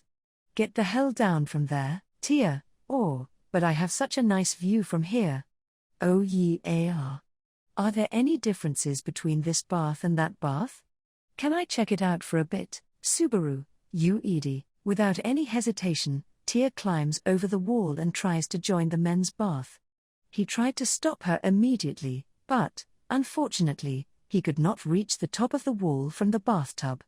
Something happened immediately after Subaru gave up and decided to overlook Tia's reckless actions. When the people in the men's bath held their breath, there was a high-pitched, tremendous scraping sound, and then Tia was no longer seen on the top of the wall. However, she didn't climb over. She had disappeared into the women's bath. And then immediately after that, there were successive sounds of large bodies falling onto the water, causing grand explosions in the bathhouse. Everyone, my dearest apologies for all the trouble. Please continue to enjoy the bath. Once the sound of the water completely disappeared, those polite words were forwarded from the women's bath to the men's bath. It was obvious who said those words. Subaru, Subaru-kun, I'm sorry. I was in the middle of washing my body at the washing place. But it's fine now, Subaru, oh, good call. But anyways, it seems Rem had fixed the situation over at the women's bath. He felt like praising his wife for her clutch assistance, but there was something else on his mind. That was, Subaru, that sounded like the nostalgic sound of chains. Rem, it's for self-protection, Subaru, but this is a bathhouse, and Rem should be naked. Rem, it's for self-protection. Her stubborn replies denied Subaru from any further questioning. Plus, since Subaru wasn't at the scene over the wall, he had no way of confirming it. The case was closed. It was unsolved. Halibel, Rem-chan sure is impressive. Then, Halibel, who floated in the bathtub with his tray and sake and acted unconcerned the whole time, let out those carefree thoughts, and he was licking the sake with his red face covered by his hair. Once that he finished, after getting out of the bath, they went to the bathhouse entrance to meet up with the two people who were at the women's bath. The bathhouse entrance had a space that was like a lounge, and apart from the dressing room, visitors could relax as much as they wanted there. Most of the time it had become a place where old people meet, and they'd wait patiently for visitors who entered the bath to get out. There was one dead tired woman slovenly lying down on a couch in that space. Apparently it was her first time at a bathhouse, so she went too nuts and felt dizzy after staying in too long. Subaru, so that's why she is using my special seat. I can tell that it's her first time, though. As he grumbled, Subaru saw Tia, who was lying down while moaning ooh and ah, receiving a lap pillow from Rem. Her white skin glowed so much that at first glance you could tell she had a head rush. Had she been standing up with a serious face right now, she would have certainly looked charming, although, by lying down in a sad, exposed state, men lose interest in hitting on her. Subaru, wow, you even borrowed a fan for this girl. Rem, if she falls over on the way back, she'd get covered in mud after all that cleaning. Subaru, sounds better than trying to maintain her beauty. All right, hand me the fan. I'll fan her. Whoosh. Whoosh whoosh. Whoosh whoosh whoosh. Tia, ooh. That feels so good. Subaru takes the fan from Rem, who had been gently fanning her, and then he creates a storm. Bathing in that storm, Tia seemed to be enjoying it, although she was still groggy. However, soon enough, His arms couldn't take it anymore. His fanning slows down and stops. Tia, come on, can't you fan me more? Subaru, don't be so spoiled. Besides, Rem's lap is mine. And the fan is borrowed. Who do you think you are, a princess? Tia, so annoying. Tia grimaces at Subaru's point, and he takes the fan away from him. After that, while Tia started fanning herself, Subaru looked at the wrist of her right hand. Subaru, what's that? A friendship bracelet? Tia, don't know what a friendship bracelet is, but Hal gave it to me. He told me to put it on. Is it a charm? Rem, a charm, huh? It's a bit surprising to see Halabel-sama give Tia-sama a gift. Subaru, well, it can't be Hal-san trying to put the moves on Tia. She pouted, and she looked beautiful fanning herself quickly, but she also looked childish. Halabel's true motive was unknown, and there may be no particular reason behind his actions, but all he had to investigate and cool down. He was warmed up now, so he was going to finish his business and leave before he caught a cold. Subaru, all right, it's time for the last bathhouse ritual. You're coming, too, Tia. Ritual? Rem, yes, a ritual. If you don't do it, it'd defeat the purpose of coming to the bathhouse. Subaru and Rem, the married couple, confidently replied to Tia, who gave a dubious look. The firmness of their tones confused Tia, further increasing the surprise of the one who showed up afterwards. The one who came was Halabel, however. The hair on his dry head was fluffy, and he looked like a completely different person, despite them being familiar with how he looked. Tia, you're the mutt? Right. Halabel, yeah, it's me. Also, here, take this. Gotta drink it before it warms up, or else it'd be a waste. Tia, wait a second, what's this? A beast's milk? Halabel, watch how you put it. What Halabel brought over in his hands was a white liquid in a bottle. What Tia said wasn't wrong, but put in a more tasteful way it would be. Subaru, it's milk for when you get out of the bath. It's a universal ritual. One could call it all worlds do it, and it wouldn't be an exaggeration. Or at least, if the stylistic beauty was common between the two worlds Subaru knew, you could call it a ceremony passed across worlds. Strictly speaking, this wasn't cow milk, and it wasn't fruit milk either, which would have been ideal. However, there at least was a skill to keep bottled milk cold, and it would be best not to expect more than that. Subaru, uncork the bottle. Put your hand on your hip. Then drink up. While Subaru enthusiastically explained the steps, he performed the ritual. Cold milk goes through his throat, flowing into his warm stomach. That refreshing feeling, the strong counter for his body that warmed up inside from the bath, that is the best part of bathhouses. Rem, shouting cutely, Rem also drinks milk like Subaru. Then so did Halabel, along with other people who got out of the bath. Tia, ah. Why your face? A mustache. It's making a mustache. Subaru, it's part of what makes this beautiful. Tia, lame. So lame. You look like an idiot. Developing a white mustache after getting milk around your mouth was like proof that the ritual was a success. Incidentally, it was hard for Halabel to get milk around his mouth because of its structure. After Rem sneakily finished drinking, she looked back and gently wiped her mouth without letting anyone see. Dubiously gazing at the three of them, Tia uncorks the bottle with a suspicious look. Then, after she took a light sniff of the smell, she put her hand on her hip, and she drank. Tia, it's so good. Then, a white mustache developed around her mouth, and she said that as her eyes shined, the four of them were walking back in their yukatas as the refreshing night wind blew. Tia, bathhouses aren't as bad as I thought. Oh, just so you know, that's just because I was surprised. Halabel, it's not like I'm listening anyway. It was Tia, who walked with light steps, and Halabel going home. Tia was humming happily, perhaps because she had enjoyed her experience at the bathhouse a lot. Although she was off-key and it sounded like there was no melody, it was the same thing Subaru had heard just yesterday. Since she was singing the same thing, it didn't seem like she was singing randomly. Halabel, what song is that? Tia, A nameless song. If I had to name it. Tia puts her finger on her lip, and she went into deep thought for a moment. And then, Tia, it'd be the Die song. Subaru, pick a better name. The words were just too dangerous, so Subaru reflexively butted in from the back. That makes Tia irritatedly say what's wrong with it? As she clicked her tongue, Subaru-kun's right. It's such a lovely song, after all. Tia, this again. It's not like you'd ever going to disagree with your male partner anyway.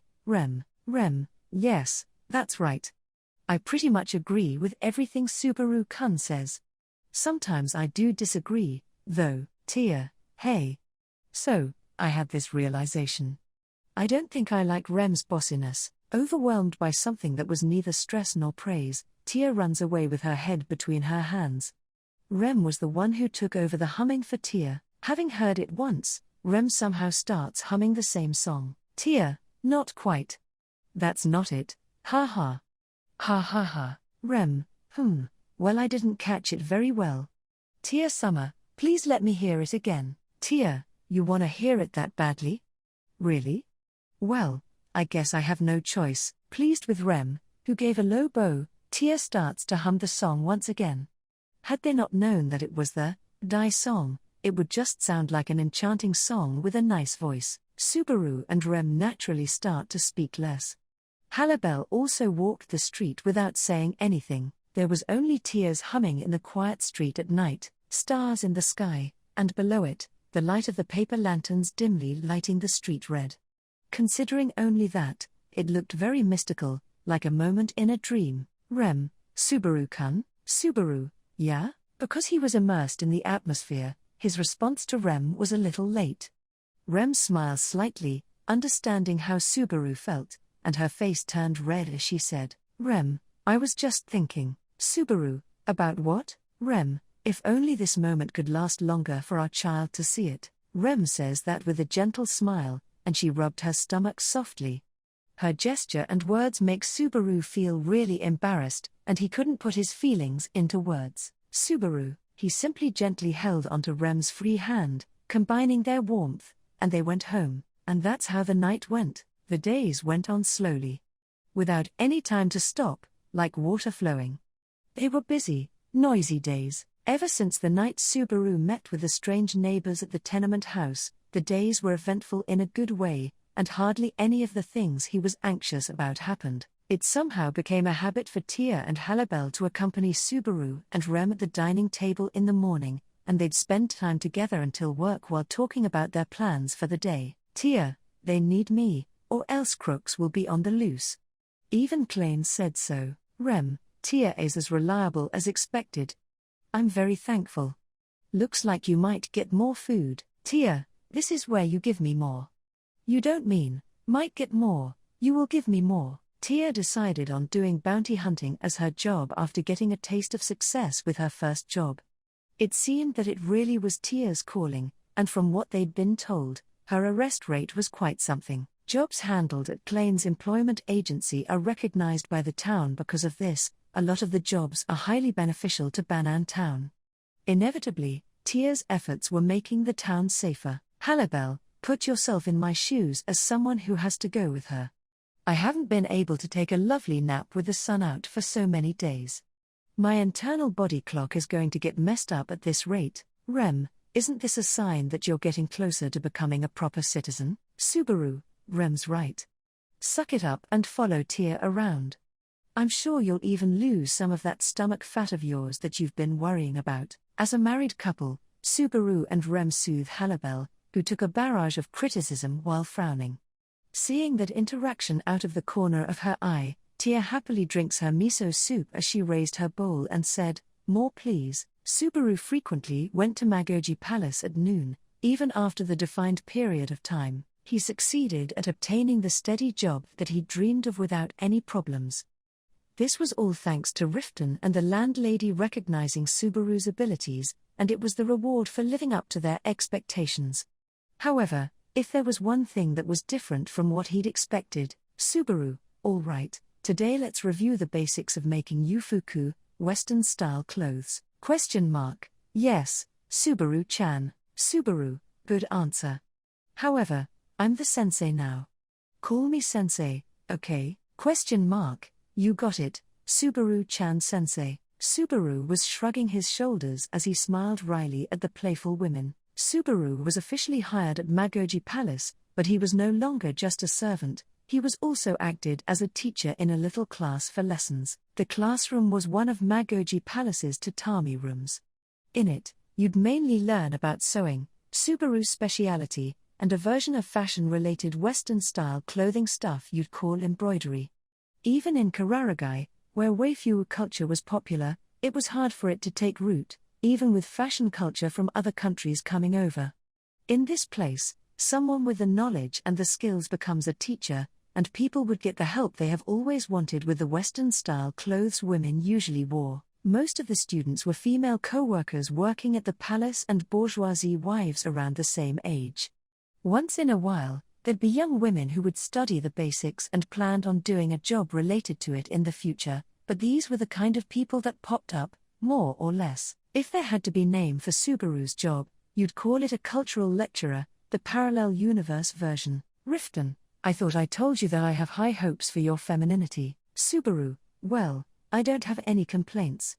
I don't, but this is one of those things you're into, isn't it? Riften, what a terrible misunderstanding. I just wanted to see my beloved girls in something other than waifu clothing. I'm just trying to make that small wish come true, that's all. Subaru, for some reason you keep denying you're into cougars. Incidentally, Subaru's lessons are mostly popular, and they were talking about increasing his lessons from 3 times a week to 4 times a week.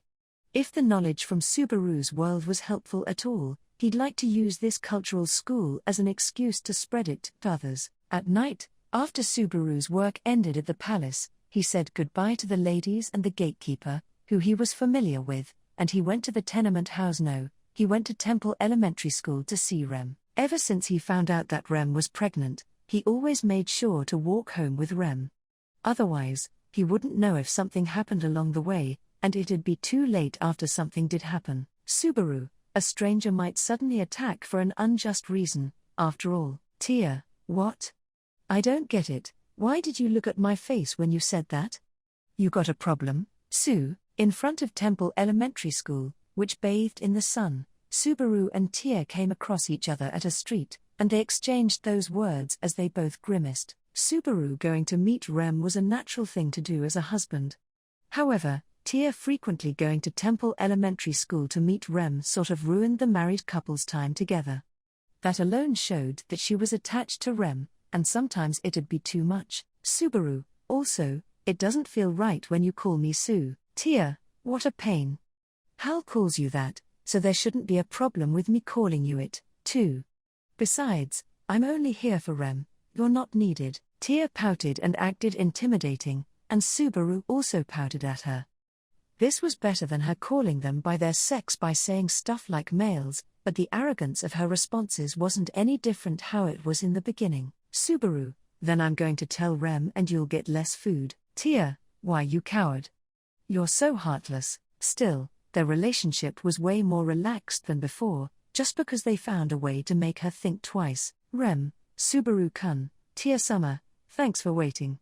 You two didn't fight, did you? Subaru, we did. Tia, of course we did. Plus, the thing they both felt the strongest about was Rem smiling. Given that people have time, everyone eats dinner together at night after coming home, and that even includes Halabel, who always goes off somewhere. It seemed Tia was uninterested in the reward for her bounty hunting, and ever since she earned enough money to pay off the tenement house reparations with her first job, and all her rewards were handled by Rem. Rem, so, when all your work goes well, you can treat yourself. When it doesn't, spend wisely. Tia, I can't just live large every day with all the money I have. Rem, if you do that, you'll forget to appreciate how special it is, and most importantly, you'd hurt Subaru-kun's pride as the breadwinner. This is my prudence as a great wife, Subaru, but I'd be pleased if you don't tell anyone about this great wife's prudence. He forgave her since Rem looked cute apologizing with her tongue stuck out. It was also for the sake of his own pride, though. Moving on, Tia worked hard to understand Rem's point as she nodded and went, aha. Their relationship was a strange thing. Tia was the one who looked the most mature, but inside, she was like a child. She acted like a wolf girl. Rem interacted with Tia, who didn't act how she looked, affectionately, like how a mother or an older sister would. Viewing her as a mother, this could be practice for the child. However, if Subaru viewed her as an older sister, that would be complicated, and it'd make him feel like he was walking on thin ice. Halibel, Susan, what's wrong? Seeing Subaru go into deep thought, Halibel, who was the only one drinking alcohol, tilts his head and asks him a question. In response, Subaru says, no, as he tilted his head and continued, Subaru, it's nothing. I was just thinking about how nice it'd be if we got treated tomorrow. Rem, Halibel Summer would really have to go out on a limb for that. After all, Halibel Summer is the reason why we can't be treated in the first place. Tia, really? Then I should spank him and make him work. Halibel, don't you think you're treating me too cruelly? And so, that's how the night went the exact opposite way the morning did, with loud laughter at the dining table. After they finished eating, they went to the bathhouse. Rem watched over Tia, who acted a bit more responsibly than last time. Subaru and Halibel took their time enjoying the bath, and they went home after enjoying milk. Upon getting out of the bath, Tia's humming resounded throughout the street at night. Lately, it has been like a duet with Rem. In a way, listening to that added elegance to the time they spent going home, and Subaru loved it. Their precious, busy, noisy time went on slowly. Tia, wow, it takes a lot more time for a child to be born than I thought. Tia puts her arms behind the back of her head, and she said that in a carefree tone. She was on the way home from Temple Elementary School, walking with Subaru and Rem on the street during the evening, which became a daily thing. She was looking at Rem's stomach. Rem was slightly smiling in a kimono, and her stomach was big enough to recognize it from afar. Subaru, taking a glance, it's probably been about 6 months. Perhaps. So, like in the middle stage of pregnancy. Tia, middle stage? Still only halfway there? Wow, animals would never take this long. Subaru, I'm not an animal. I'm a human. It takes quite a long time. Tia brings up a ridiculous example. Subaru lightly flicked her forehead, and she groaned while her forehead was being pushed.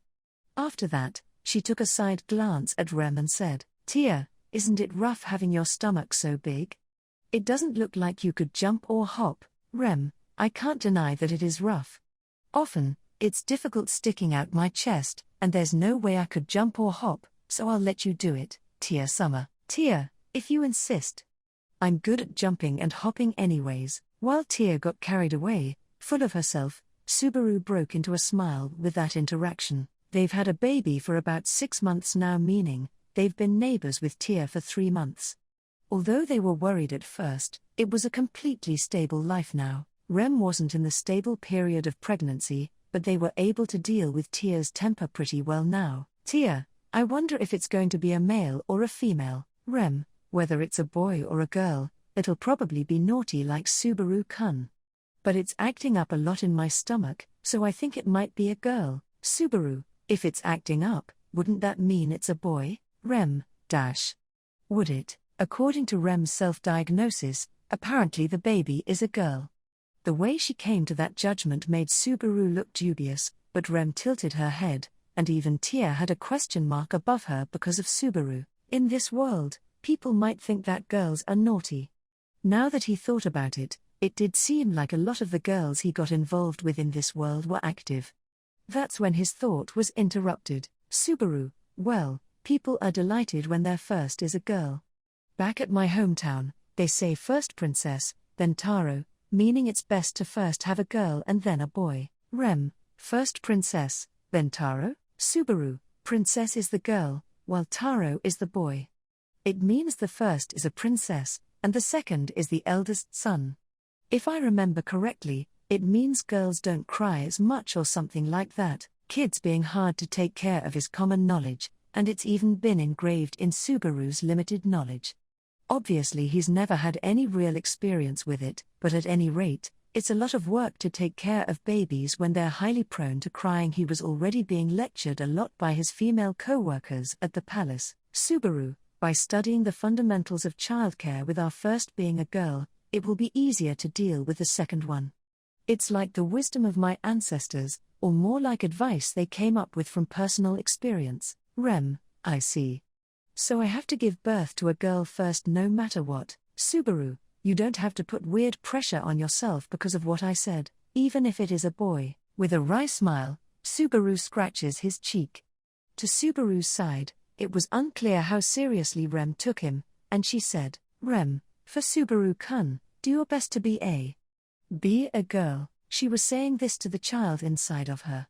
However, he's heard that the gender of a baby is determined the moment fertilization happens, so Rem was all too late to speak to it. Subaru, if you're a boy, just come out healthy already.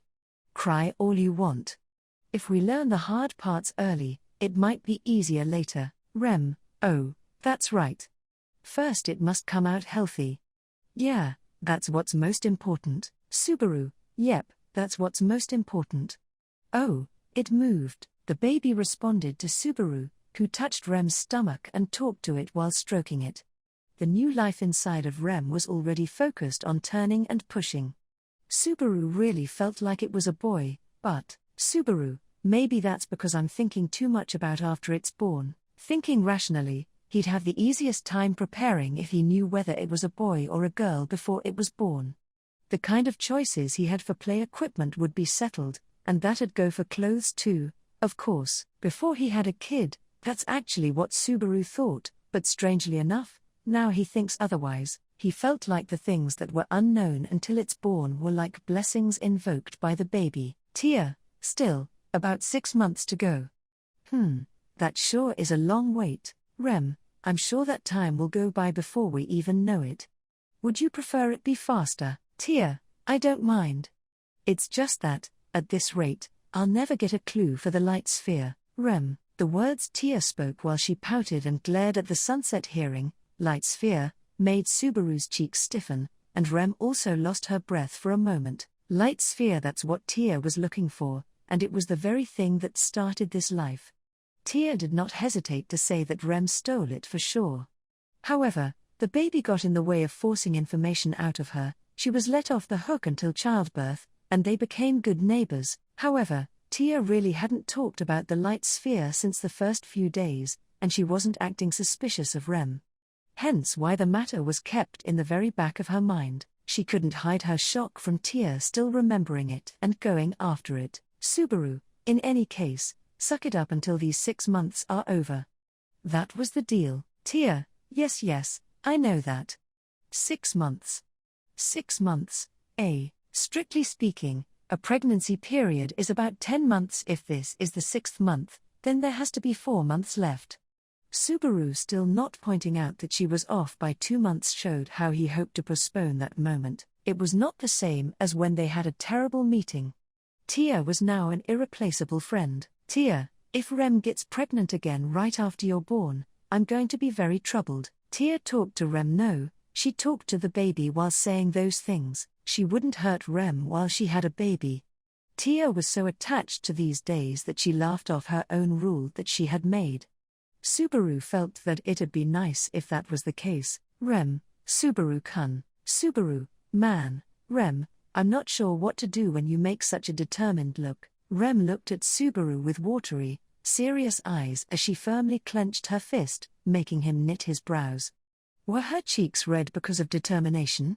Or were they red because of the sunset? In any case, he shrunk back when Rem implicitly showed her determination to have a second child.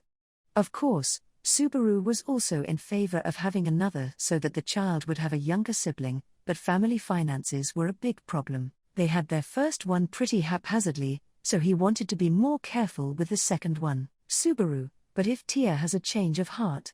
Well, I don't think that'll happen anyways. Rem, maybe if we keep having kids non-stop until we die. Subaru, that idea kind of sounds like a horror. In response to Rem seriously making scary plans, Subaru took her hand and guided her downstairs. Rem follows his natural guidance, and Tia was waiting at the bottom, as she went down the stairs a little quicker, going home in the evening, the usual affectionate time. 4 days left. This might be the last of these times. It was a fleeting scene that made him feel regretful. Somehow that evanescence made Subaru's heart ache as he squinted at the bright setting sun. Halibel, oh. You must be beat. You worked all day again. When they came back to the tenement house, They saw Halibel smoking his kiseru sitting on a bench. Lately, Halibel has tended to skip out on going to work with Tia. It seemed he was taking advantage of Tia being used to her job now, and so the eternal playboy made his comeback. In other words, he was headed towards becoming a bum. Naturally, the three of them treated him coldly now. Tia, how lucky you are, yet again. Even though you're a mutt, you can't be a watchdog when you're staggering all over the place. Subaru, does the food taste good when you don't work? Halibel, wow, a storm of verbal abuse. That's not nice. Rem-chan, say something about this. Rem, let's see. I think food tastes the best when you're fulfilled with work. Halibel, it's just the way you put it that's gentle. You're just as hurtful as Subaru. Halibel gets struck by Subaru, Tia, and then Rem with finishing blows, and he leaned back as he surrendered. After that, he slowly brought his bent body back into its original posture and said, Halibel, yes, lately I haven't been working and have been lazing around, but today was a bit different. Tia, a bit different, and yet it seems your laziness hasn't gotten any better. Halibel, let's not talk about that. Also, I've done all these things for you today, so I'd like you to take that into account. Hearing Halibel's statement, Tia pointed at herself with a blank look. Once Halibel calmly nodded, he pointed the tip of his kiseru towards the tenement house towards the entrance to Tia's room. Halibel, come on, Susan, reveal it. Subaru, you act as if I'm an accomplice for your schemes, but you haven't told me anything, either. Oh, after the calming instruction, Subaru opened the sliding door to Tia's room. Once he looked inside, the scenery made his eyes open wide. Inside, there was, Rem, wow. Flowers, sweets. And even kimonos. Are these gifts? Rem, who viewed the room like Subaru did, put her hands together, and she was impressed as her eyes sparkled. As implied by Rem's words, Tia's room had a total makeover. This room, which Subaru and Rem previously lived in, had the minimum amount of furniture and was quite bland, even after the marks from Tia's rage were repaired. And now, flowers were placed here and there in the room, as well as kimonos and candy boxes on top of the tatami mats. It was full of all kinds of gifts. Subaru, for someone like Halibel-san, these touches are quite nice. Halibel, he, what do you think? See me in a new light now, right? That's what I'd like to say, but these gifts aren't really from me. These are gifts from the townspeople. Receiving praiseful words from Subaru, Halibel quickly gives away the truth. It was too thoughtful for someone like Halibel, so he was convinced when he was told that he didn't do all this, but to tell the truth, he was shocked. The people of Banan Town had sent gifts to the owner of room. That is, they had sent gifts to Tia. Halibel, about Tia's work, I did say that her arrest rate is impressive, right? But the employment agency job isn't the only job where Tia-chan is helping with all sorts of things. Rem, she has a job on top of her employment agency one? Halibel, it's more like a helper sort of thing. She frequently goes around doing favors. They piled up, and this is how they've repaid her. Listening to Halibel give an explanation with his arms folded, Subaru and Rem looked at each other, showing that neither of them knew about all this. Strangely enough, this is exactly what they had thought about. There were many times when people in town said hi to Tia in a very friendly way when they were on their way back from places like Temple Elementary School or the bathhouse. Subaru thought that this was because of her achievements with her employment agency job, but that wasn't the case. Tia had been deepening her exchanges with the townspeople without Subaru and Rem knowing about it. Subaru and Rem were comprehending the situation, whereas Tia was silent in front of the presents she was given. Her cheeks were red, and she was just playing with her hair with her finger to show her confusion, without knowing what feeling welling up inside, as if it was too much to handle. Rem, let's have a feast tonight. We have all this food, after all. Tia, Rem, these presents are for Tia Summer. We can't let it go to waste. I may not be able to finish it all myself, so will you help me? Tia's eyes shook as she heard Rem's proposal. Then, after pondering for a little bit, Tia nodded deeply at Rem without saying anything. Seeing her nod, Rem rolls up her sleeves, and so began the preparations for the feast. Even though it was a feast, there was no clear thing they were celebrating. But still, if they were having this feast for something, it would be, Rem, to celebrate Tia's summer becoming a member of the town. Then, Rem tells Subaru that with a smile, and this was enough to convince him. Celebrating becoming a member of the town for Subaru and Rem, having the people around them kindly helping them out because they knew about their child was like proof that they were recognized by the town. If something similar happened to Tia, that truly would be wonderful. Everyone, on top of the dining table, each and every one of the plates were empty.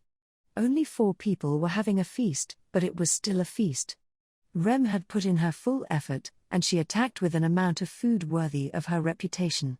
However, Tia faced all of it head-on, and with Subaru and Halibel's help, amazingly managed to finish it off, and so, she gave into the fullness of her big stomach, and she was now breathing in her sleep. Subaru, she becomes a cow as soon as she sleeps after eating.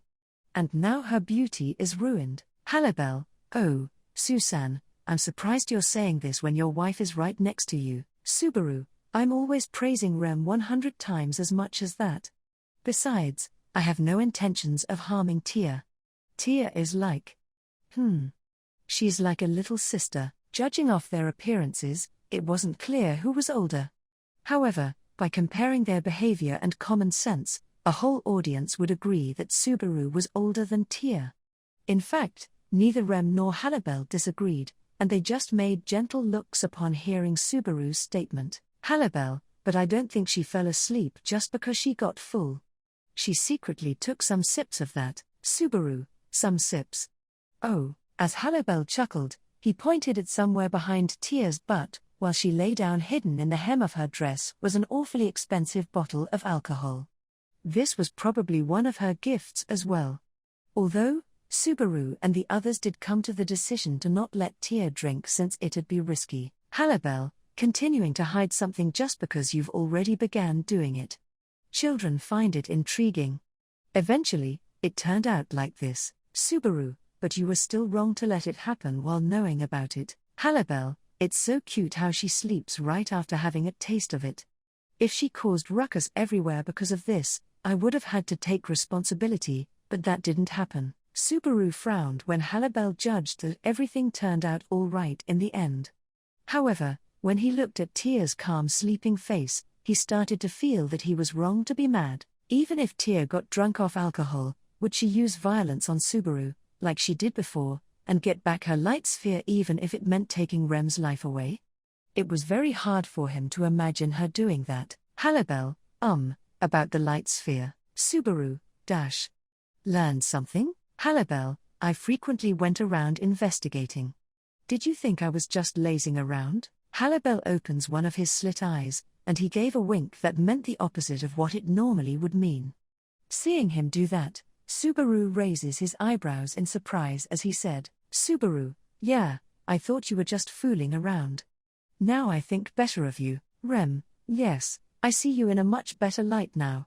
Impressive, Halibel Summer. Halibel, here I was thinking about how skilled you guys are at acting normal as married couple. Giving a wry smile, Halibel scratches his own black-haired head.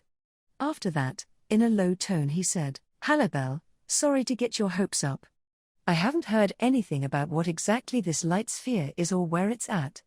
The situation is still the same. I'm sorry, Subaru, sigh. Halibel, can you hold in your sighs? Also, if I haven't heard anything about the light sphere, isn't that enough to give us some nice information? Such that even the existence of it is fishy. Rem, so you're suspecting Tia Summer made everything up? Hearing Halibel's words, Rem's voice tenses up, and she says that in a bit of a criticizing manner. Subaru also felt disgusted by his assumption, although not as much as Rem. Tia truly was determined to get her light sphere back.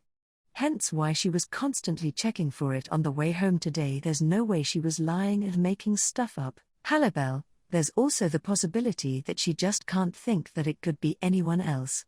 Tia-chan isn't normal. Susan, Rem-chan, you must know that, right? Subaru and Rem. However, Halibel makes that assertion to the two of them, who denied his hypothesis with emotional arguments. Perhaps he calmly saw the truth objectively because these were the views of shinobis. Or maybe Subaru and Rem were simply too soft on Tia and they were just looking away from reality. Halibel, once Rem-chan gives birth. This was the first time Halibel put the time they had left into clear words. The inescapable reality was coming closer. It was the time when a decision would be made, as well as the time to make a choice. Will it be up to Subaru, Rem, or Tia? Subaru, there's no need to give an answer right away. Halibel, maybe. But an answer will have to be given eventually. As Subaru replied, Halibel quietly said that with his head down. Subaru becomes silent and says nothing in response to his words, and when Rem slowly stood up, Rem, I can't let Tia-sama catch a cold. Subaru, oh, I'll do it. Subaru takes out a blanket instead of Rem, who was near the closet. In the last few days, nights have been remarkably chilly. Of course, Rem wanted Tia to be especially taken care of. Rem, Tia-sama, I will be moving the alcohol. Would you like the futon to be spread out? Rem steps up to Tia as she slept, and she talked to her affectionately. And then, she collects the bottle of alcohol Tia hid in her hem, and she started to loosen the sash of her dress so that she didn't have trouble sleeping. Suddenly, Rem's hands were caught in white fingertips. Rem, Tia-sama. It was the same old way she called out her name. Rem, who was looking straight at Tia's sleeping face, was the only one who was able to tell that something was wrong. Subaru, who was carrying the blanket, did not notice it, and neither did Halibel, who smoked his kiseru at the window. A trickle of tears was slowly rolling down Tia's cheeks. Tia, give it back. A frail, low murmur came from Tia's thin lips. Rem says what? As she tried to hear that voice melting in the ephemera atmosphere, and then she brought her ears closer. Tia, give back. Me. That moment, a wind blew. Subaru, ah? Subaru screams, and he immediately unfolded the blanket he was holding. Rem was blown away into him. Unable to withstand the impact, he gets blown away to the back. Subaru somehow forcefully wraps Rem in the blanket, and he crashes into the kitchen with his back. The cooking utensils make a loud noise as they fell onto the floor, and the food left in the pot gets thrown out. Subaru, Kansas.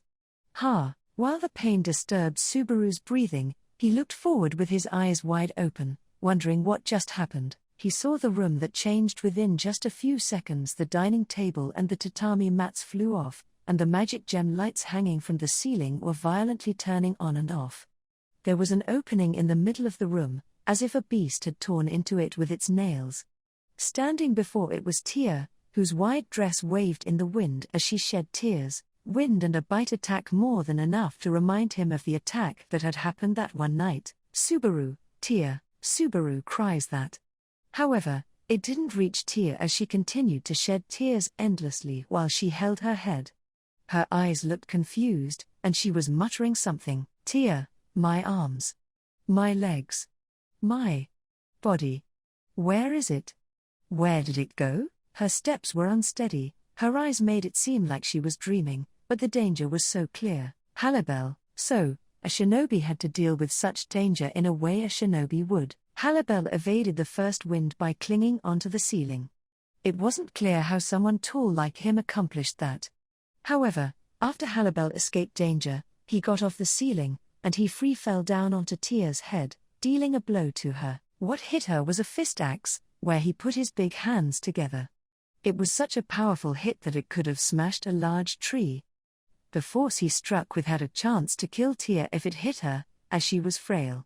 Tia, shedding tears, dodged it, and she kicked up the broken dining table, repelling Halibel, who dropped down. In this small room, Halibel, jumping around lightly as a tall man, and Tia, who was trying to get the upper hand, were clashing with magic. It was the return of that night. Although the location was different, the situation was the same. Tia's invisible bite attacks could not reach Halibel because of the kunai he threw. However, the aftermath had serious effects on its surroundings, and the tenement house got cut up again and again, destroying it. Halibel, this isn't good. Susan and Rem-chan are going to get crushed. Perceiving the collapse of the tenement house as dangerous, Halibel screams and steps hard on the floor. Then, The tatami mats just barely left on the floor sprung up from below one by one. Tia, who was on top of one, gets sent flying by the unexpected impact, and she was being blown out of the tenement house, turning over tatami mats. That is what Halibel pulled off, although it wasn't clear how he did it. Subaru, the moment Subaru realized that, he gave a jolt to his stiff lower half of his body, and he stood up. Inside his arms there was Rem, who was wrapped in a blanket. While holding onto her, he dashed out the back of the tenement house. Subaru, Rem, are you all right? Rem, when Subaru started to feel how cold the air felt, he realized that his whole body was wet with cold sweat. He ignored how nasty it was and called Rem's name as he held her in his arms. Rem, Subaru.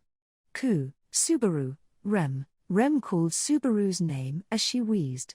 Subaru screeches because of it, and he slowly unfolded the blanket to check if she was injured. From what he could see, there were no injuries. His blood ran cold when he was inside of Tia's wind up close. Had something gone wrong, Rem might have been cut into along with the space. It was a miracle that she just ended up getting blown away. Rem, what about? Tia Summer, Subaru, take it easy. Tia. Halibel Summer is doing something about Tia now. What's more important right now is you. How's your body, Rem? I'm fine. Ku. Subaru, Rem? Rem tried to smile bravely, but her body bent with an agonized look on her face. That makes Subaru's eyes widen, and then Rem held onto her stomach before his eyes, suffering. The situation indicated the worst-case scenario. Subaru, Subaru hits his head, almost going into a panic, and he lifted Rem again with the blanket.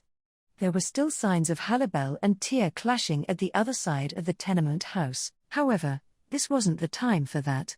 It wasn't, and yet, Subaru, Tia. Halibel. Stop. That's enough. He ran to the front and yelled at the two clashing people to stop fighting. Hearing that, Tia slowly looked his way while Halibel stayed cautious. Both had the same person in their eyes, and he didn't know why they felt so moved. Regardless, the madness in Tia's eyes settled down, and Halibel really was no longer preparing for combat. Tia, huh? Tia let out a stunned and dumbfounded gasp, and when he looked at Subaru and the others, her surroundings made her think back. She thought back about the marks of destruction, Rem suffering, Subaru looking desperate, and Halibel fighting. Tia, huh? Tia just kept letting that out, looking like she didn't know what had happened. Halibel quickly ran up to Subaru and Rem without paying attention to Tia. Halibel, how's Rem-chan? Subaru, she's holding onto her stomach and it looks like she's in pain. We have to get her to the doctor as soon as possible. Halibel, I'll carry her. It'll be faster that way. Susan, you hurry, too. Halibel immediately picked up Rem along with the blanket, as if snatching her, and he jumped across the street with an extremely light leap, going off to get the old family magic user. Subaru sees Halibel jumping towards the moon, and he hurries after him. Tia, why? Wait, a shaky voice called out to him from behind. Subaru stops for a moment, and then he looked back. He saw Tia standing alone, reaching her hand out for his back. She wasn't close enough to reach. She just had the will to try to stop him. Tia, Subaru. Subaru couldn't find the words to speak to Tia, who didn't finish her sentence. He gave in to his impatience. Actually, he was probably feeling irritated as well. He had no time to stop moving. He had to run to Rem as soon as possible. The frustration makes Subaru's feet move, and he starts running, leaving Tia behind. Tia. He felt like Tia's hoarse voice faintly reached his earlobes. However, Subaru didn't stop, and he didn't tell Tia to follow him, either. Was he angry at her? Of course, that was one reason. Was he afraid of her? Of course, that was another reason. However, the biggest reason he ran away is because he feared speaking to Tia, as he didn't know what to say. Your wife is fine. She's calmed down. That was pretty dangerous for both the mother and the child. In the clinic he ran into, the old magic user said that after finishing the treatment, which took a few hours, hearing the calmness of Rem's breathing as she lay down on the bed, Subaru felt relief from the bottom of his heart, and words were not enough to express his gratitude towards Halibel and the old magic user. And then, he went next to Rem as she slept, and he decided to wait as long as it'd take for her to wake up. Even if Halibel returned to the tenement house and tells him that Tia isn't there, even if the old magic user tells him to take a rest, he was going to wait as long as it'd take for Rem to open her eyes. Rem, Subaru. Kun. Rem woke up, he hears her voice, and he hugged her while shedding tears, confirming that she was okay. Peace within his heart was restored at last, and after that, they faced reality. Tia never returned to the tenement house again, and so, the noisy, fun life of the strange neighbors at the tenement house met its end. The 3 months after that went by within a blink of an eye. The predicted date for Rem to give birth was coming closer and closer.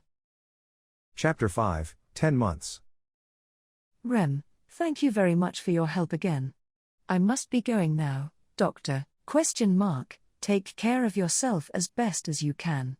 The baby might be born at any time, after all. If you get carried here like last time, I may or may not be available. Rem, yes, I'll take your words to heart. Now go already. Rem bows, and the old magic user waved her goodbye while holding onto his blunt attitude. At a glance, it did seem like a perfunctory response, but now that they knew the old magic user for a long time, the true intention of his blunt attitude was clear. Since there was sharpness in his words, you could tell that his skills and the care for his patients were genuine. This relieved Subaru, and he didn't mind bringing Rem to the healing magic user. Subaru, still, my heart was pounding like a drum. Like the doctor said, the baby really can be born at any moment. Rem, geez, you can't be like that, Subaru-kun. If you're always so nervous, your body won't be able to take it when the time comes. Keep it in check, and prepare yourself calmly. Subaru, right, keep things in moderation and act calm. With her hand on her mouth, Rem giggles at Subaru, who was so nervous that his legs and arms made it apparent it while he walked. Rem's stomach was now undoubtedly big, and she was approaching the last month of pregnancy. There was a time when the mother and the child were in serious danger, but fortunately they were able to recover and the baby inside grew normally. Without a doubt, that was all possible because of Rem's strong will and Subaru's constant support. Ever since that night, Subaru has been even more devoted to Rem, and he did his best to support her by her side. His co-workers and friends said that he was great for it, but that wasn't true. Doing something like this was just natural once you considered the fear and confusion he'd experienced that night. In that moment, just imagining the fear of possibly losing Rem and their child made his blood run cold. Rem, thanks to you, I've been feeling so relaxed. I'm not sure if I'll be able to live the way I did before after being cared for so much by my husband and giving birth to our child. Subaru, right now, you have an important job of raising the baby with your stomach as the cradle. Until that's finished, leave all the little tasks to me. If something bothers you, don't take care of it yourself, be hard on me and teach me, like you always have. Rem, okay. Listening to Subaru's dramatic orders, Rem nods, acting playfully again. Just like Rem said, Subaru has been doing most of the jobs in the house instead of her. Subaru's responsibility was to do as much cooking, laundry, and cleaning as possible. Of course, at first he did make a lot of mistakes and it was clear that he was unskilled and lacked knowledge, but he was able to pull through with Rem's guidance and help from his female co-workers when he was having trouble. And so now Subaru has attained house husband skills that were good enough to Rem. Subaru, it's all thanks to Rem being an excellent teacher. Rem, no. Subaru-kun's already a fast learner and you're good with your hands, so it was fun to teach you. I'm sure that you're suited for tasks at home, too. Subaru, I just never had many opportunities to try them. I actually think I am, too. He just never had any opportunities. He knew that he had a high aptitude for things like cooking, laundry, and cleaning. At this point, it's been proven that he has a high aptitude for being a husband on top of his sewing skills. A group of Kararagi housewives had even surrounded him unexpectedly and confirmed that he was doing fine. Subaru, I wonder what we should have tonight. Rem, what would you like to eat? Rem, let's see. I'd like to eat something sour. Subaru, that's a really classic request for a pregnant woman. Are you sure that you want to eat something sour? Rem, well, I was craving for it when I got pregnant, but not so much anymore. It's why I snuck in a lot of sour food back then. Subaru, the cat's out of the bag with that shocking truth. There were many times when they'd have sour fruits or vinegared food. That being said, at the time even Rem wasn't aware that she was pregnant, so he was still a bit puzzled. Subaru, I've heard that morning sickness gets terrible and you start craving sour food. With that considered, you haven't had much morning sickness. Rem, now that you mention it, that might be true. Maybe it's the works of me really wanting to avoid showing myself being weak with you around. Subaru, you've got strong nerves of steel. I'm just glad that we weren't too late. It was discovered that Rem was pregnant when she lost consciousness and was taken to the healing magic user. If she'd never lost consciousness and kept everything inside, they might have never noticed that she was pregnant until her stomach became unnaturally large. Rem, and I'm sure I would have done everything I could to not have you think that I got fat, hiding how big my stomach was. Subaru, and I'm sure I would have kept being fooled so easily. That really just isn't okay. Come to think of it, it's a good thing they had figured it out while they could still recover from mistakes.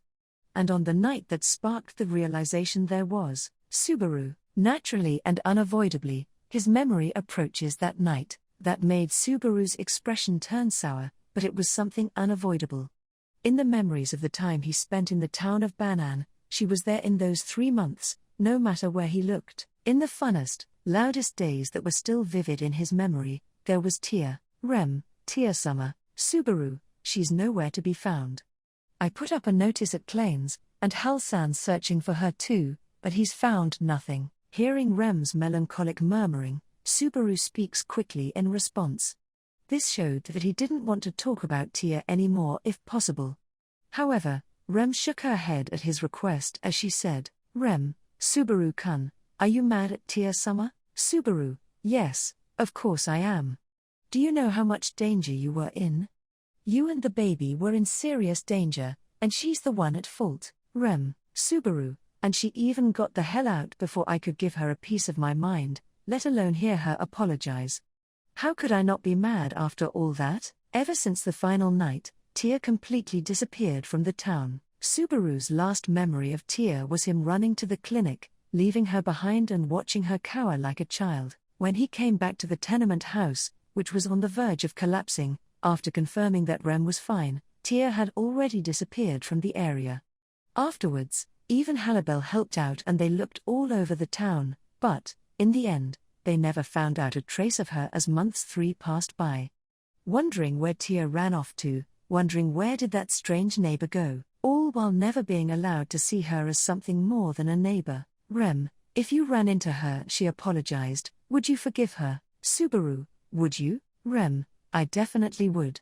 I love Tia Summer, after all. Subaru, Rem's soft words were understandable. She'd forgiven Tia from the bottom of her heart. Rem said the reason was that she loved Tia. Subaru had nothing to say once she told him that. Even Subaru probably felt the same way as Rem did. He cared about Tia.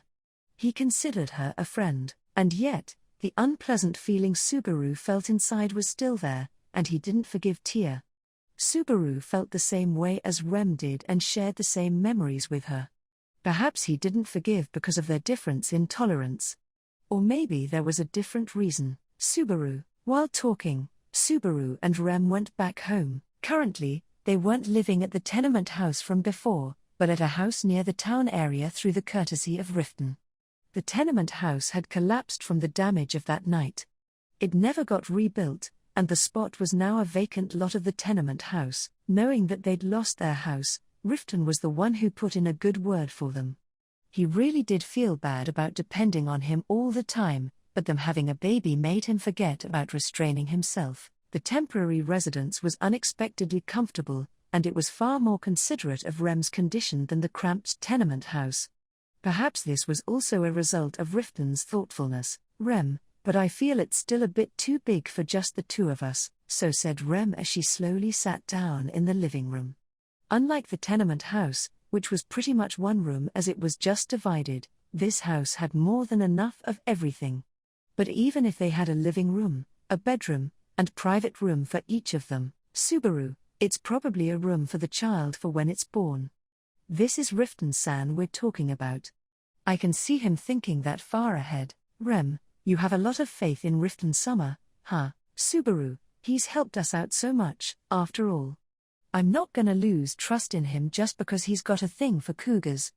I've got tons of favors I have to repay. Rem, yeah, me too. I need to repay the people at Temple Elementary School and the magic user doctor. And there's also Halibel-sama, Subaru, Halsan, huh? Hearing Halibel's name, Subaru knitted his brows as he put luggage in the closet. Ever since the tenement collapsed and they started living in completely different places, they had much fewer chances to meet with Halibel. The days when they'd see each other like a family were over, and it seemed Halibel wasn't a playboy anymore and was doing his best to fulfill his duty as a shinobi. Subaru, he must feel responsible for what happened to you. Rem, well. It wasn't even Halibel-sama's fault though. Subaru, I mean, still. Tear suddenly changing. If there was something that triggered that, it had to have been the alcohol. He must feel down as the person that let it happen. Halibel especially was someone who'd jokingly say that he'd answer with his life if any problems ever came up. Even Subaru didn't know if he blamed himself so much for him to do such a thing. Honestly, it's not like he blamed Halibel and wished that he'd stopped Tear before she poured herself alcohol. In reality, even Subaru wasn't so childish that he'd blame him by telling him that, but it wouldn't be strange if Halibel was frustrated with himself for it. Thus, Halibel has been committed to finding where Tear ran off to. Subaru, Rem, I'm gonna go shopping. Do you want anything? No matter what they did, talking about that night always made them feel depressed. Rem feeling down isn't good for the baby. To avoid this, Subaru forced the topic to change. His thoughtfulness should have been obvious to Rem, but she shook her head as she said, Rem, no, I'm fine. And you don't have to ask every day. I'm not so selfish that I'd ask for this and that, Subaru, but with how you are right now, I want you to be selfish more than anyone, you know? Rem, in that case, I want you to stay with me forever. Subaru, I'm guessing this is what you came up with after perfecting the delivery. Subaru smiles wryly at Rem's cute pestering, and he stood up once he was ready to go shopping. He thought about having sour food for tonight's dinner, as Rem had requested. Although it sounded like a joke, she probably had told him since she really did want to have it. Subaru, okay, Rem, I'm leaving now. Behave and sit tight, all right, Rem, both the baby and I will behave. After that interaction, Subaru left the house to go shopping. He headed towards the town area. However, he wasn't going straight to the grocery store. He was going to Klein's employment agency. Klein, unfortunately, I have no idea where Tia-chan is. Sorry. Klein, giving a reply that was now routine, bowed his head to Subaru, who showed up here on a regular basis. Subaru shook his head, letting him know that he didn't have to act apologetic. This also had become a completely normal exchange. Klein, everyone's worried about that girl. Goes without saying that she was loved. Subaru, she was really skilled, right? Not that I still have any doubts or anything. Klein, she was the best. A girl her age having bounty hunting as her calling isn't something that should be told to everyone, though. Anyway, I'll keep searching. Subaru, I'm counting on you. The missing person poster posted on the wall. The personal description on the request form was even edited by Subaru, and it captured Tia's traits pretty well. But her beauty that defied common sense still wasn't written on it. Needless to say, Tia was so beautiful that one would think that she wasn't from this world. Subaru, the pain from my nose being smashed begs to differ, though. Klein, nose being smashed? Subaru, nothing. Just talking to myself. Klein waves his hand at Subaru, and he leaves the employment agency. He was genuinely worried about Tia in his own way. He was feeling more and more on edge. It was as if he was the only one in the world who cared about Tia. Subaru, ugh. This is ridiculous. It's not the time to be saying stuff like this. I'll buy some green onions and forget about it. Brushing off his sadness, Subaru bought some green onions, or rather, green omens displayed on the greengrocer. He places them into the bag and starts constructing tonight's menu inside his head. Subaru, I first bought green onions, so it should be the main ingredient. Actually, green onions are pretty flexible, so even if they aren't the focus of the meal, things will come together just fine. With Rem and the lady's guidance, Subaru had mastered plenty of recipes. He picks the best out of the many good bargains displayed at the shopping district: lemon, tomtu, cabbage, cooking sake, fish, eggs, rice, soy sauce, tea, wheat flour. Subaru, tea. While carefully selecting ingredients, a shadow appeared in Subaru's vision for just a moment, and he gasped. If he looked away thinking that he took her for someone else, her milky white hair would have disappeared into the crowd. Although he saw it for just a moment, he was still sure of it. That was Tia's hair. Subaru, Tia. Wait, hey, wait. That moment, Subaru yelled, and he started running frantically. Subaru slips through a gap in the crowd of people, and he ran after her desperately as she became distant.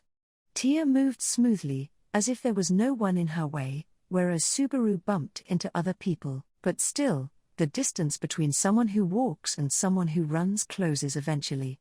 Suddenly, Subaru loses sight of Tia's head in the surging crowd, and he looked everywhere while panicking. He saw the hem of her dress disappear into an alley. Subaru, Tia. While praying that his eyes weren't deceiving him, Subaru tumbled into the alley.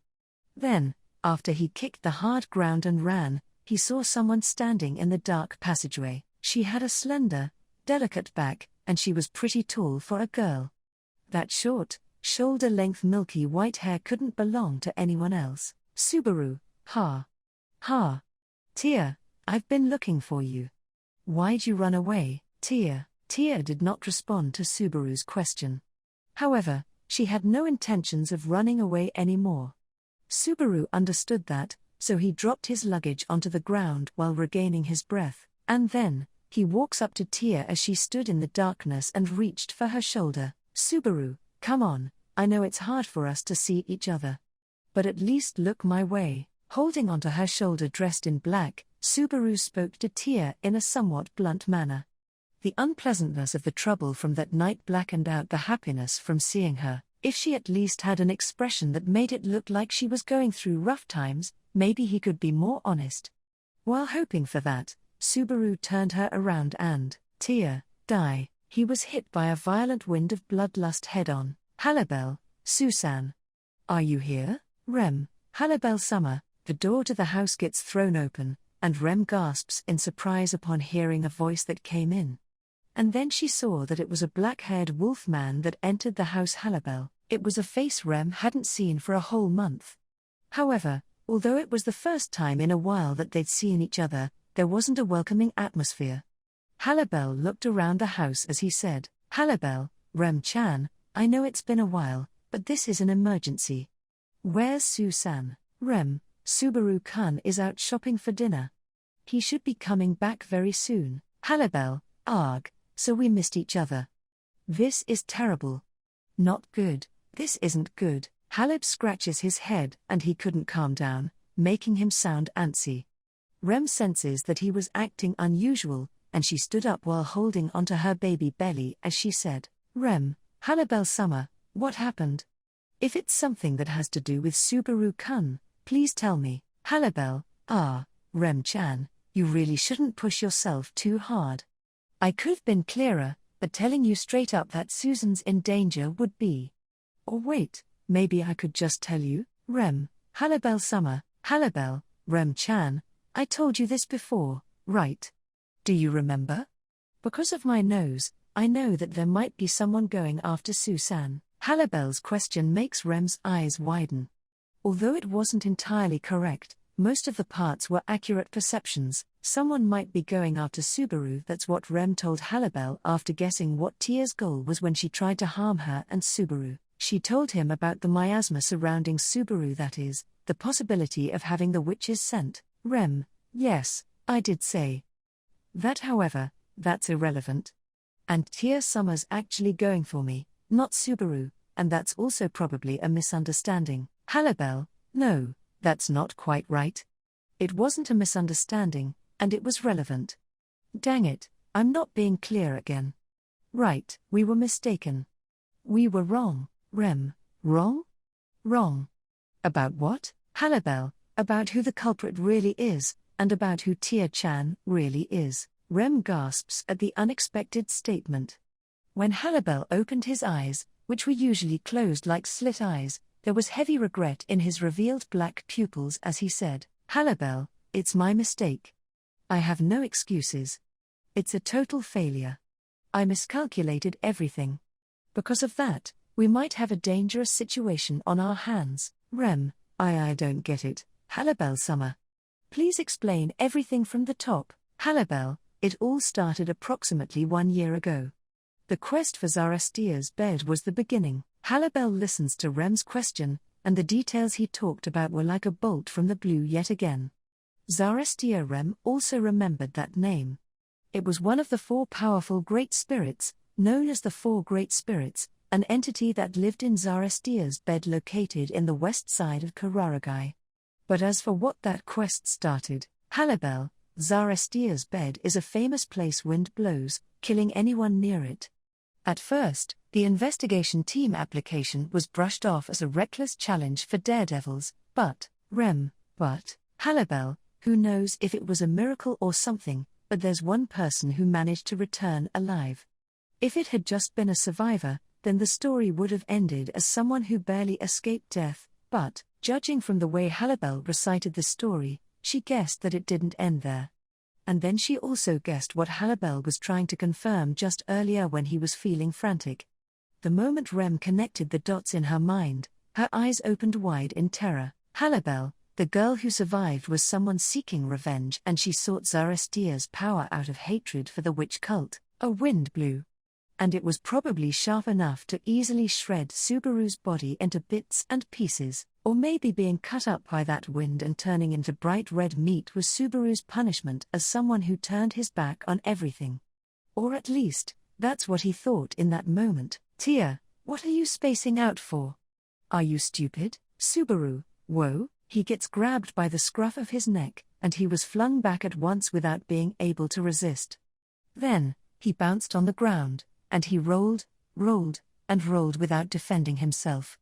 And then, when Subaru looked in front of him while grimacing at the pain, he saw that the one who flung him was Subaru. Tia, is that you? Tia, not like there could be any other beauties here right now other than myself.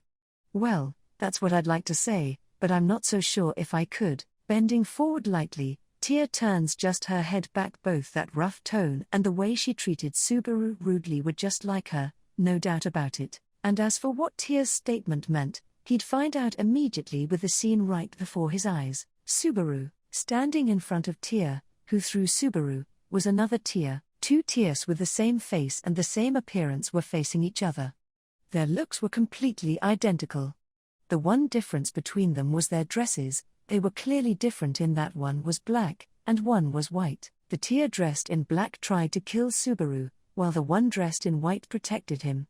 In other words, Subaru, black Tia is an enemy, and white Tia is an ally. White Tia, you aren't wrong, but I don't like the way you put it. Hearing Subaru shout with his face lying on the ground, white Tia stepped forward immediately as she muffled her voice.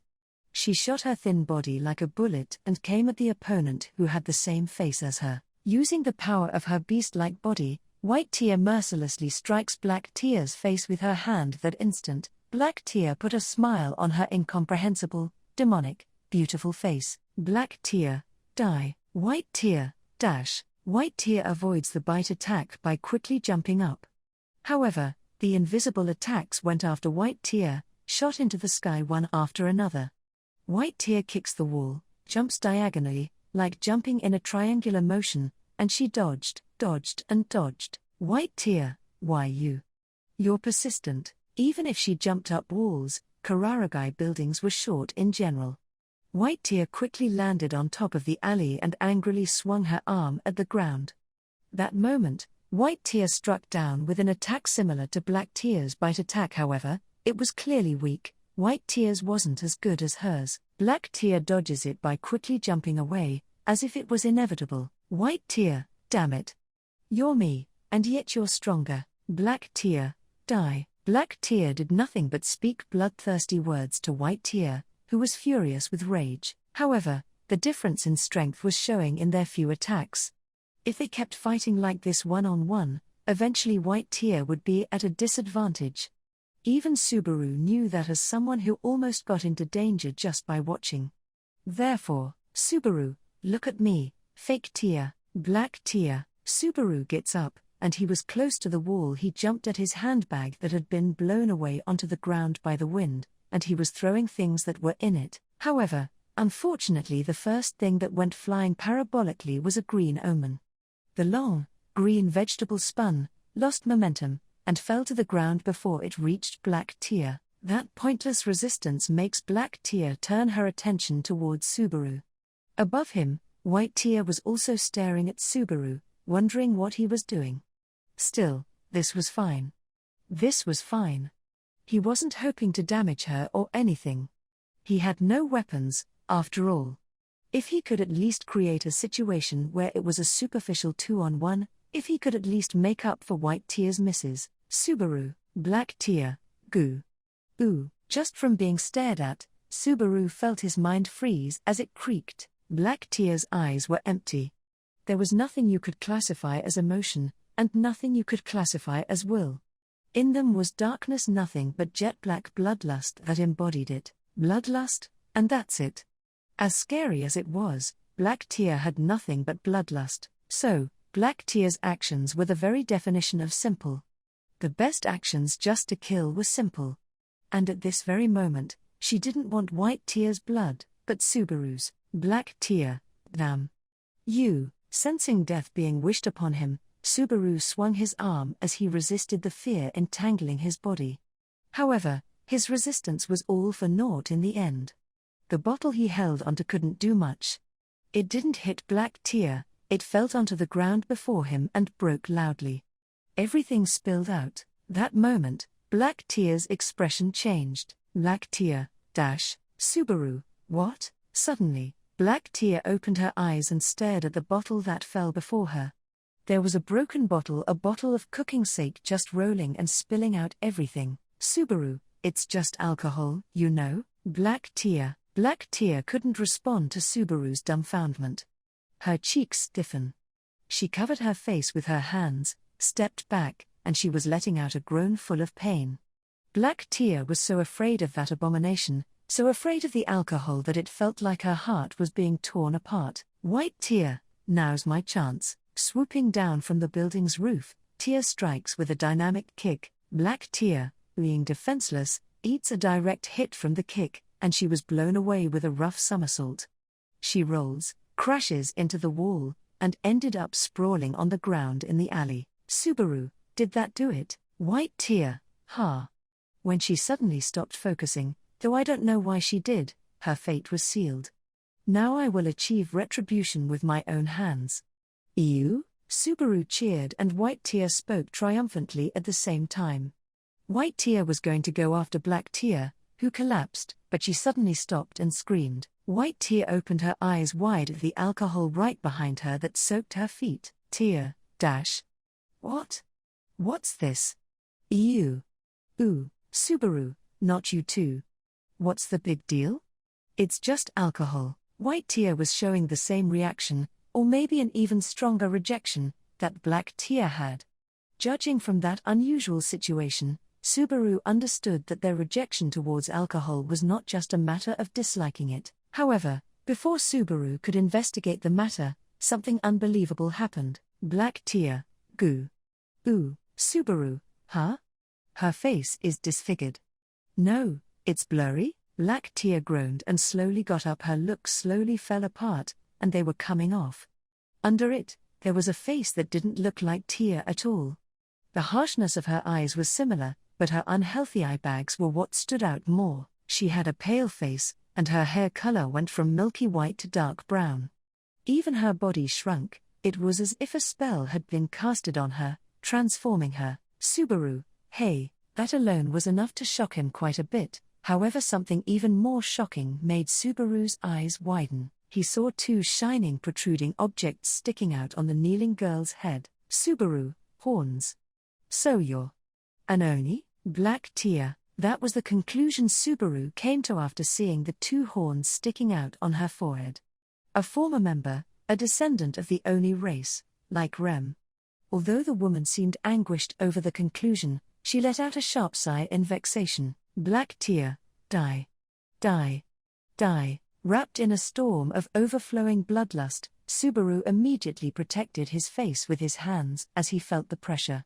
However, she still focused on satisfying her bloodlust, and she spread her arms left and right, conjuring wind. Buildings to the left and right of the alley were gouged by the wind she conjured, making them collapse.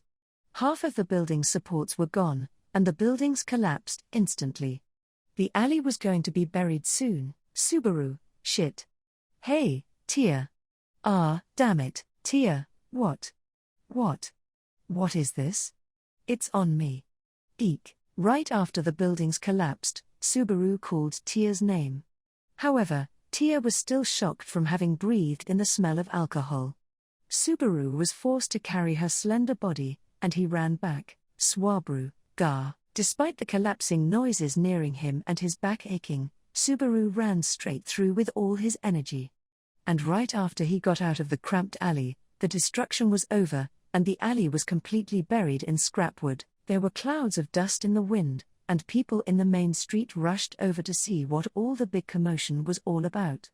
They immediately reached out for Subaru and Tia, who collapsed at the alley entrance. Subaru, she's, with help. Subaru stands up, and he looks back at the alley crushed by the destruction. Nobody other than Subaru and Tia rushed out to this alley.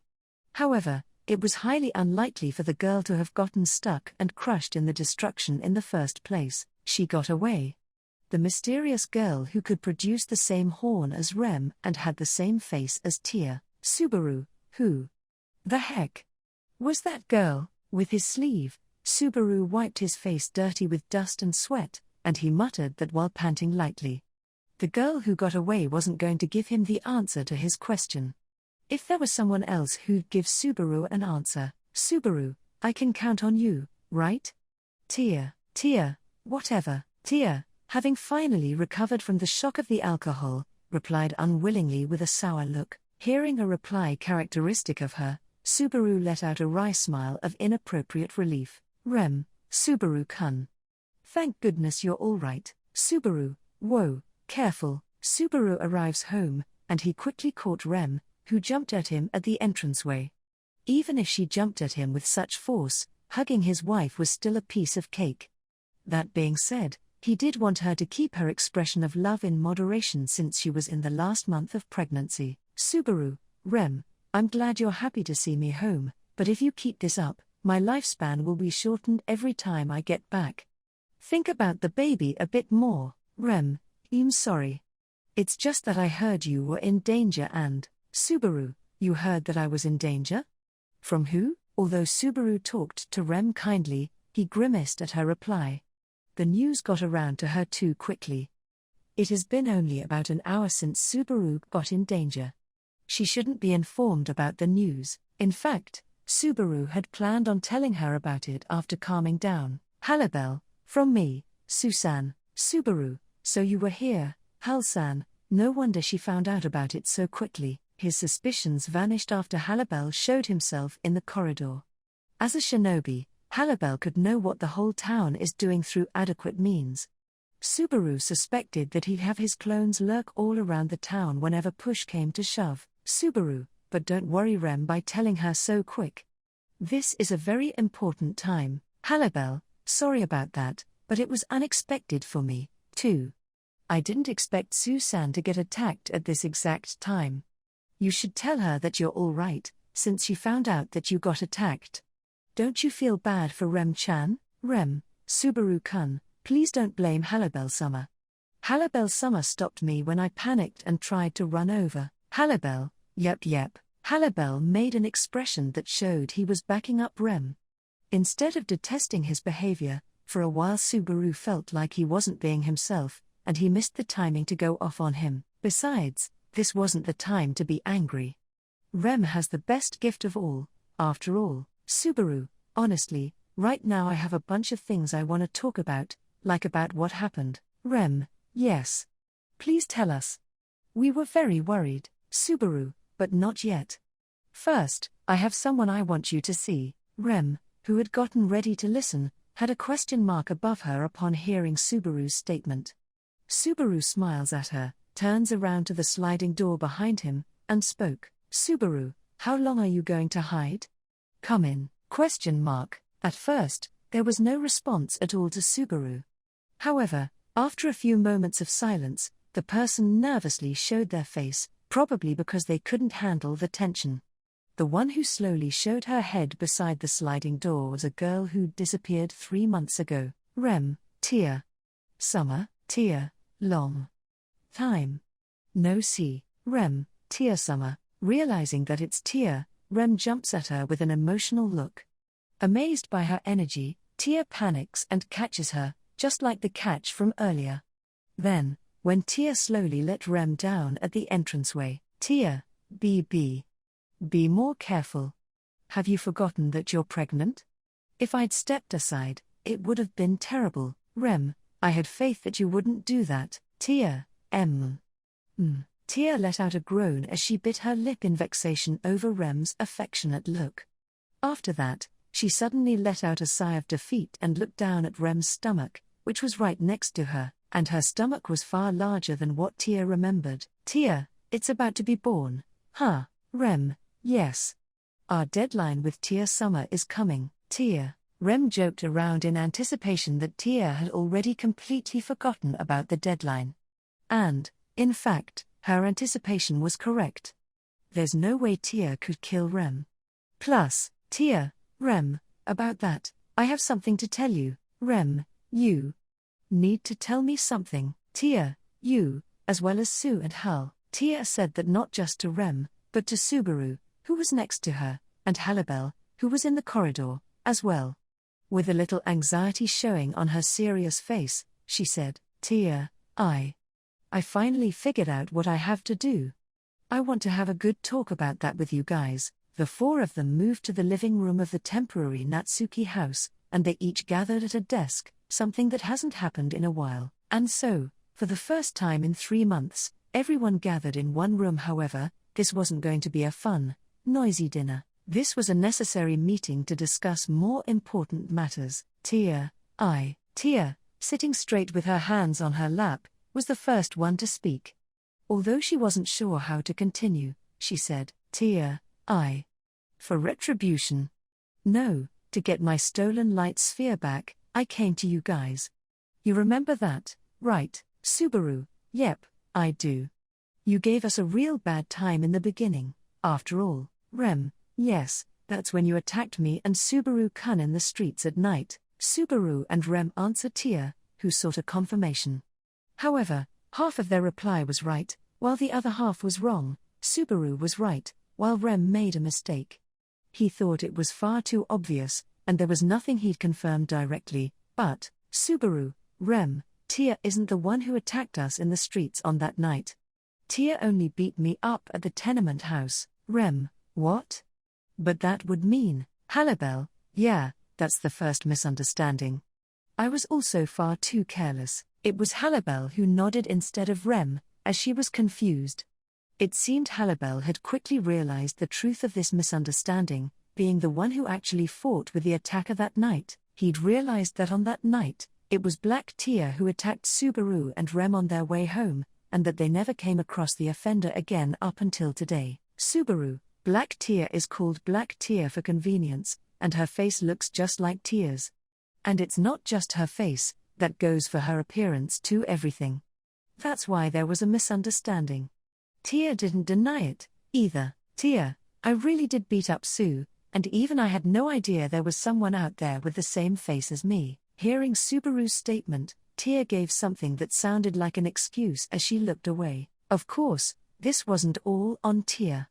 If they'd talked to Tia more to confirm the truth, they would have immediately noticed the inconsistency. That never happened because they ran away from seriously facing the issue of the girl from that night, using their fear of ruining their relationship with Tia as an excuse. Halibel, it's not Susan's fault.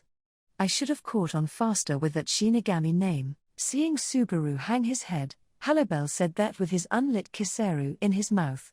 He wasn't acting himself today, his ears were bent, as if he was feeling down. Subaru, so. Shinigami was a hint. Halibel, not a hint, but the answer. Sure, there's no one here that goes by the nickname Shinigami. However, there is the most famous Shinigami. That was the missing piece to the puzzle. Subaru, the most famous Shinigami. Halibel, the most beautiful Shinigami. Halibel said that as if he was mentioning someone revered. The words he put together didn't make sense to Subaru. Still, Rem, looking at Tia with her eyes opened wide, moved her lips with a surprised look. Rem, the most beautiful Shinigami, Zarestia. Subaru, Zarestia? Zarestia. Wait a second, he'd heard the name before. As Subaru began saying that, the scene of the memory came back to him vividly. He'd heard of it a few months ago at Klein's employment agency. Before he was referred to his job at Magogi Palace, Subaru happened to find an application. The details written on it were a search for Zarestia's bed. It was an application for challenging a great spirit. In other words, the name of the great spirit that lived in that bed was Subaru, Zarestia, the great spirit. Halibel, that's Tia-chan's real name. Halibel's level voice went over Subaru's that sounded like it was forced out of his lips. The conclusion was way too out of the blue. Even if this was the truth, even the false name was too simple to begin with. They should have laughed about it, and yet nobody in the living room was laughing. Tia, the one pointed out to be a great spirit, wasn't laughing, either. She simply let out a sad sigh as she said, Tia, I will say this now.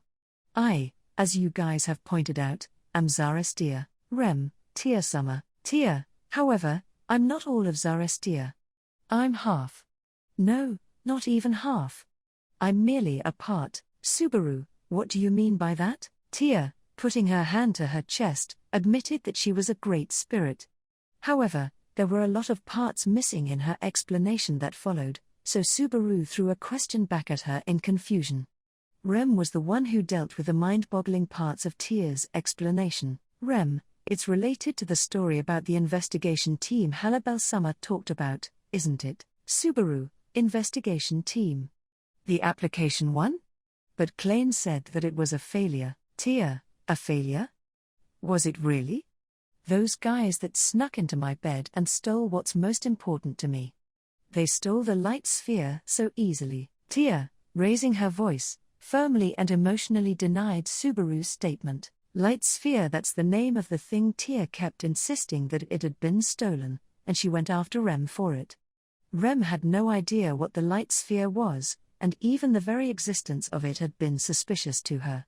And now, that finally would be a true key. Subaru, so what is this light sphere really?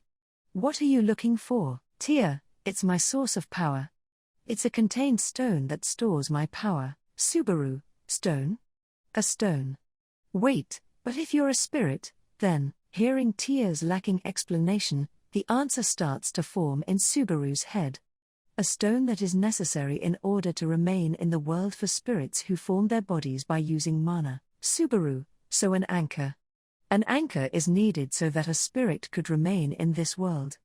That's what the light sphere is. Now sure of it, Subaru shouted as he snapped his fingers. Mana is necessary for a spirit to materialize and act. If it's a great spirit, a vast amount of mana is needed.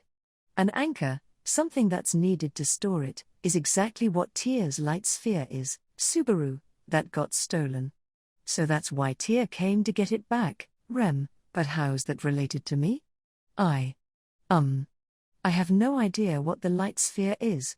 I didn't know we were close to the place Tia-sama had lived in, either. Despite being told about what the light sphere really is, Rem's doubt deepened even further.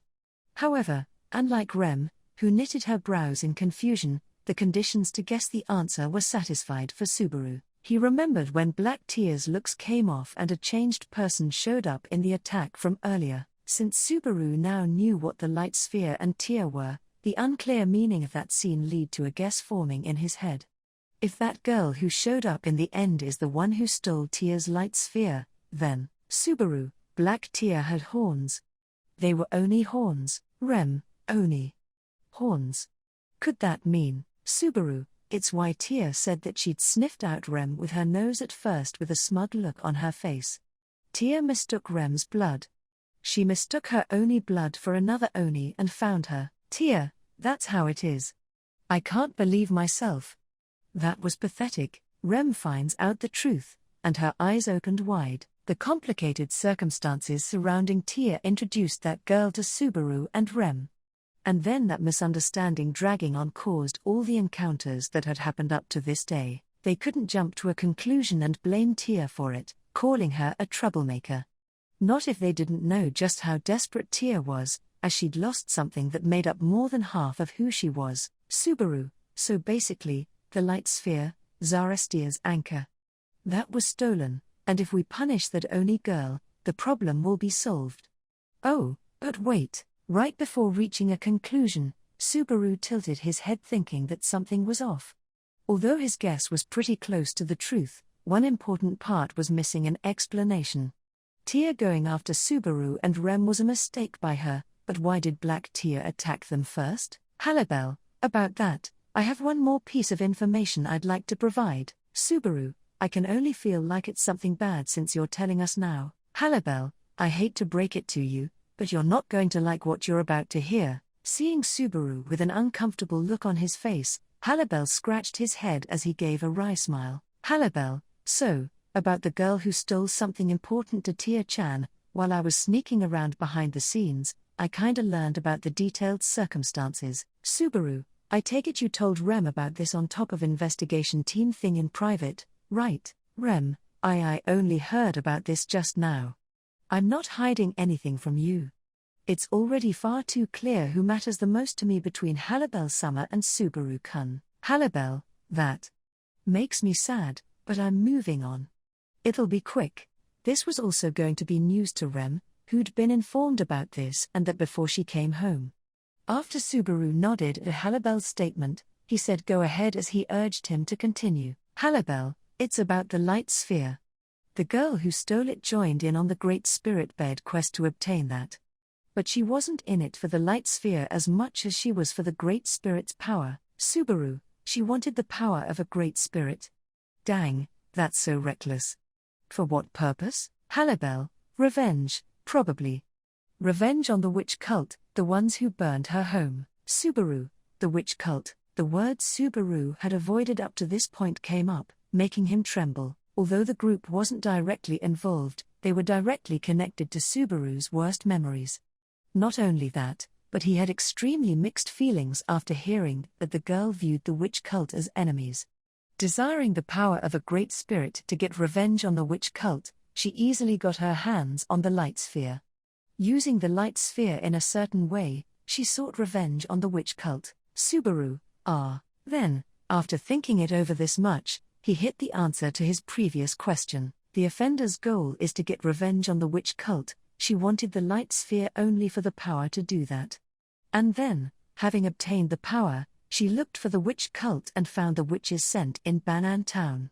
Her target for revenge, the one she was actually going after on that night was Subaru, so it was me. Halibel, the Avenger went for Susan, whereas Tia-chan went for Rem-chan. We didn't know that. So all these complicated misunderstandings happened. Halibel's conclusion cleared the doubt Subaru had in his mind, just like that, a mix-up in targets, and thinking that the two culprits were one person. That is what complicated all these problems and created an incomprehensible situation. Subaru, I knew things were getting mixed up. But with this, it all makes sense. Subaru accepted the revealed truth, and he put words together as he cleared his mind. He felt sympathy for the offending woman because of the witch cult, her target for revenge. Subaru, but it's a mistake for the offender to go after me. Her hatred for the witch cult. I get it. But killing me won't help her get over her grudge. Stealing Tia's light sphere also does nothing. Halibel, there's just something about the way you put it, but you're right. While I do feel bad for her, we're gonna punish her and get the light sphere back. For anything else that happens, we'll just let the situation play itself out. Subaru, I imagine that's what we'll have to do. Subaru also nodded and agreed with Halibel's conclusion. Even with all of his questions answered, he never gave up on arriving at a conclusion. Rem's safety and Tia's feelings were more important to him than the wish of an avenger whose name he didn't even know.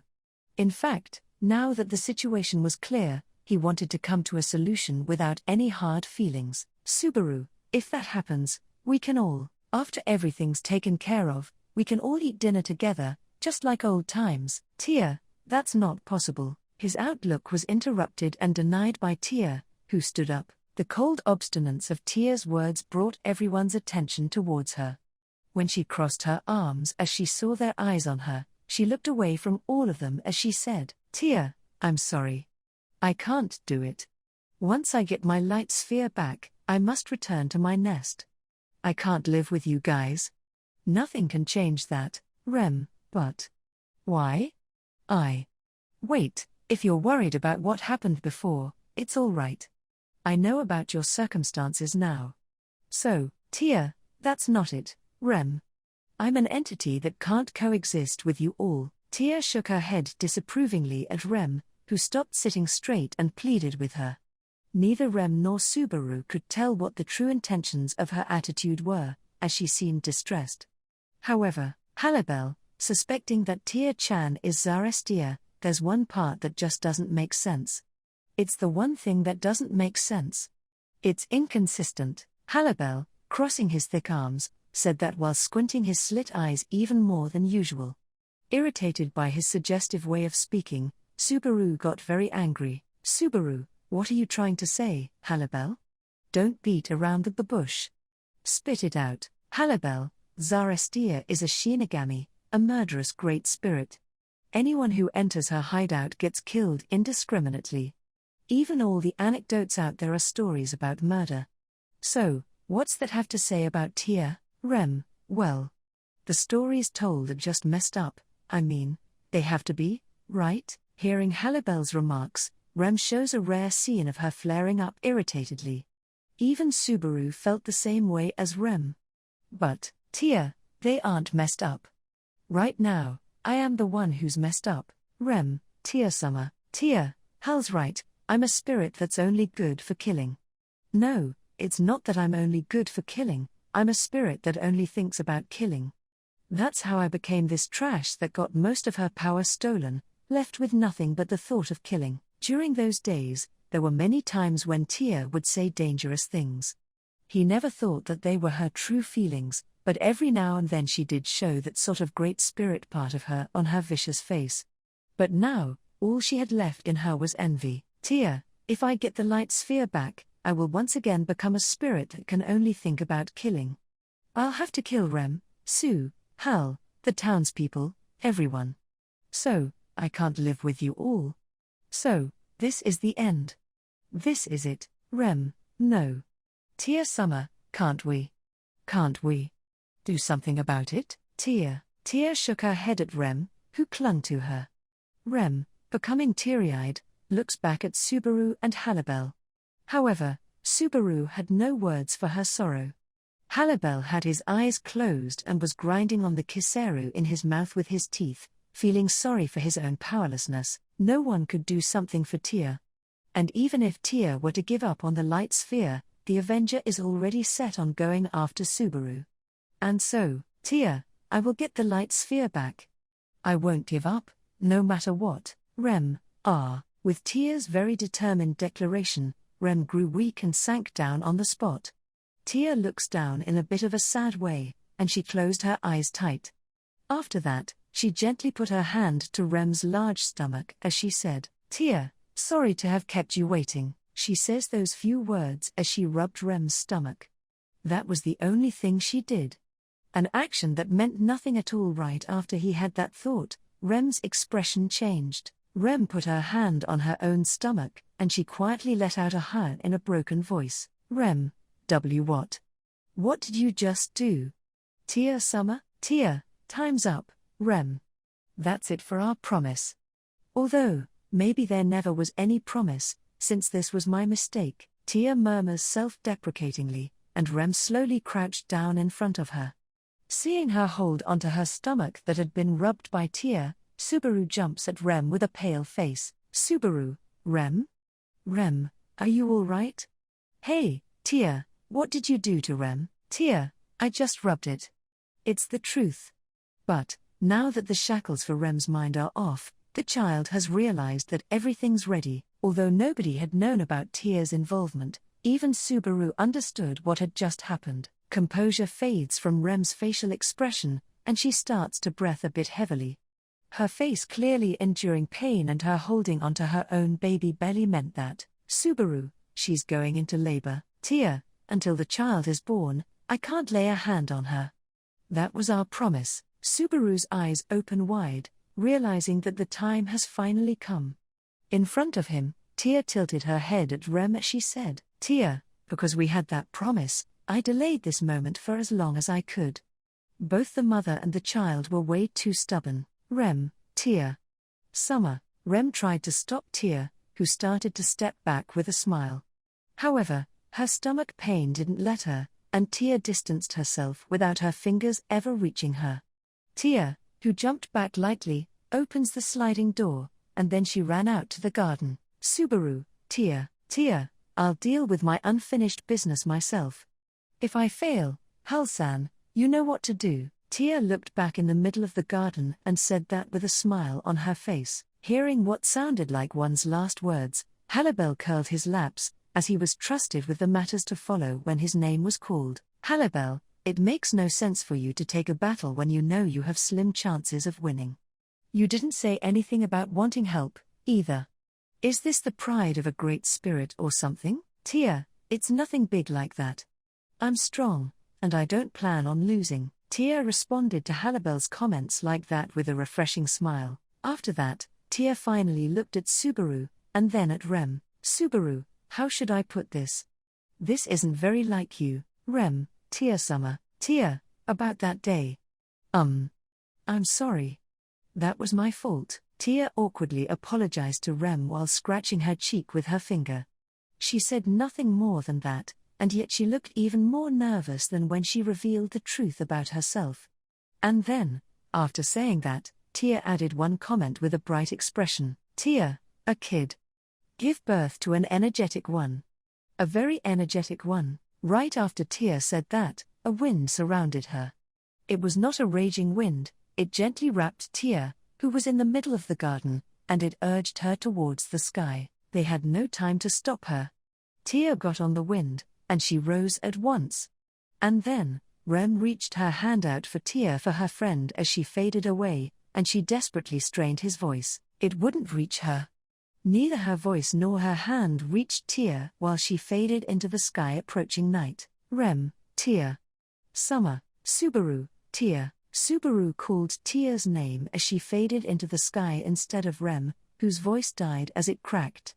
Still, Tia didn't look back. She didn't stop, either. Then, Tia steadily went up in the sky, going out of their sights. Tia, the wind blowing against the garden, against the house, against Subaru and the others, died out. This meant that Tia went far away. So far away that she couldn't be interfered with at all. Subaru, damn it. That fool. Rem, Subaru.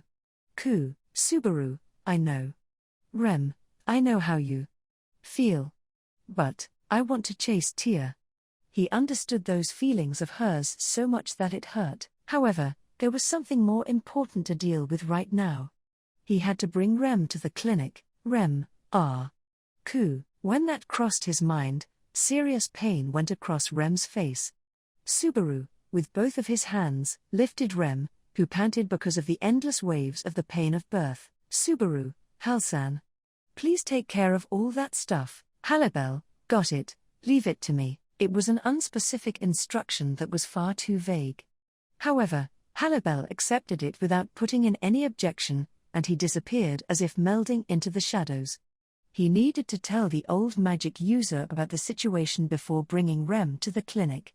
On top of that, there were mountains of things he wanted Halibel to do. Subaru, Rem, I'll take you to the clinic as soon as possible. Please trust me with both of your lives. Rem nods deeply in Subaru's arms, and then he slowly stepped outside. Under the variegated sky approaching night mixed with blue and orange, Subaru ran as fast as he could with his pregnant wife in his arms. Now, Just for now he thought only about Rem and ran along the road to the clinic, without realizing that, in a sense, this was another form of running away. Interlude, Death Anniversary. Interlude, Death Anniversary. What erupted when she found that women were flames of unbearable rage. Before the Avenger became an Avenger, she had lived in a village where strays gathered. Onis are a race species. Rumors have it that their scarce kind created a hidden village somewhere, barely scraping by, but that was not the case for her. When she was born, it was a child and her parent, and after her mother died, she had nothing but her own life. The place this girl arrived at was a village where strays gathered. Demi-humans with baggage and people who committed crime and left human villages lived there. Not many decent people lived there. Because of that, she didn't get rejected, as she was a high and proud Oni, and was accepted as a member of the village, allowed to live on. As someone that had never lived with anyone other than her mother, life at the village was full of confusing things. Although the villagers were not good people, everyone had their own circumstances and anguish to deal with. Nobody intentionally acted cold to her. Once time went by, even she was able to make friends before long. She was no longer confused with life at the village, had a set way she went about her days, and accepted these ordinary but peaceful times. The girl went ahead and thought that this was like a sort of blessing. She had never seen what a blessing actually is. It might have been a misunderstanding. But still, she was glad. It was when she had these sort of thoughts that they all disappeared in a scene of flames. The village she was familiar with was engulfed in flames, cruelly burning down. The neighbor who would always greet her, the young man who taught her how to grow crops, the elderly who was kind to her now, someone of the same sex that she'd talked to for the first time just yesterday, the man she'd been talking with frequently as of late, everyone burned. She survived only because she got lucky. But did she really get lucky? Could it be that she'd survived because she didn't have the best luck? She brings out her horn, and it releases abominable power. Mana running through her body, she goes on a rampage to get rid of those who casted flames on the village. However, it wasn't enough. She gets overpowered by sheer numbers, and her body burns in flames. They loudly laugh at her for screaming from the pain and despair, and she gets crushed by their feet. ? Not too bad, I'd say. That's the kind of glare I like. She heard a shrill voice nearby. They stood next to her, and she poured something disgusting into her while she was down on the ground. It wasn't her body that rejected it, her soul rejected it. She let out a shriek. They wouldn't listen. Something slipped into her ears and was going into her body. Her insides get violated with moisture. ? Work's all done. Now, bastard, what do you like about this lovely lady? The voice of a crazy, insane woman who wasn't okay, and the head goes inside her ears, and it wouldn't go away. It wouldn't go away. It just wouldn't. She gets tormented endlessly by the fear of going crazy at any moment. It was only when the villages, flames, and those people were gone that it finally disappeared, but her nose was still trying to find out where they went so that she could go after them. The thing that was poured into her, the shock that violently went through her, sniffs out their location. ? I will punish them. She swears that in the face of the scorched village and became an Avenger. Now that she was an Avenger, she needed the power she lacked in order to do an Avenger's job. To obtain it, she did something rash that put her life in danger. She snuck into a great spirit's nest, a place people went to impelled by their own insanity, just like she was. She wanted the power to kill them, the power to punish them, the power to slaughter them. The blowing wind was turning her party into a pool of blood like a blade. Using a corpse as a shield, the Avenger ventured inside. Whenever the shield became ineffective, she used a different corpse. She repeated that. Before she knew it, the wind started sounding like a song to the Avenger. The Great Spirit's nest lies deep within the cave. Somehow, the cave played the sound of Mother Nature along with the wind coming from its deepest part, and the song playing really wrung the heart. The Avenger was enchanted by the wind's song, and she moved further in while being in a trance. She wanted power. She wanted to hear the rest of the song. This cave had everything the Avenger wanted, and then, when the Avenger reached the deepest part of it, she heard a voice. ? I want to kill everyone. She remembered replying "I do too" to that voice. I want to kill. I want to kill. I want to kill. I want to kill. I want to kill. The power the Avenger took in was endlessly pouring that intention into her. Originally, it should have been a thirst for death that would make you go crazy, a torrent of bloodthirst, an impulse to destroy. However, it went well with the Avenger's wish. It was even like a pleasant singing voice. Thus, the Avenger demonstrated her power for retribution with joy. She absolutely destroyed those who got caught by her sense of smell. There was nothing left of them. They couldn't even be buried in a grave. It was the same as disappearing without a trace, and so, the Avenger achieved retribution again and again, until finally she'd reached a large town. On the street at night, the Avenger went after the lingering scent that her nose strongly reacted to, and she ran through an alley with an insane smile on her face. Her destination was close, right nearby. This was her biggest target thus far. Maybe this was the target for the Avenger. She got excited over the possibility that this might be the one who had that scornful laugh. A black wind blows. Whenever that spread, people would recede out of fear. The target didn't sense her with the wind. She waits at the end of the path. The target walks on, looking forward to their face twitching in fear. An enemy with an extremely unpleasant, strong miasma appeared in front of the Avenger. She saw their face, but unfortunately, it wasn't familiar to her. Doesn't matter. She was still going to kill them. With that sole thought on her mind, the Avenger adds bloodlust to the wind, and starts to bite her target whole. A girl next to the enemy getting close to them caught her attention. Somehow, at a glance, the Avenger realized that this was a girl who had the same blood flowing through her as she did. For a moment, she's taken aback by the girl standing to protect the enemy beside her. And then, once the Avenger's stiffness was gone, thick, dark anger violently ate away her mind. What is she doing there? That man is an enemy who should be punished. Why is someone of the same position, same blood, and same race with that man without punishing him? What are you doing? In anger, her voice comes out. It was not an intent to kill that came out, but a question. Hearing that question, the girl did not choose to protect the Avenger, but the frightened enemy, so her answer was clear. The neighbor, the young one, the elderly, the person of the same sex. The man who had hoped to bond. She was going to protect the enemy that burned her happiness? Someone of the same blood, loving a man so happily, in that case, die. Killing this girl will increase her self-esteem. And so, after experiencing failure twice, the Avenger now had the right to face retribution for the third time. Damn. It was a white-clothed woman who let out a cry of pain, hit the wall, and collapsed. That forced voice sounded familiar. Of course it did. Inside the Avenger's cranium, a voice was still endlessly telling her to kill. The voices were the same, the voice was the same. And yet, it was too fragile. It desired something else. They weren't in agreement. That's why it was repelled. This wasn't the power the Avenger wanted. It was something foreign, and it was too fragile. Humbly saying that it wanted to become one would have been fine, but it was too fragile to do something like loudly tell her to obey. Die. Thus, she demonstrated her power. She completely beat up the entity and reached for its core. Lifted by the collar, the woman moaned with her body. She squirmed and tried to escape from her arms, but she wouldn't let go. Then, the woman's existence slowly turned into light dust, and it was taken in by the Avenger. Originally, the woman's existence had been a part of the power the Avenger took in.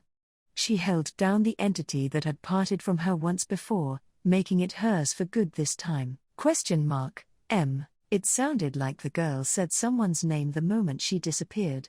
However, the Avenger didn't hear it, and she gets scattered by the blowing wind, vanishing. The nuisance was gone, and her power was complete. She wasn't missing anything anymore. Die. Now all that's left is to achieve retribution. An Avenger carrying out her revenge. With that woman's death, that woman is the one who's wrong. That woman is crazy for protecting the enemy that ought to be punished. The enemy with the scent of the witch, and her abominable kind that got close to him. Kill both of them. Both of them have to be killed. Kill. Kill. Kill them. Killing is the only thing that can comfort her for what she'd lost. This will be atonement. This isn't hatred, it's a duty. Because of this sense of duty, that woman must die. Chapter 6, The Last Month of Pregnancy. The old magic user looked at Rem, who was brought into the clinic, and made a very unpleasant look with his pale face. Doctor, is it really possible for the breaks to be this short right off the bat?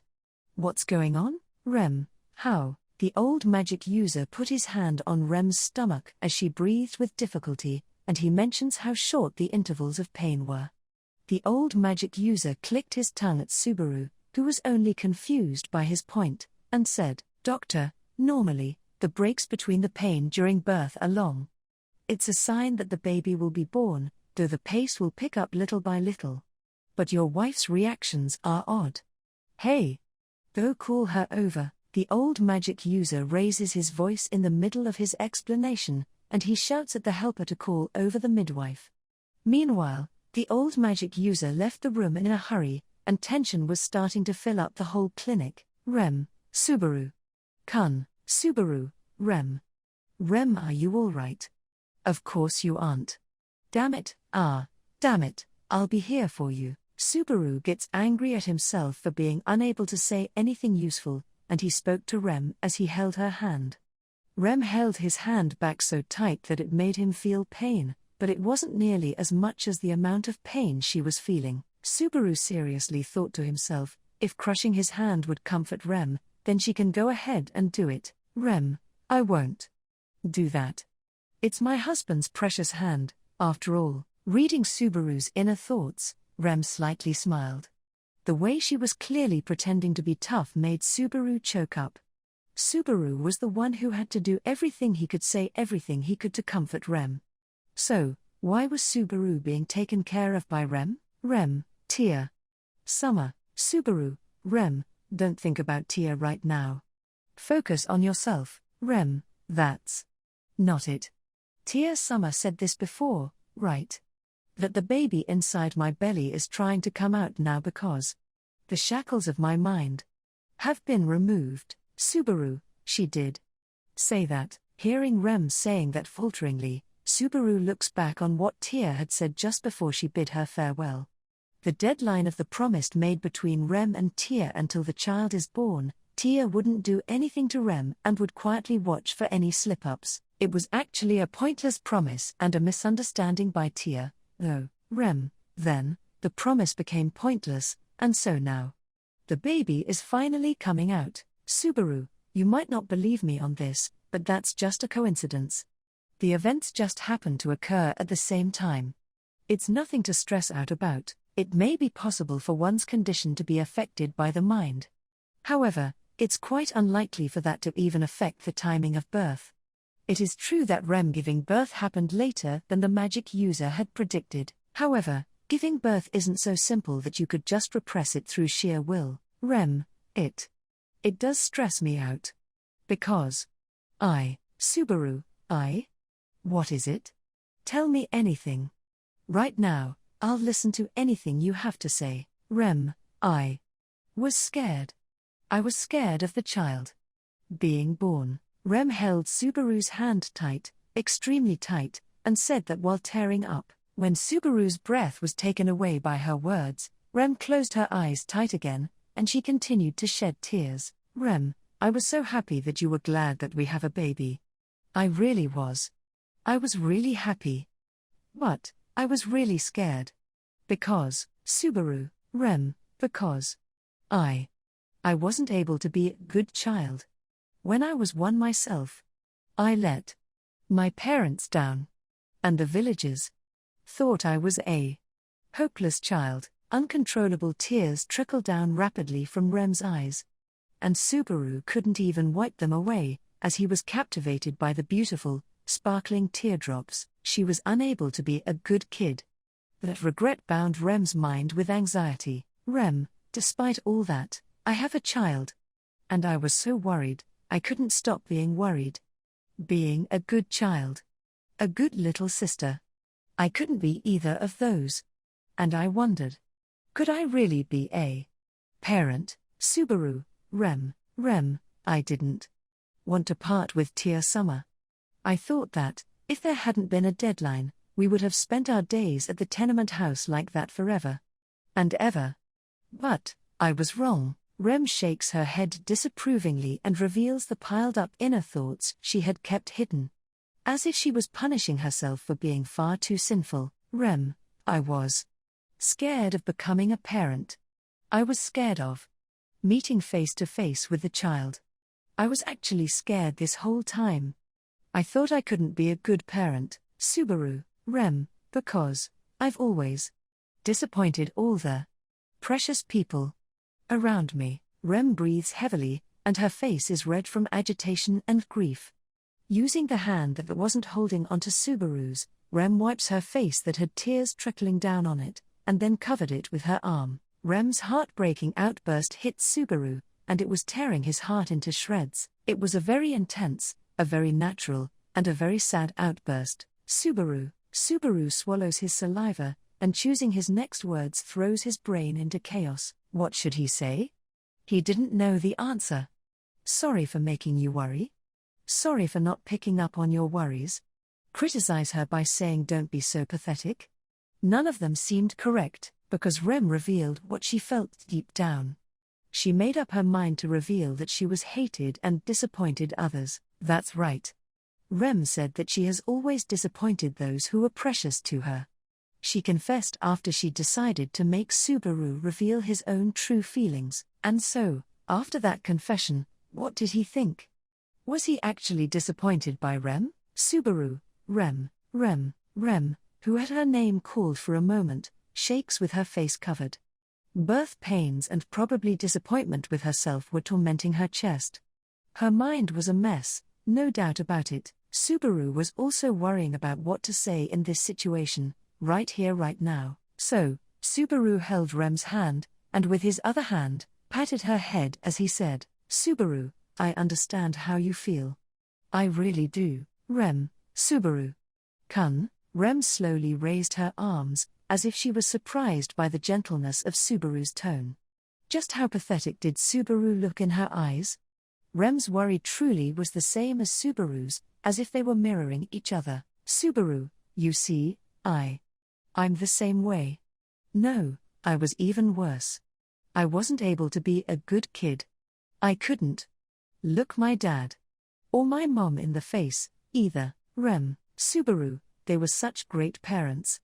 My dad and my mom really were the greatest parents in the world. They loved each other, were nice to me, told me that they loved me, just like Rem did. Subaru started talking about himself as the tears trickled down. He's lived with Rem for 1.5 years, and was summoned to this world just under 2 years ago. In all that time, Subaru had never spoken about his past to anyone, not even once. Because it was related to the memories Subaru never wanted to reveal. And they were in this precious place that was so wonderful and beautiful to Subaru that he was scared to even touch it. Subaru looked up to his parents. From the bottom of his heart, he felt sorry that he had to be their child. His parents were so kind, strict, gave him joy, sadness, anger, gifts, and yet their failure of a son couldn't give anything back. It was truly pathetic. How could Natsuki Subaru, someone who was raised by such good parents and still couldn't be a good son, become a parent? That's what he was afraid of this whole time. Subaru, but I can't show you that I am. I brought you with me. I'm the one who brought you with me. I wanted to give you everything I had to make you happy. I told myself that I had to do it. That's why he hid his anxiety and eagerly waited for this day to come.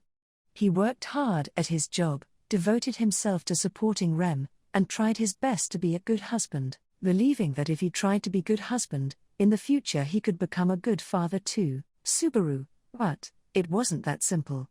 Of course it wasn't. I'm going to be someone's parent, you know. I can't just get the right answers by thinking logically. So, I'm still. At the last minute, he threw everything out there, as if to repent his ignorance of Rem's anxiety. Subaru and Rem both knew that neither of them was perfect. And they were afraid of whether they'd be able to fulfill their responsibilities as parents for the child that was on the way. They were scared. So scared. And they were even scared of confessing that they were scared, but, Rem, Subaru-kun, do you regret it? After listening to his confession, Rem broke the silence by asking Subaru a question. Subaru impulsively lifted his head, and he looked straight at Rem's eyes that were right there. Her light blue eyes were switching between despair and grief and were staring at Subaru. Inside her baby belly, there was their child. Labor pains have already started, and birth was just around the corner. With all that happening, she had this confession.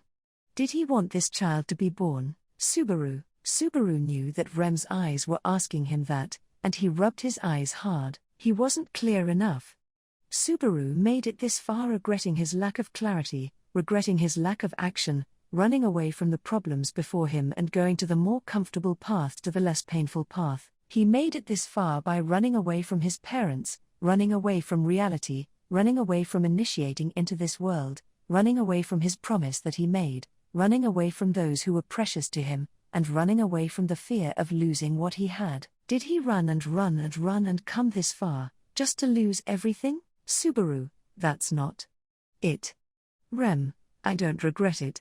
I've been saved. Rem, Subaru-kun, Subaru, I've always been running. I threw away everything and ran away with you. But, when I heard that we had a child, I was happy, and that's when I was saved. Even after running and running with my back turned, there was something I could have. And that was our child. He was worried. He couldn't lie. Subaru, as someone who couldn't look at his parents in the face, always had a fear of becoming a parent. He still does. It wasn't gone. It probably would never go away, but, at the same time, Subaru knew something. He knew the love of the best role model parents in the whole world. Subaru, I was a terrible son. I wasn't able to be a good kid. But I had the best parents in the whole world. I know I had the best parents, and I know I was the worst child ever too.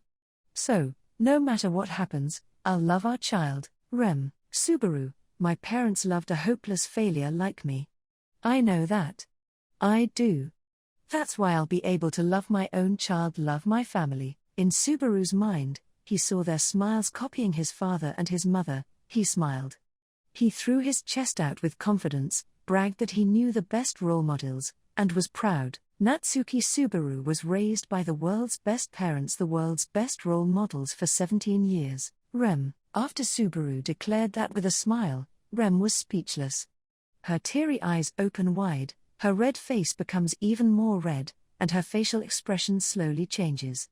The overflowing tears turned into just one teardrop, and with a slight smile Rem said, Rem, you're fanatical like an Oni. Then, with the same smile from that one moment, she said an awfully nostalgic line to Subaru. Did Subaru nod back at that smile with the same smile he had on that day? Then came, Doctor, the midwife's here. Birth preparations will begin. Get out.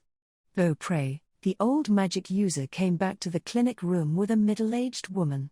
Subaru thought the timing was too perfect, but the old magic user had his usual sour look, so he couldn't tell what he was thinking. Anyhow, it was time.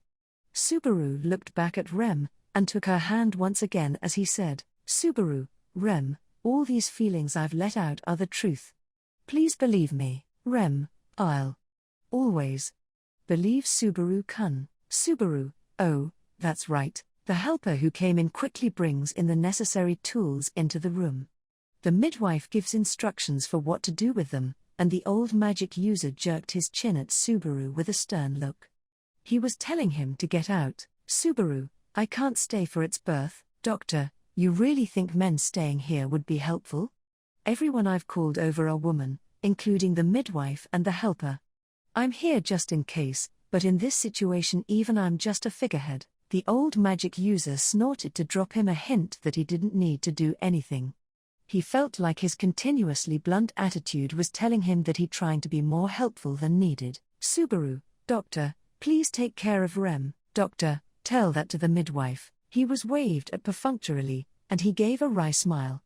After that, Now was when he let go of Rem's hand as he said, "Subaru, Rem, I'll be waiting.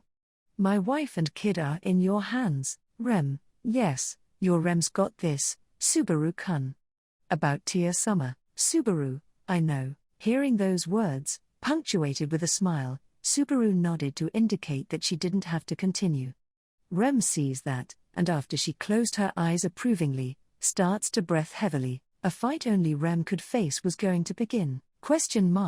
Get out. The midwife speaks to him, and Subaru was forced to leave the clinic room. When he was about to leave the room, he heard Rem's cries of pain. Her long fight was beginning. The truth is that Subaru wanted to watch over her fight outside the clinic room too, but, "Halibel, Susan." Just as Subaru appeared at the aisle, Halibel spoke to him. He'd been planning this and that after he informed the clinic that Rem was going into labor. He was also the one person who understood the situation besides Subaru and Rem. "Halibel, how's Rem-chan?" "Subaru, she's at the stage where birth really begins. They said that men will get in the way and kicked me out. I really am useless in situations like these." "Halibel, that includes me too. It's Rem's job and her job only. Also, we've got our own things we need to do." "Susan, you know that too, don't you?" Subaru gave a wry smile, and then said yeah to reassure Halibel, who lowered the tone of his voice. With the expression Halibel had, and above all, with what had happened just before, he could imagine what he was talking about. "Subaru, the person who stole Tia's power is coming to town to kill me." "What about Tia?" "Halibel, look at this." To answer Subaru's question, Halibel took out something from his kimono sleeve. At first, this thing knitted with black thread looked like something you'd wear around your arm. Then, he had an idea. "Subaru, that good luck bracelet is something you gave to Tia." "Halibel, good luck bracelets are magic items because of the black braiding. I'll be skipping the details on how it's made, but 2 of these make a whole magical item, and if something ever happens to the owner." As Halibel spoke, he shook the black braids. It snapped while he did it. "Subaru, which means that Tia, Halibel, she lost a fight she picked herself. Even she knew that she had a low chance of winning. She realized it when she was about to leave it up to me to finish the job. What a ridiculous girl." Halibel put the snapped braids into his pocket and laughed loudly with his fangs showing. It probably seemed sad somehow because he was mourning Tia in his own way. And so, he took out his kisero instead of the black beads, put it to his mouth, and lit it. "Halibel, I'm going to take care of Tia-chan's request." "Susan, Subaru, I know." Subaru interrupted Halibel and answered. Just like he had done to Rem, Subaru's eyes lit up with determination and readiness, and then said this. "Subaru, there's no running away anymore." "Halibel, about that girl. Let's call her the enemy." "About the enemy, she was outside of the town. I sort of tried getting a hit on her, but that wasn't a good idea. Doing it half-heartedly would just lead to more death." That was Halibel's opinion as he lit his kisero. After that, Subaru racked his brains with a serious look, and he tilted his head as he said, "A hit? Subaru, by a hit, do you mean that you got in a fight? You fought?" "Halibel, if I did, don't you think I would have gotten hurt?" "By I meant my team. Or in your words, I used a shinobi squad." "Subaru, so shinobi squads do exist. You really are a leader. You said they didn't exist." "Halibel, a shinobi can't leak his secrets, you know. Nothing wrong with that, is there?" Halibel tells Subaru, who wouldn't let the issue go, to calm down as he put his hand on his forehead. In this situation, he didn't have the time to ask about hidden shinobi villages in Kararagi in detail. The information Halibel gathered and a plan were what were important. "Halibel, she looks just like Tia-chan, but her skin is clearly black. We can stop her by attacking with a bunch of stalling tactics, but that won't work for long. What should we do?" "Subaru, what would you do? Do you have some sort of idea in mind?" "Halibel, the simplest method would be to confine you outside town and then accomplish our goal." Halibel put up his finger and presented the most reliable and simple plan possible. However, before Subaru could say something, Halibel bent the finger he had held up as he said, "Halibel, but that's not an option.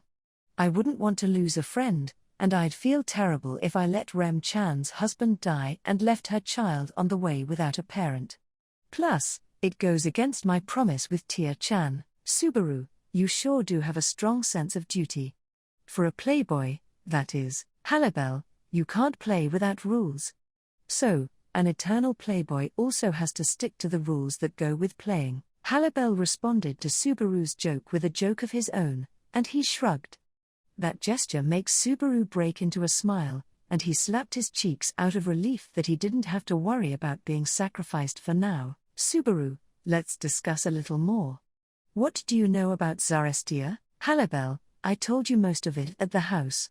She's said to be one of the 4 great spirits, a murdering spirit, a phantom slasher, the most beautiful Shinigami, and she is always sleeping in her nest in the west side of Kararagi. Sometimes she cuts up those who come into her bed.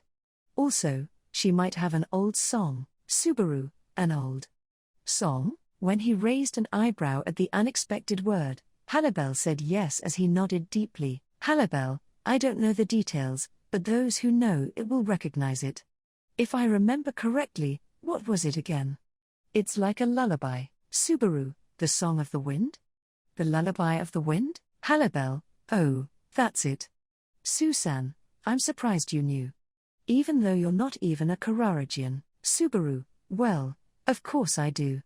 What kind of people do you think I'm surrounded with every day at work? Subaru responded to Halibel, who acted impressed, and inside he was grateful for the nosiness of the ladies he worked with at the Magogi Palace.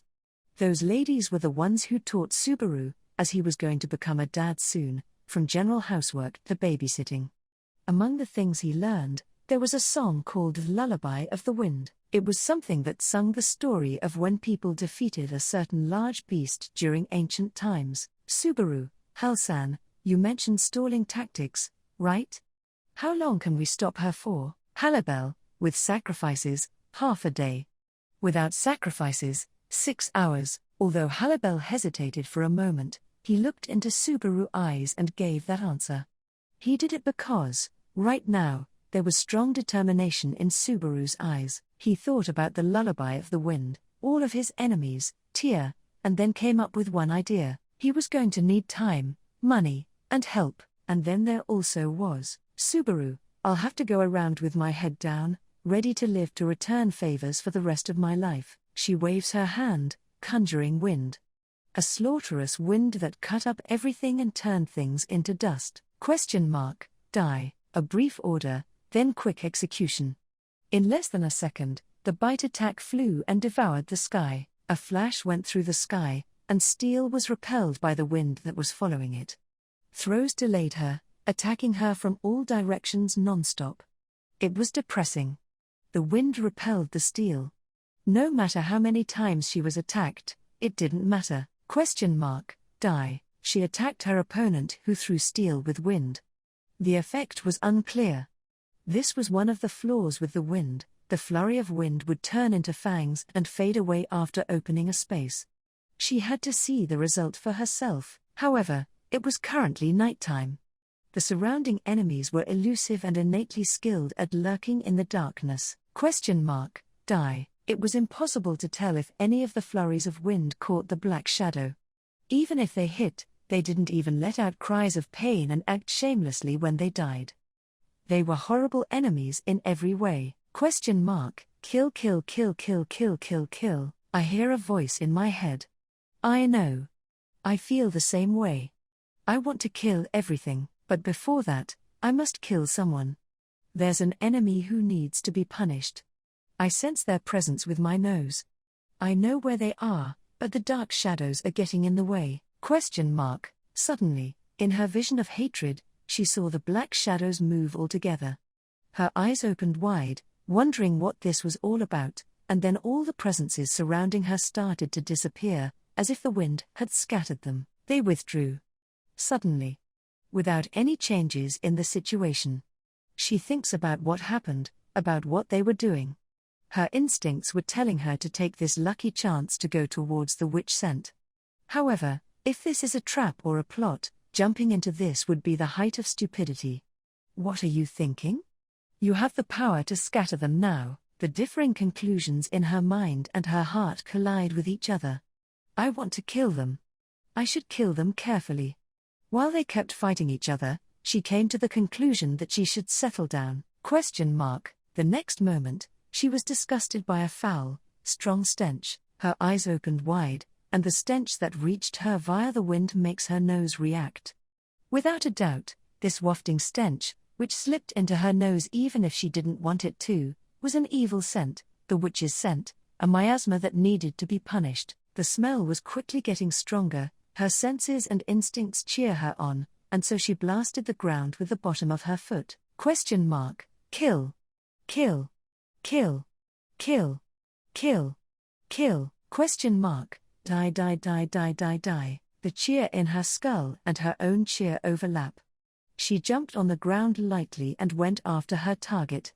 She went into town, smashed roof tiles, jumped over buildings, and went deeper and deeper until finally, Subaru, about your face. She landed with her limbs and looked up. In front of her, there was a man standing in a blue dress. A stench that pierced her sense of smell and disgusted her nose and mind. The face with the witch's scent that she'd seen before, the evil face that had cowered in fear and trembled as it was hunted, was smiling in a very provocative manner. And then, Subaru, it's cuter when you smile. Almost as cute as my wife and my child. Die. She was greeted with a spiteful smile, and her bloodlust makes her strike. The wind goes straight towards the man standing upright, and it scraped off his existence from the earth along with his stench. Or at least, it should have. Halibel, unfortunately, I won't let you do that. With that flat voice, all flurries of wind came to nothing. The winds were shot down by steel thrown from the darkness. Wind arose where the enemy wasn't, and the man opened his arms, unharmed. It was like he was saying that he was the one who did this. Inexcusable. She conjured even more wind, let her increase in bloodlust control her, and struck with her power. She produces a blast. The ground was gouged out roundly, as if to draw a circle in the middle of the explosion. However, the man wasn't inside of the damage. Neither was the demi-human who interfered with by throwing things. She looked up. She stepped onto the roof tiles, and on top of the building, there was a man. He was being carried by a demi-human on his shoulder, and he was trying to run. I won't let you get away. I want to kill you. Like I'd let you get away. I want to kill you. Die. She chased after the stench and the demi-human, running away while the night approached dawn, jumping and running through the streets. It becomes wind, she attacks with wind, swirls wind, rides wind, and, inside the wind, a different smell was mixed with the stench. And her body was having a strong reaction to it. This was a person's smell, and a strong one at that. There were a lot of people. A premise. She sees a premise down there. The man and the demi-human fled into it. People's presences. A stench that has another stench. She was very hesitant about going in. But the man was in there. Retribution was in there. Subaru, I can return by.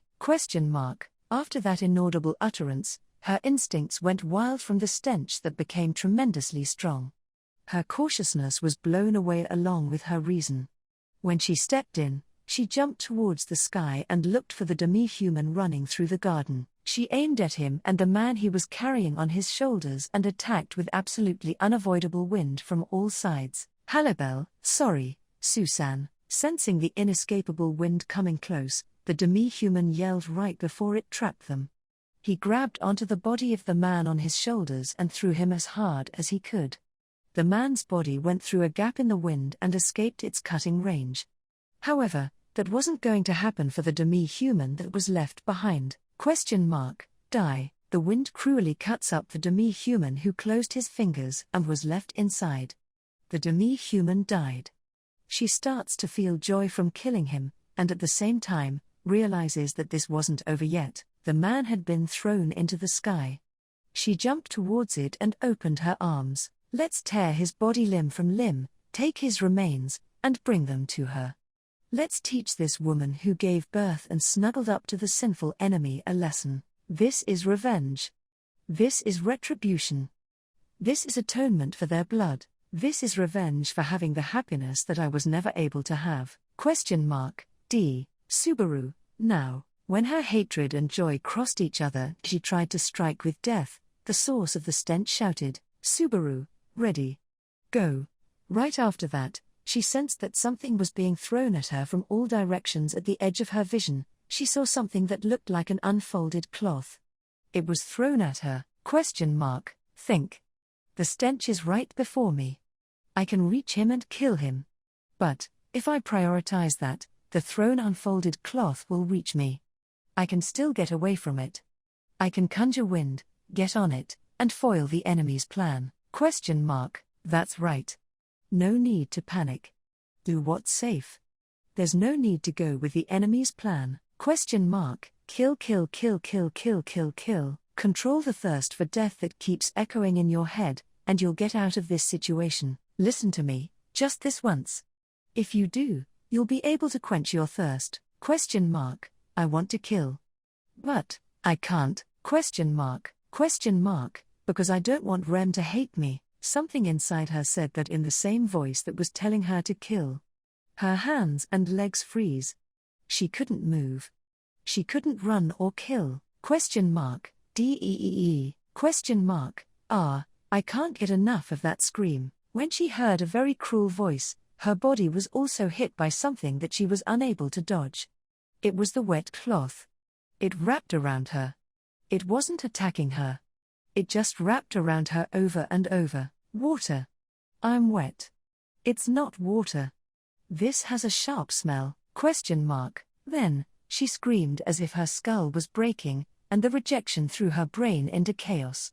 The entity that should have been shut inside went wild. It couldn't take it anymore, and it tried to come out and escape. Her head was aching.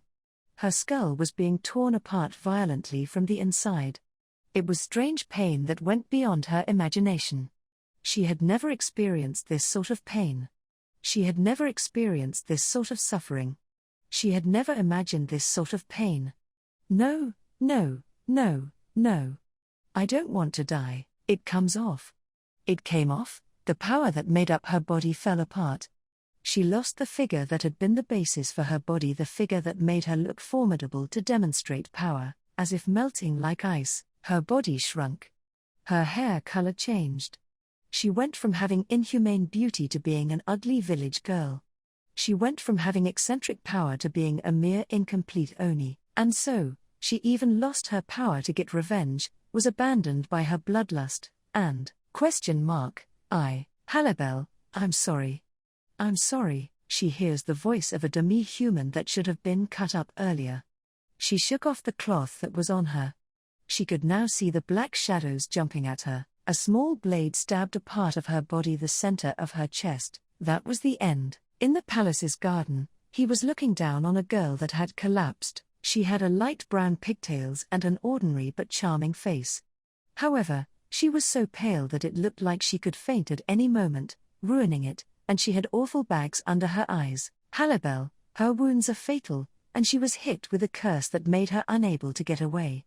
Now, she's done for. Next to Subaru, there was Halibel looking down on a girl, half naked without his kimono on.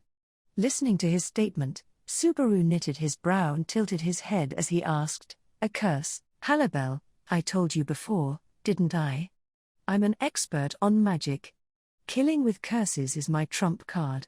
Stuff like my fur and nails are fused into the kunai I have, so if it gets stolen, it will cast a curse." Subaru, what the hell, that's really dangerous.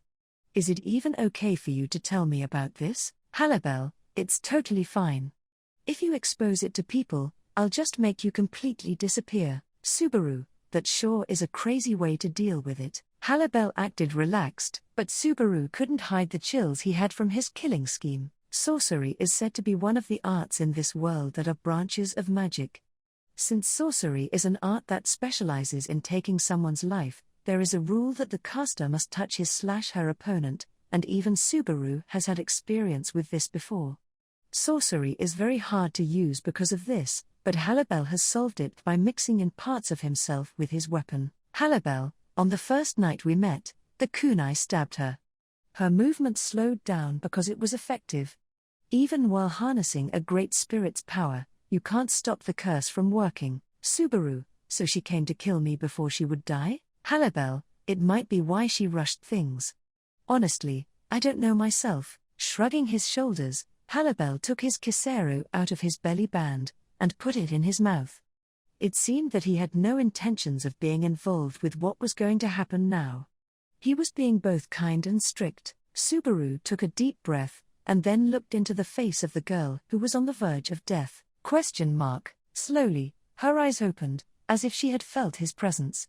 They were light blue eyes. That common feature made Subaru feel some unnecessary guilt. However, he didn't stop. Subaru, it was a mistake for you to go after me. I have nothing to do with the witch cult. But I can see why you still couldn't stop. Subaru, I won't ask you to forgive me. I'd like to, but there'd be no use in asking. I won't tell you to not hate me, so go ahead and hate me.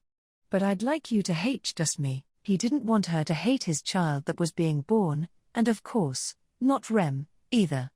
That also went for Halibel and the other people who helped him out.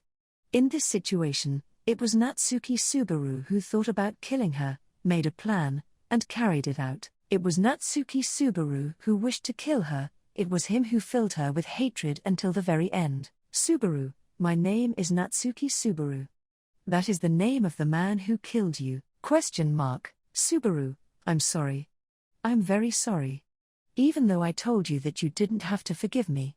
I'm sorry for apologizing. Ideally, he would listen to no complaints if possible. The dying girl would be left with no regrets, and he'd take her life. However, that didn't happen, and Subaru was being a helpless wimp faced with death. Death is scary. Death is not salvation. Subaru knew that. Subaru knew death better than anyone in this world, so he felt very bad for the girl. Subaru, I have a child on the way. Rem is doing her best. I'm going to be a father. So, I couldn't die. I'm sorry. That's why I killed you. They were nothing but selfish excuses. And if their views became so conflicted that they decided to kill each other, there would be no time to understand one another. Subaru's words weren't going to comfort her or enlighten her. In response to Subaru's words, the girl stopped her distressed breathing for a moment and said, I, Subaru, I hate that girl. The girl said that in a voice full of hatred, as if she was coughing up blood, as if she was looking into heaven from hell. Subaru immediately realized that she was talking about Rem. He realized it, but that realization made things inconsistent. She should have been going after the witch's scent. That's how they came up with the plan to use Subaru as a bait. All her hatred should have been directed towards Subaru. That girl has everything. I want everything. Subaru, that's I was going to with him. And yet, tears flow from the girl's eyes. Her eyes were no longer looking at Subaru, or at anywhere in this world. They were looking somewhere else. They were looking at a scene with happiness that she yearned for so much, enough to tear her heart out and drive her to get revenge. Happiness that she was supposed to have too. She had that taken away from her, became an avenger, and now she was going to die. What she held onto at the very end were her hatred and jealousy towards Rem, who had the same blood in her veins and reached a kind of life that was different from the one she had. No, it was probably envy. Subaru, what's your name? Subaru, what is your name? He asked, crouching down and moving his face close to his side. Halibel tried to stop him, but Subaru prevented him from doing so with his hand. The girl no longer had the energy to do something to Subaru as he got close. He listened to the girl's last spark of life that was running out even in this moment. Eyes, Subaru, Rize. Subaru picked up the name he was quickly told and said that. He didn't have the time to confirm if he was correct. Rize. Light fades away from the girl's eyes. The girl envied Rem, cursed her fate, and breathed her last. He saw that with his own eyes. No, it was Natsuki Subaru who put an end to her. He'd never forget her name. Subaru would never forget the fact the girl had once lived that Reese had once lived. He sacrificed Reese to protect himself, to protect his family, to protect his life, and he would never tell anyone what this girl Reese had truly wished for. Subaru, who was hated by her, was going to carry that to his grave, so that neither Rem nor the child on the way would ever find out about it. Subaru, it's over. Halibel, yeah. It wasn't done in a very satisfying way, though. Upon hearing Subaru's statement mixed with a sigh, Halibel responded while giving out smoke. He helped with everything for this plan. Because of that, Subaru bowed his head to Halibel. Subaru, thanks for going with my selfish, uncertain plan. I really appreciate it. Halibel, I was the one who made the final call, and we got her just like you planned, so I have no complaints. The substitution that I hadn't done in a while worked. It all went fairly well. He had said that he wasn't very good at substitution, but in the very end, it worked out. After Halibel let Subaru get away from the girl's max firepower, he used substitution and survived by pulling a classic, switching with a log. Subaru, that sure showed the finesse of a ninja. Also, Halibel wasn't the only one who helped out with this plan. He had the help of many others. Looking around, this was the Magogi palace. After preparing a trap, he used the premise to guarantee the necessary space. And that was not the only thing he used people and money too. To prove it, there was Riften Magogi standing on the veranda of the palace. While touching his moustache, he bowed deeply to Subaru and said, Riften, I'm glad that things went according to plan without any problems. Subaru, I sincerely apologize for the trouble I've caused you, Master. Riften, culture school has only just begun. You still have to guide all these women with your feminine abilities. It's an essential investment. I love investments, you see. He had asked Riften, who chuckled, to supply the alcohol that was absolutely necessary for the plan on top of providing a place for it. He had used Riften's name, as he was a brave warrior, to literally gather strong alcohol from the town and get them to bring it all into the palace. Subaru, the lullaby hint, and Tia being poor with alcohol. And then there was the overreaction to the cooking alcohol. Those things led to the inference that Zarestia isn't fond of alcohol. The old anecdotes of an entity with extremely strong power drinking excessively and being slain were endless. The lullaby also had details related to that. If there really were existences running rampant in this world that are like the ones in the legends, then it wouldn't necessarily be wrong to act out those legends. A blanket with a large amount of alcohol was actually thrown at the Zarestia that was captured in Rees, and she came out after her body was soaked in alcohol. With Riften's wealth and reputation and the traditions of the ladies at the palace, he won. Afterwards, the people who helped him with the alcohol-soaking plan. Subaru, Klane's employment agency. Klane, after you said, avenging Tia, I had to come too. Also, everyone loved that girl, said Klane, in armor not an apron with his large arms folded. He and a lot of other non-regular employees came rushing over when they heard about avenging Tia. If the plan fails, there will be an all-out war with a being that has a great spirit level of power. Even though they had declined at first like that, many people did this for Tia, Klane, and if push came to shove, Halibel would have done something. Halibel, what the heck?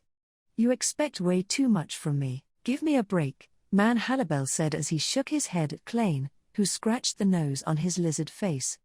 That behavior makes soft smiles go all around. He had seen a harsh ending. However, having no victims other than the girl was the best conclusion among all the ones he thought of. It was the best one where he didn't lose anything. So, all that's left was, Halibel, the final payback. Subaru looked up, and Halibel knocked the ash off his kiseru. Riften firmly sat down at the veranda and picked up the weapons that Klane and the others deployed. A wind slowly comes down towards the palace's garden covered with tension, battle preparations, and caution. Milky white hair, a pure white dress, and a face that had reached inhumane beauty via the hands of God. She had a rude side, which didn't go with the way she looked, and childish parts about her and was surprisingly friendly and sentimental. It was the girl that had the title of a great spirit, which didn't suit her at all, who everyone here knew. Overwhelmed by the presence coming closer, Subaru stopped his feet from stepping back. In his mind, he decided that he wouldn't run away. Believing that if he gets away from her, away from Tia, he'd also get away from those boisterous, noisy days of happiness. Long, long ago, before the world, before witches and dragons became this and that, I was always free. I enjoyed my freedom without having anyone get in my way. I conjured wind, spread fires, whirled up water, and dug up dirt, doing whatever I wanted. Everyone approved of me. Everyone asked all these favors of me, who lived freely.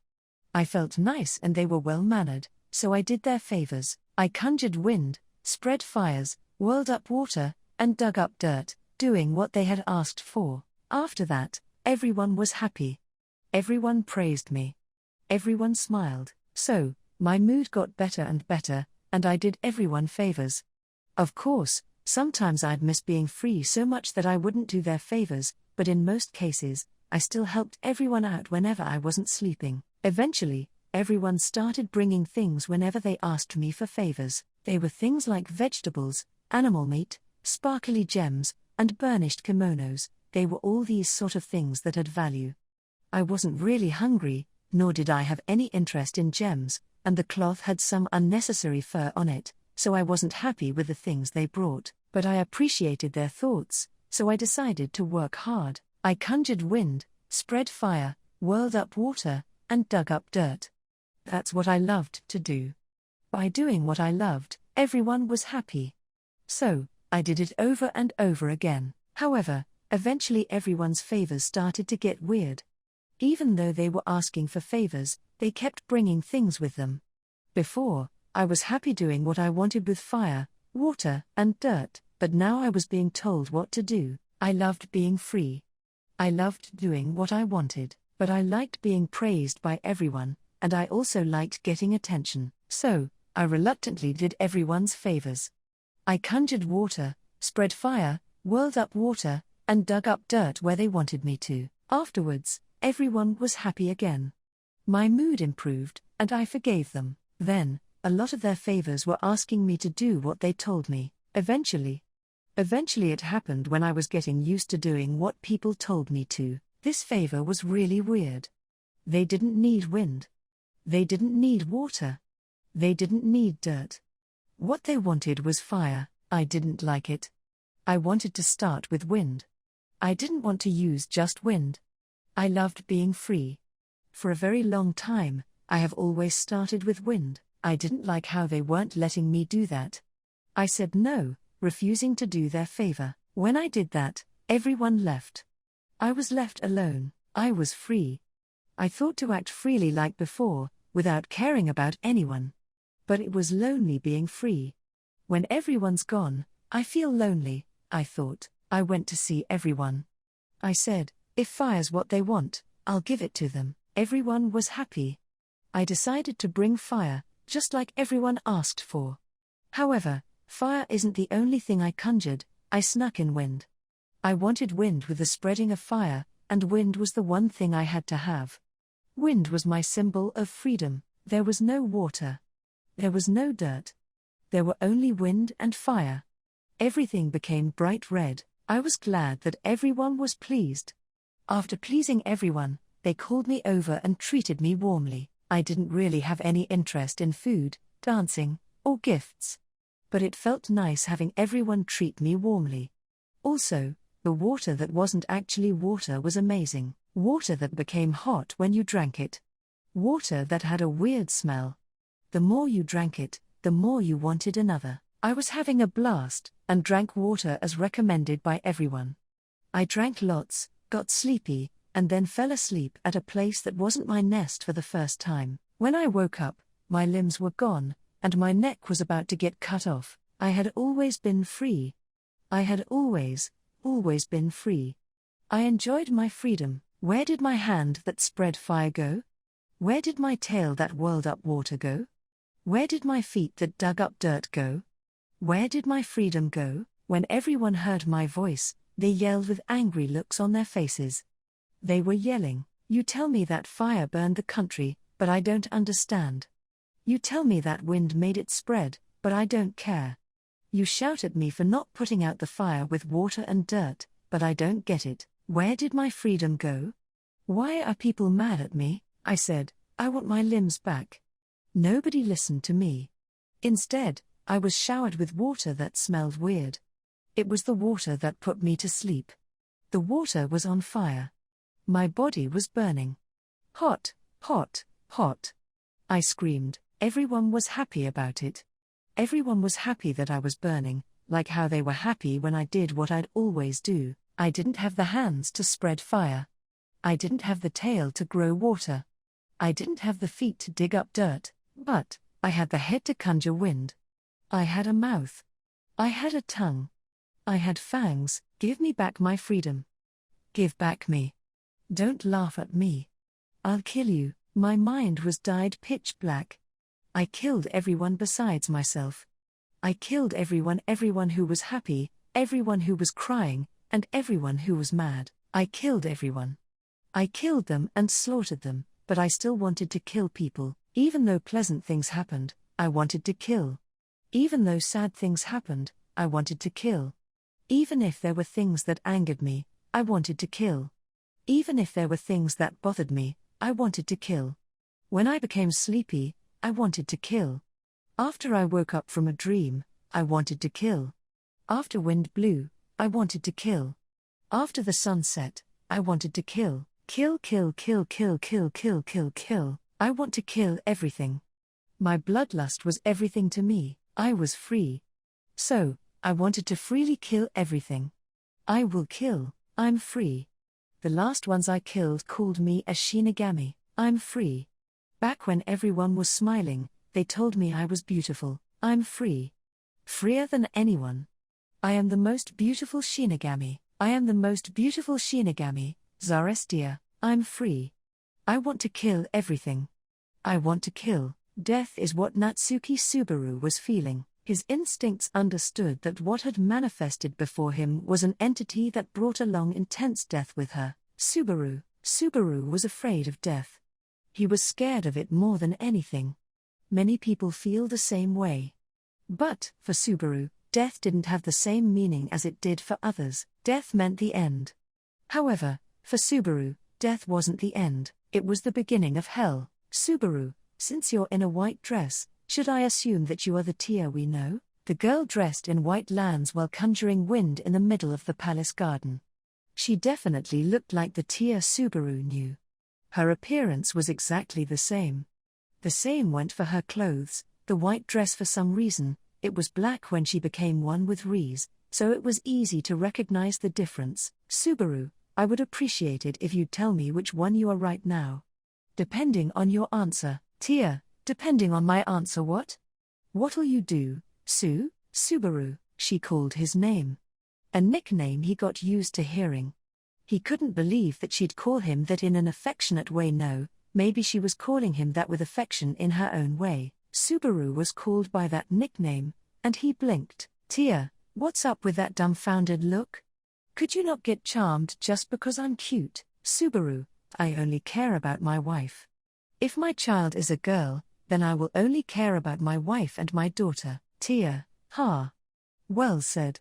Also, I see there's quite a lot of people here. Tia's lips curled as they had an exchange of banter, and she slowly looked at all the people that had gathered for this battle. They were all very familiar faces to her. Surely Tia also knew that they were here to save her. Tia, Hal and the other males working hard late at night, huh?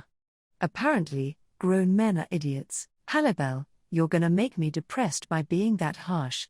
Adults gotta stay up late like idiots every now and then, you know? Tia, oh, so did anything come out of staying up late? Halibel, actually, that's what we want to ask you. Tia-chan, how'd it go? When Tia was asked that question, she held out her arms and gently opened and closed her palms. And then, when she went as if purring like a cat, she said, Tia, I got my light sphere back. I got me back.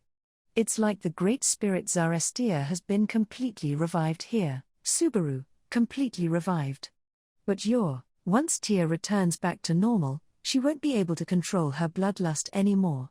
She certainly did say that. However, even after regaining the power that had been taken away from her, The Tia before them wasn't causing any havoc that they had been worrying about. Perhaps she was the same girl with a slight attitude from before. In that case, maybe the things Tia said would happen weren't going to happen after all. Tia, stop, Sue. You shouldn't get your hopes up. But Tia shook her head at Subaru's hopes with a stern look.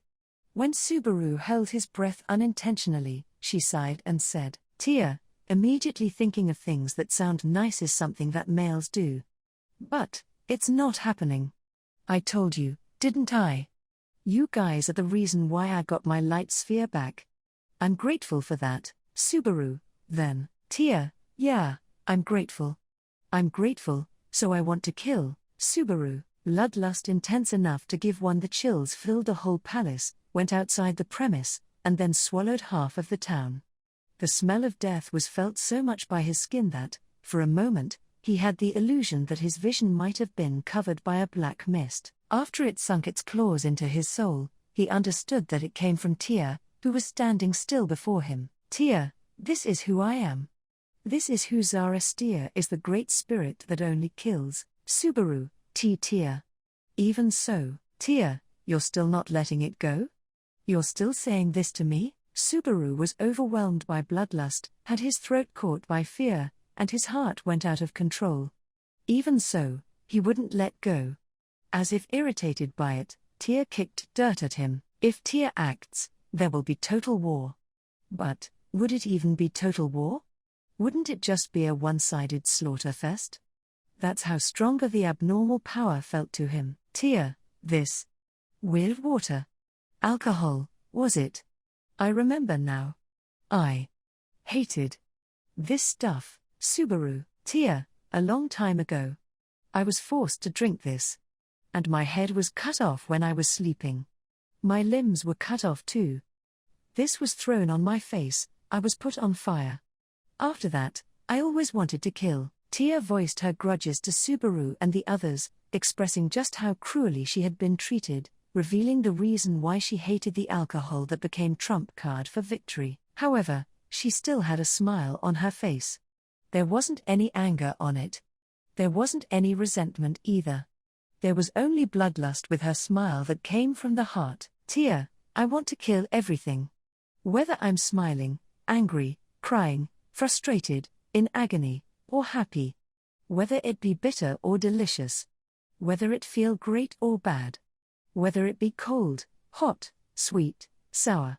Whether it be at night, in the morning, or in the afternoon.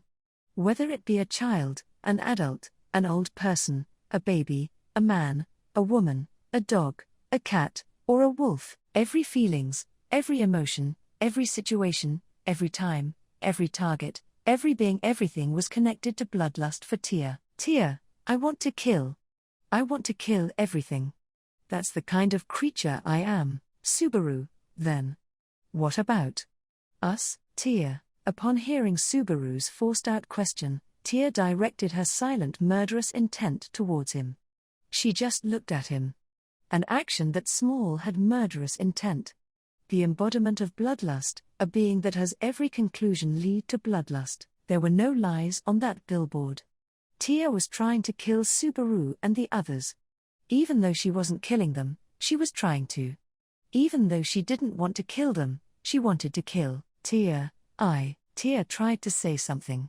Words full of bloodlust come out. Klein and his employees took defensive postures, Halibel put his hand in his pocket, and Subaru quietly clenched his fists. And then, inside the clinic, there were intense energy and the spasms of a life. Doctor, push down, Rem, ooh. She tightly clenched her teeth and grasped the rail of the bed, propping her up with all her strength. The iron rail squeaked, and clear fingerprints were left on it. Still, the pain didn't go away. She couldn't hide from it. The feeling of her insides being pushed out and the pain from a life-struggling bash her consciousness again and again. Rem had never experienced pain like this in her whole life. Rem, actually, with the time length considered, this was more intense than any other pain she's ever experienced. Even if she concentrated on her forehead, she could not feel her horn coming out. Right now, the Oni Rem was completely dead. As if she had put all of her life force into the baby in her belly. Rem's horn has made her suffer a lot, and at the same time, has been beneficial. Being an Oni has made Rem go through cruel, painful things. As she has confessed to Subaru, she wasn't able to be a good kid. To her parents, she was a failure of a daughter. To her sister, she was a bad little sister until the very end. It has also caused her to never think that she was given blessings and not benefits. Whenever was tormented by pain, suffering, or powerlessness, she would realize that she was an Oni, that she had Oni blood, that she had power. Once she could no longer feel that for the first time, she realized that she was blessed by being an Oni. By being born as her parents' child. By being her sister's little sister. She met Subaru, got married, had a kid, and in this moment when it was being born, realized it for the first time. Surely, her parents too, had felt, Rem, breaks from the pain become shorter and shorter, and now the pain was swarming her non-stop. Every time it felt like she was going to lose consciousness, the dull pain shook her awake. It happened again, and Rem couldn't hear the midwife desperately cheering her on. She couldn't hear anything. ? Hey, do you realize where you are? Looking like that, Rem felt a strange, surprising presence, and she opened her eyes. In her field of vision blurred by tears, she did not see the midwife looking at Rem with an earnest expression. The midwife was sinking down next to the legs of the bed. Instead, the one right next to Rem looking into her face was, Rem, Tia. Summer, Tia, sorry to do this at a time like this, Rem. Also, I said we wouldn't see each other anymore, but I was wrong. This will really be the last time. In her open eyes, she saw Tia smile in a lonesome fashion. It was Tia's smile that Rem has seen many times.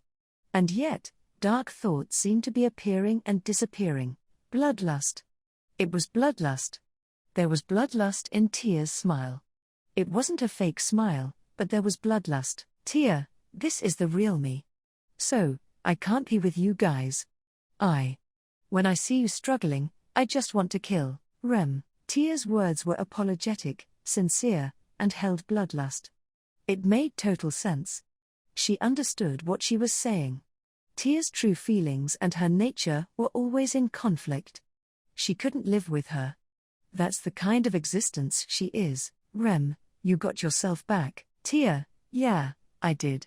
It's all thanks to Sue and Hal's hard work. I want to kill. Tia played with her hair in an embarrassed manner, and she voiced her murderous intent while blushing. Seeing her friend like that, Rem closed her eyes. A tear ran down her cheek. Rem, Tia Summer, I'm going to be a mom. Tia, yeah, I know. Rem, Tia Summer, I love Subaru-kun. Tia, yeah, I know that too. Rem, Tia Summer, I love you too. Tia, Rem, so, I can't live with you. Even though she loved her, she couldn't be with her. Her being unable to associate with others was an insurmountable wall. There was someone Rem loved and prioritized over Tia. Rem. It was after she told her feelings that Rem noticed how Tia looked for the first time. Tia, who had run over in a white dress, had someone in her arms. It was a senseless girl who wasn't breathing, someone's dead body. A girl's dead body. She somehow knew who it was and, Tia, I will bring her with me. I killed her. My other half. The fake me wanted to become one and loved me, so I killed her. Rem, Tia Summer, did you come to kill me? Tia, Tia going back to normal meant that Subaru made things work out somehow. Subaru wasn't here. Only Tia, who wanted to slaughter everything, came back. Logically thinking about it, this was a hopeless situation. It wouldn't be surprising if Rem was heartbroken and sobbed as she begged for her life. However, Rem didn't do that, and she knew there was no need to. The days she spent together with Tia wouldn't let her. Tia says an incomplete sentence once again. Tia's milky white hair shook, and, with Rem in her clear eyes, she broke into a smile as she said, Tia, I love you guys. So I won't kill you. It was dawn when he arrived at the clinic after running from the palace without any breaks. Subaru, How is Rem, doctor, still in the middle of fighting? Why are you guys barging in with stupid looks on your faces? You're just going to get in the way. Don't enter the waiting room either. Go wait outside. The old magic user acted so cold towards Subaru, who was out of breath and checked if his wife was all right, although that was understandable. Because of Subaru and Halibel's negligence, they had an unexpected intruder at the scene of the childbirth. Taboo things must have happened one after another in terms of professionalism for the one responsible for the clinic and watching the childbirth, Halibel, but man, more than half a day. Giving birth to a child is no easy task, said Halibel, sinking down onto the waiting room chair and giving a long sigh. Influenced by seeing him relaxing, Klein and the others who accompanied him also all sat down. The ones who intruded included almost all of the people who had been at the palace. There wasn't nearly enough room in the clinic. In the end, more than half of them left the building, falling over on the way out. Then they waited for morning and the baby's first cry. Of course, Subaru was waiting inside the waiting room, but he really couldn't settle down. He was just impatiently and restlessly walking around. Halibel, Susan, I understand how you feel, but shouldn't you calm down a little bit? Subaru, I get what you're saying. But, sorry, even though it's pathetic, I just can't stay still. If I don't move, it feels like I'm suffocating. Halibel, makes sense. Well, I just wanted to say that. I did say I understand how you feel, but this is something I can't understand. Your worries are none of my business. It was just painful to watch, that's all. Although it sounded really irresponsible, he tried to get his mind off things even if it was just for a little while, and he appreciated the thought. However, Subaru used up all the relief he got from Halibel in mere seconds, and once again started to wander around. Halibel gives a wry smile. Halibel, at times like these, men can only watch in silence. No matter how many times I go through it, it's still rough. Halibel bit on his unlit kiseru, said just that, and went silent this time. Deep inside, he agreed with his words. At times like these, men could only wait in silence. He looked up at the ceiling and continued to wish with his whole soul, like he was praying. An awfully stale wish. A wish anyone would make too if they were put in this situation. Subaru, please, God, Buddha, Christ, Jehovah, Muhammad, Angraminu. It didn't matter if it was a good God or if it was an evil God. Even call a devil's name if you feel inclined to do so. Subaru called the names of every supernatural existence he knew of and prayed. Subaru, Tia, please. And lastly, he prayed with a name that was neither a god's name nor a great spirit's name, but his friend's. I pray, Subaru, that both the mother and the child are all right. It was right after he gave a prayer when there was a disruptive change in the atmosphere. Inside the clinic, a voice, the first cry of a bawling, rang out, going through the clinic room door. Subaru impulsively lifted his face, and Halibel also rose from his chair. Everyone who had been sleeping jumped to their feet one by one, and they waited eagerly for the clinic room door to open. Halibel, have you decided on a name? Halibel asked that to Subaru, who was standing still and raising and lowering his head. After that, Subaru pulled himself together and said, Subaru, why yeah, I got one. I have one. If it's a girl, Spiker. The Subaru in Natsuki. Subaru is a name of a star. It's what his parents named him as they prayed. Imitating them, he'd name the child after a star while praying that he'd become a father who'd live up to his parents. The door to the clinic room slowly opens. Beyond it, he saw Rem holding the baby. Subaru, if it's a boy. Epilogue, Anniversary. Rem, Rigel. When the child had its name called by a gentle voice, it slowly stood up. It was a child with light blue hair, and eyes that had the same color as its hair. It was turning 6 years old and was still at the peak of its adorableness. But the sharpness of its eyes didn't make the future look too bright. Natsuki Rigel, that was the name of this child, a fitting leading character for the ending of this story. Rem, Rigel, where are you? It's time to go to Temple Elementary. Rigel, Mom, I'm right here. I'm already ready. When he responded to the voice that came from inside the house, a woman with long blue hair appeared all of a sudden. The lovely, Beautiful woman suddenly smiled as she stared at Rigel, who was standing in the garden. Rem, oh, you got ready quickly today. Good boy, Rigel, unlike Dad, I don't want to trouble you. Rem, humph, don't say that, Rigel. You shouldn't badmouth your dad. Besides, I'm into taking care of your dad, so I don't mind. Ha, it makes me so happy, I think the second one is coming now. Rigel, could you not? That's not funny. Listening to Rigel's voice crack, the woman Rem, the mother, giggled. She had a baby belly, and inside of it there was Rigel's little brother/little sister in the making. Although he was honestly anxious about having a sibling being born, Rigel had high hopes. Surely it'll be a cute little sister. No doubt about it. I vote for a little sister, Rem, so, even if it ends up being a little brother, don't bully him, and be his friend, okay, Rigel? Well, that won't be a problem if you do your best to give birth to a little sister. Rem, oh, my. You really do seem to resemble someone. Dealing with Rigel's sass, Rem put her hand to her forehead as if to say that this was unfortunate. It's true that in the neighborhood Rigel was known to have a smart mouth. He was so quick-witted that you wouldn't believe he was a 6-year-old, and it was acknowledged by the kids in the neighborhood. However, Rigel knew that some other people had a big influence on this situation. He knew things were like this mainly because of his father and his workplace. Rem, it's great that I got my maternity and parental leaves approved as suggested by your dad, but now that I don't have work, I'm very bored. Rigel, what are you saying with that baby belly of yours? You should just do housework. Although Rem sighed with boredom, Rigel had nothing but respect for his mother's boldness. This may not be her first childbirth, but how could a pregnant woman be this calm her second time?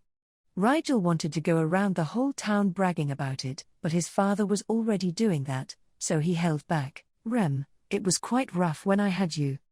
This isn't so bad in comparison. Rigel, was it really that rough? Rem, yep, it sure was. It was a breech delivery, and I almost died. Rigel, it was that rough? Rem, it was rough.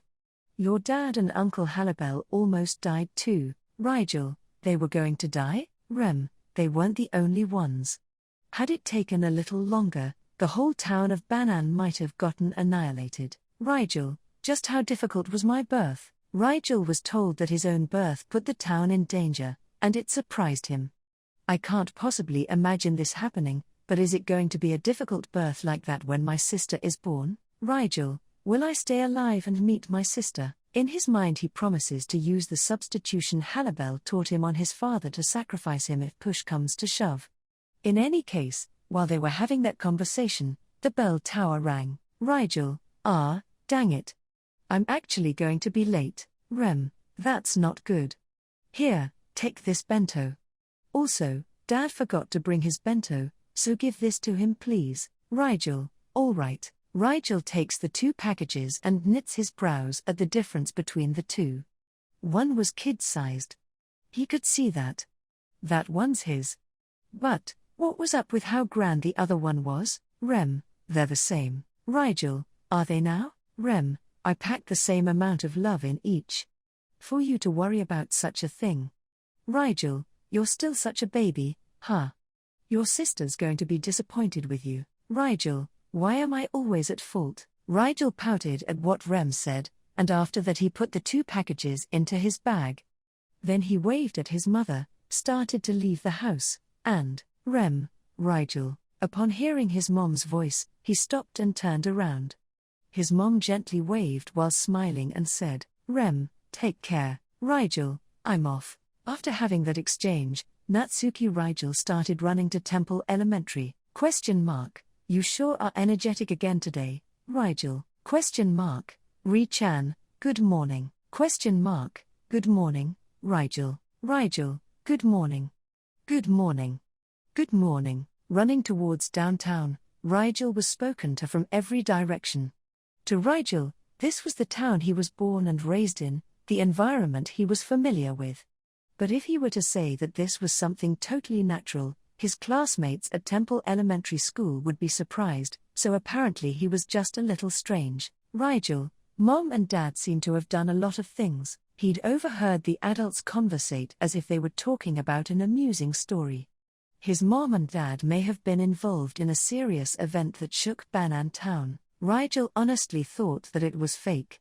Would his mother, someone who acts reserved other than with his dad, really get involved in a serious event like that? As for his dad, it would not be surprising if an uproar was centered around him. While having such thoughts, Rigel, oh, Rigel. Come here, he hears a voice that didn't sound like it was greeting him. Rigel stops upon hearing that familiar tone of voice and turns around. Then, right behind him, there was not a black wall, but a person in a black kimono. Rigel, Uncle Halibel. Halibel, oh, long time no see, Rigel. Have you been well? Have you been skipping your training? Rigel, no I haven't. In fact, I wanna go on to the next training already. How about you, Uncle? Why have you been gone from town for so long? Rigel had his hair tousled by him and broke into a broad smile from the rough way he handled his hair. Halibel was his parents' friend, and to Rigel he was like an uncle. Though he may not look like it, he works as a shinobi and jokes that he's always finding those who bring the seeds of trouble into the Kararagi city-state, purging them behind the scenes, assassinating. Still, he really was like a shinobi, and he was secretly giving training. Halibel, you're pretty good at this. So good that you should even follow my footsteps if Rem-chan lets you. Rigel, like, following your footsteps to become an eternal playboy? No way. I'm going to support Mom and my sister and get a job that I can be proud of as a family head. Halibel, I feel like I've heard this before, and what about your dad? Rigel, Dad's a man. He's old enough to wipe his own butt. He'll be fine. Halibel, da ha ha ha ha. What the hell, Susan has no respect going for him. After shrugging his shoulders, Halibel bursted into laughter while covering his face. Then, once Halibel's momentary laughter settled down, he said, Halibel, anyways, I'm gonna go see Rem-chan. I'm on break for a while, so I'd like to be there to see your little brother/little sister being born if possible. Rigel, it's a little sister. Halibel, Rigel, it's going to be a little sister. Halibel, why yeah, right. Overwhelmed by an alarming sense of intimidation, Halibel nodded dubiously in response to Rigel's comment. And then, he put his kiseri to his mouth, and lit it as he gave out smoke. Halibel, you're going to Temple Elementary now, right? Take care. When you get back, I'll train you. Rigel, it's a promise. Lie, and I'll make you swallow 1,000 needles. Halibel, oh, how scary. A Susan type of phrase. I'm so scared. Rigel, you'll be swallowing them from the bottom. Halibel, does that kind of stuff even happen? Halibel shrieked and laughed loudly upon hearing Rigel's reminder, and he left as he waved goodbye. He was ecstatic to have met him again unexpectedly, but now he had very little time left. Was he going to have enough time to give his dad his bento? He wouldn't care if not giving it would just mean that his dad would suffer, but he didn't want to make his mom sad. It was a dilemma. So, as a solution, Rigel, be sneaky about it. Rigel concentrated on his forehead, jumped very high, and went over the streets. Jumping high and bathing in the wind in the sky felt good. Inside the horn grown on his forehead, mana gathered from the atmosphere, filling his body with strength. In this state, Rigel felt like he was wrapped in a sense of almightiness, and that he could do anything. However, since his mom would make a lonely look whenever he grew his horn, he tried to avoid doing this as much as possible. Of course, using it in an emergency like this was different, though. Rem, I'm sorry that you could only grow one horn. His mom had said that once when she was patting Rigel's head while he was pretending to be asleep. Rigel couldn't understand why she was apologizing for that. Judging from the way she had said it, it seemed having one horn wasn't enough, but wouldn't 5 or 6 of them look lame? He thought there was a nice balance with having one horn in the middle of his forehead, and that it looked cool. Rigel, well, it's not like I can look cool anyway with how much my face looks like Dad's. Rigel steps on the roof tiles, being careful not to break them, and hops over the town. His dad's workplace is called the Banan Culture Promotion Group, which was in the east side of town, and it seems they plan all sorts of festival and events, and it is up to them to pump life into the town, or something like that.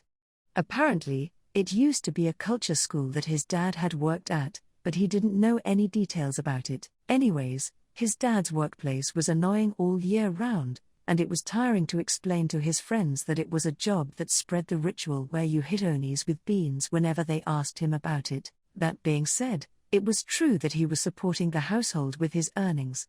Thinking that this was the time as a son to thank his efforts for the family, he focused on bringing the bento and, "Hey, you there, Rigel, ooh," he was called out to while jumping in the air and it freaked him out.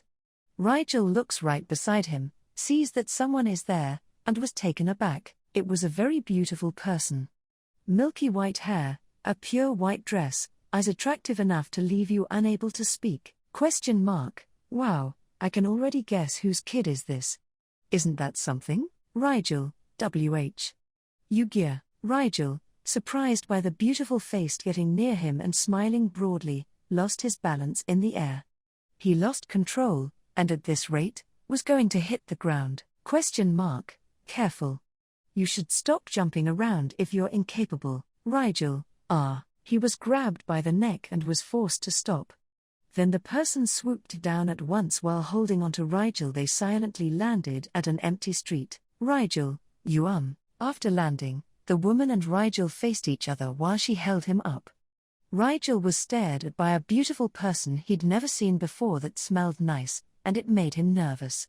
Seeing Rigel act like that, the woman sighed contentedly and said, I really enjoyed that. Yep, that's a face that says you want to kill. Rigel, what's that supposed to mean? Oh, just like Sue. I guess that should be expected. Given that your face looks that similar to his, the woman laughed foolishly and let go of Rigel, freeing him.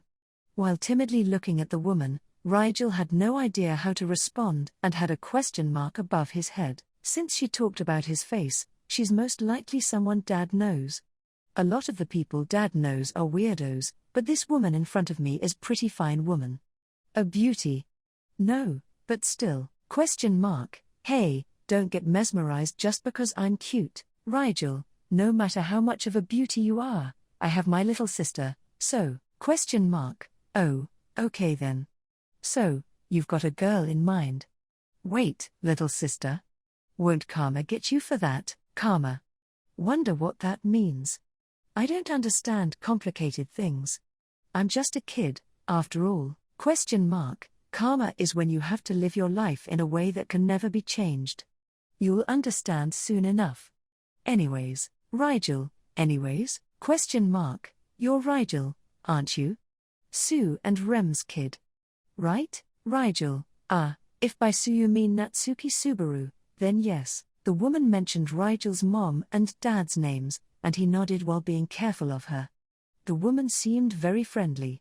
He also had a hunch that there was something else about her that was off-putting, but he ignored it for now. It was probably one of those hunches that wouldn't be worth worrying about after Rigel interacted with her. I'm surprised. You're an interesting one. Rigel, isn't that your karma? I don't really get it, though. Aha, you got me. Well done. You're the hero that slayed a monster. The woman smiled and exaggerated that he had slayed a monster. If this girl was a monster, then the world must be a pretty peaceful place.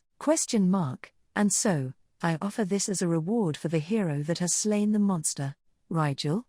What's this? What the woman held out to him was something like a bracelet made with white thread. The woman made a devious look and went he in response to Rigel's reaction of tilting his head. This is a small gift.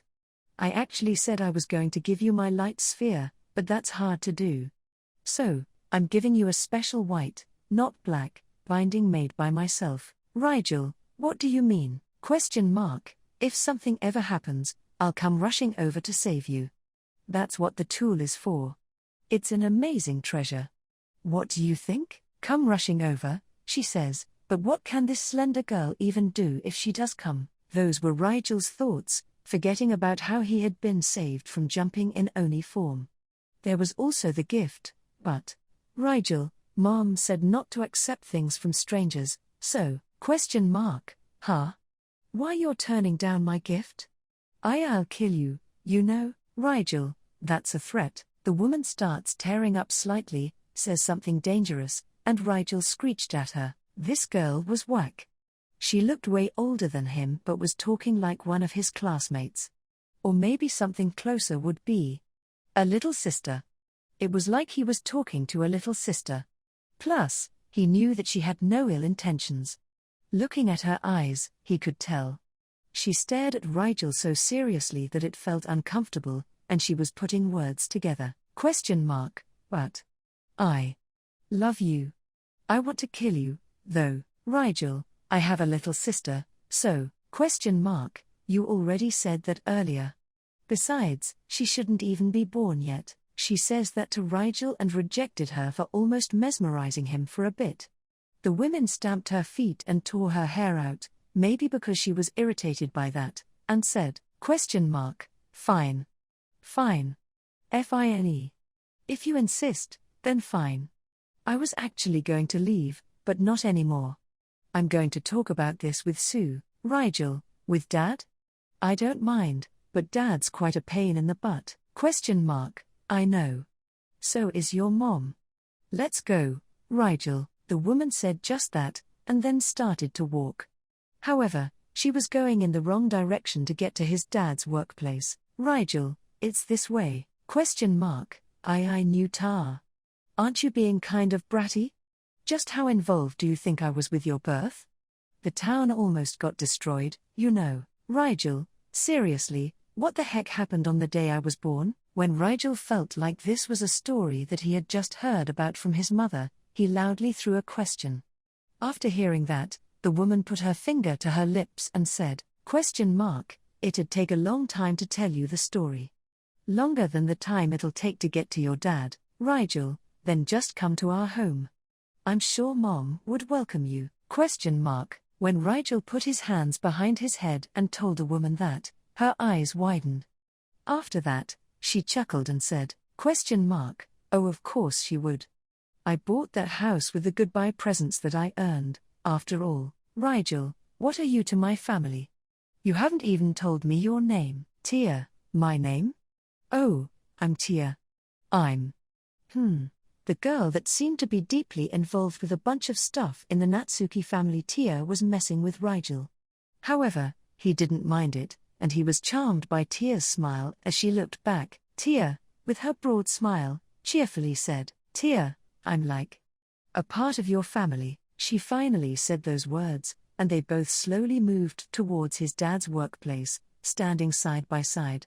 Before she knew it, the girl started humming in a good mood, and it sounded like something Rigel had heard before. Rigel, it was a lullaby his mom had put together long ago, before he was even born. She had said that the name of the song was Tia, so, well, I guess I'll accept the fact that she said she's family. A light blue sky, a town that looked ordinary in every way, the scenery of a family's ordinary life. That common, irreplaceable happiness definitely existed in one corner of the world.